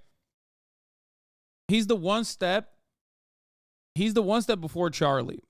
Like the way I feel like the content carousel works is content creator does something that is like offensive or bad or wrong or just like pisses off the incels, right? So then Jake Sucky or like the Twitter farmers will immediately jump on it, clip it, like this fucking guy, okay? And will post it, and millions of views will be had. And then Jake Sucky will post it after these click farmers post it. And then if it hits like a certain level of virality, Charlie will make a video about it, and then it's like, oof, off to the races. 7 million views. Charlie's taking a position on it. It's like... And then everyone's mad. Everyone's got an opinion that is basically like repeating what Charlie has said, but much more angrily. And here we are.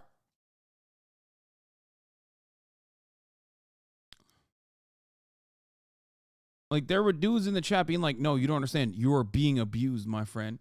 And the way I see it, like, I'll be honest. Do I think the Dizzler maybe wants a little bit more? Maybe, but we'll never know, okay? The way I see it, he knows how clout works. He knows how rage bait works. He knows how content works. He's familiar with her game, the Kobe Bryant of this kind of incel rage bait, okay? Yeah, go ahead. Defend your friend, fellow streamer. Not expected at all. You're unironically an incel. Are you talking about me defending the Dizzler? Because I said I should let him dizzle? Is that what's going on? My friend the Dizzler? Dude is responding exactly how you should. Ride the wave? Yeah. The way I see it, he went on a little vacation. He put himself in a position that was like where he understood that it was going to be like embarrassing. He got to meet some famous people. He got to stay in this content creator's house that he was modding for. She obviously feels comfortable enough to have him stay over. And then people saw it and got very upset and like blew it out of proportion. And then he seemingly is like very normal in the way that, perhaps too normal in the way that he's responding. Because like, after all, getting involved in a situation like this is not exactly normal. It's not a normal situation. But what a lot of people don't understand, and this is something that I see. This is something that I see in like role play, right? This is something that I see in role play all the time. Like in role play, there's going to be someone who wins and someone who takes an L, okay? And RP chat gets really shitty for this reason, right? One, people take these characters too seriously and think that it's not even acting, but these are real human beings. And two, they get mad when their streamer loses, right? And it's just, at the end of the day, it's just content. It's fake. It's not real, okay? Yeah, it's a kayfabe. Like, someone is going to be the fall guy. Someone is going to be the L taker. Someone's going to be the W taker in this situation. And it seems like this is not dissimilar to what you experience. You forgot that this is actually a dream for her chat, so he's envied for the shitty situation, even, I'm certain.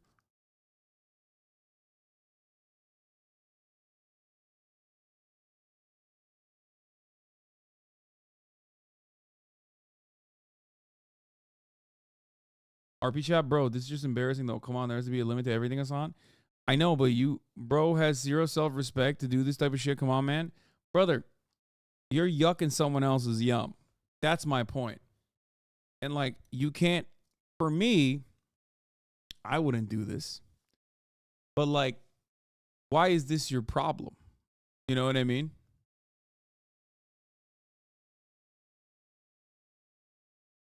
That's it. That's the way I see it. Like, I feel like he enjoyed this. He feels like he got out of it.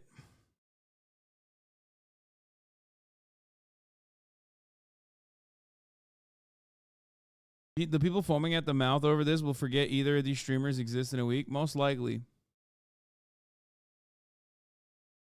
It's just like, I don't know. I think it's extra weird to like worry about someone else's situation. To be like, we are uncovering a deep conspiracy here with this guy who like is secretly very sad. I mean, I interviewed the Dizzler. And I didn't want to, like, feed him anything, right? I didn't want to feed him, like, whatever narrative. I wanted him to let it loose. So I asked him questions from both sides. First, I started off by saying, like, all right, so what's up? You want to, you know, you want to hit it? Is that what's going on? I did the incel opener, you know what I mean? For all of you who wanted me to get that out of the way. And I was very honest about it.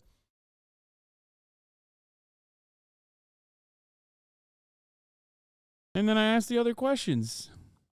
And it seems like he's, like I said, surprisingly normal for a Twitch chat modder would go and stay at the content creator's house for a week. Like, surprisingly and refreshingly, I would add.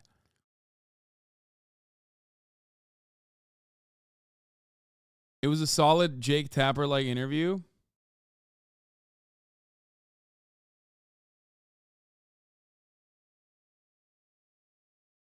I don't think it's his yum, bro. I don't think he had a good time, to be honest. This story seems like hope.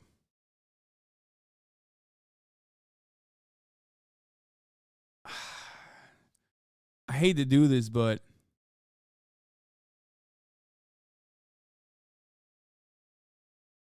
Chatter, I think you're a lot weirder than the Dizzler. Like, for getting into this level of psychoanalysis,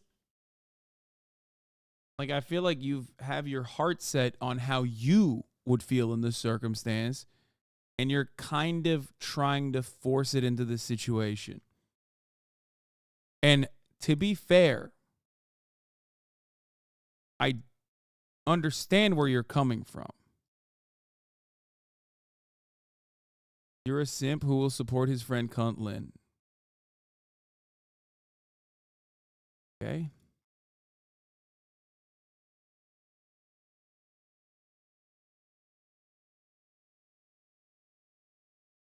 Has the Dizzler condemned Hamas? The Dizzler has not condemned Hamas, as far as we know.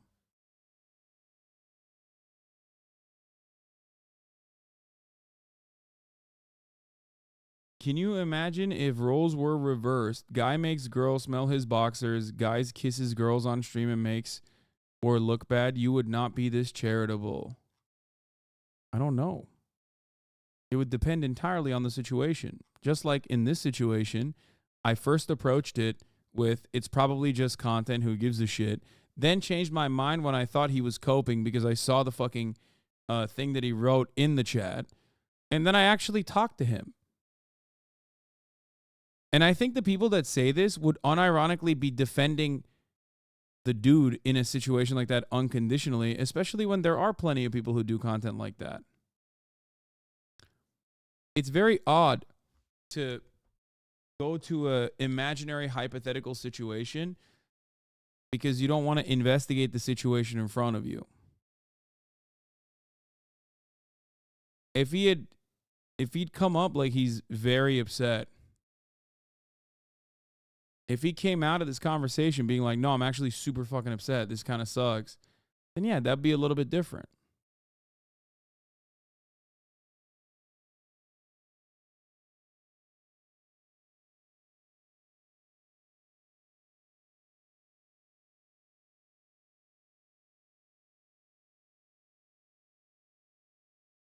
It just came across like he was into it. Okay, but when are you going to do this with your mods? It's, yeah, not happening. Okay.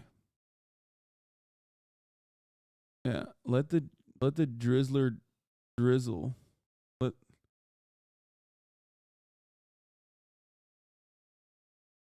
This type of content that exploits women's insecurities, the street interview content, yeah. But in a way, you see why people are mad at her, right? This isn't a real friendship, and she, not saying she did, manipulated him into thinking what friends do. Yeah, except, like, we don't know the fucking background and the relationship they have off camera, and we're just simply making assumptions, which is why I asked him personally. And it didn't seem like he... was upset about the situation at all, which is why I think it's odd for us to get this upset. To be honest, she did abuse him. Okay. Twitch chat is, once again, the absolute worst place to have conversations like this. And it doesn't really matter because people will literally be like, nope, this was inappropriate. I don't like it. And it doesn't matter what the perceived victim in this circumstance feels.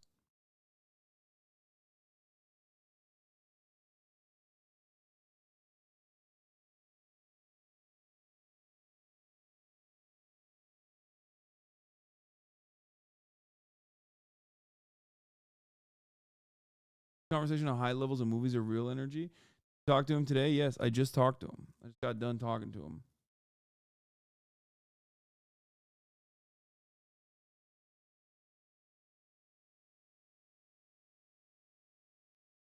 He was abused, said she gave him clean panties. All right.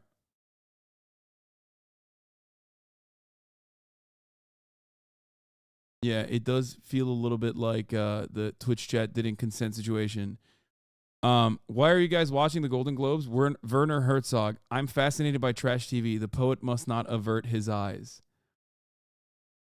That's how I feel about this situation. Low key but high key.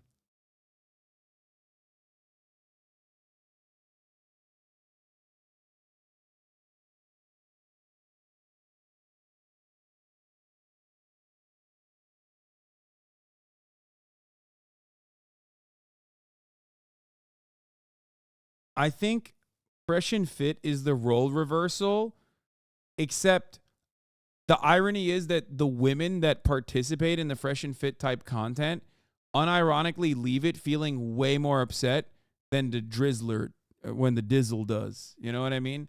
That's the difference. Like, I also get mad at the women that participate in the Fresh and Fit shit too, where I'm like, why the fuck are you going on the show? They're going to shit on you. Like, that's the whole goal. Like, are you that hungry for clout that you will debase yourself in front of these two fucking clowns, right? And I've been pretty fucking consistent on that too. The difference, however, is that the Dizzler, he seemingly is way, way happier about the situation that he got himself into than those women are after they go on the Fresh and Fit podcast. That's it. And also, the very same people that get mad at the Dizzler and this situation, this consensual arrangement, will literally unironically die defending the Fresh and Fit podcast.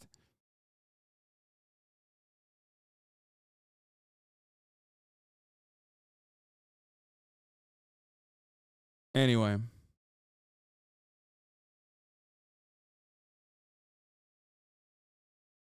All right. On that note, don't talk about Fresh and Fit. They might have a tweet from Jim at 4 a.m. Yeah. On that note, I'm tired. So I'm gonna run the last 3-minute ad break here, and I'm gonna dizzle out. Okay, chatters. And tomorrow is, what day is it of the week? Is this just Monday? I guess tomorrow is Tuesday.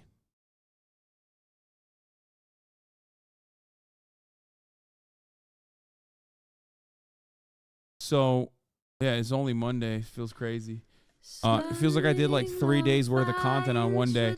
Anyway, love you guys. I will see you tomorrow, okay? Be kind to one another. And be a little bit more like the Dizzler, you know? Be more confident in yourself. Tell Kaya I love you, okay? Look at this goofy ass. Sunny Los Angeles, California. What's up?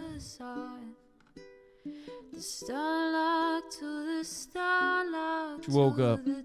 Y'all woke her up. Just begun. Anyway. Bye, everybody. See you tomorrow. Bye-bye. Peace. Sun is streaming. There is again. Her sun is streaming. Her sun is streaming. Reviewing the P.O. box. Uncle Uger's face. Sudden discord at your prop. Great names take embrace.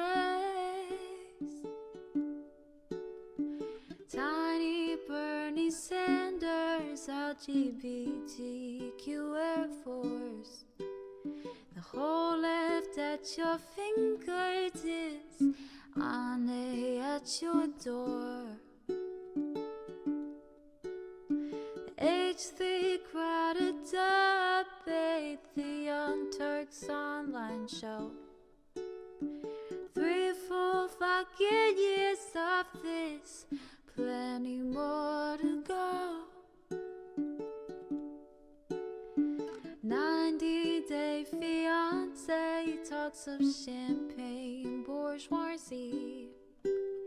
A Trump rally live reaction on mass riot at DC. There he is again. Her sun is streaming. Her sun is streaming. There he is again. Her sun is streaming. Sun is streaming. Reading live stream fair comments, Austin show chat advice, and all the ways the right wing pipeline can suck you in online. JC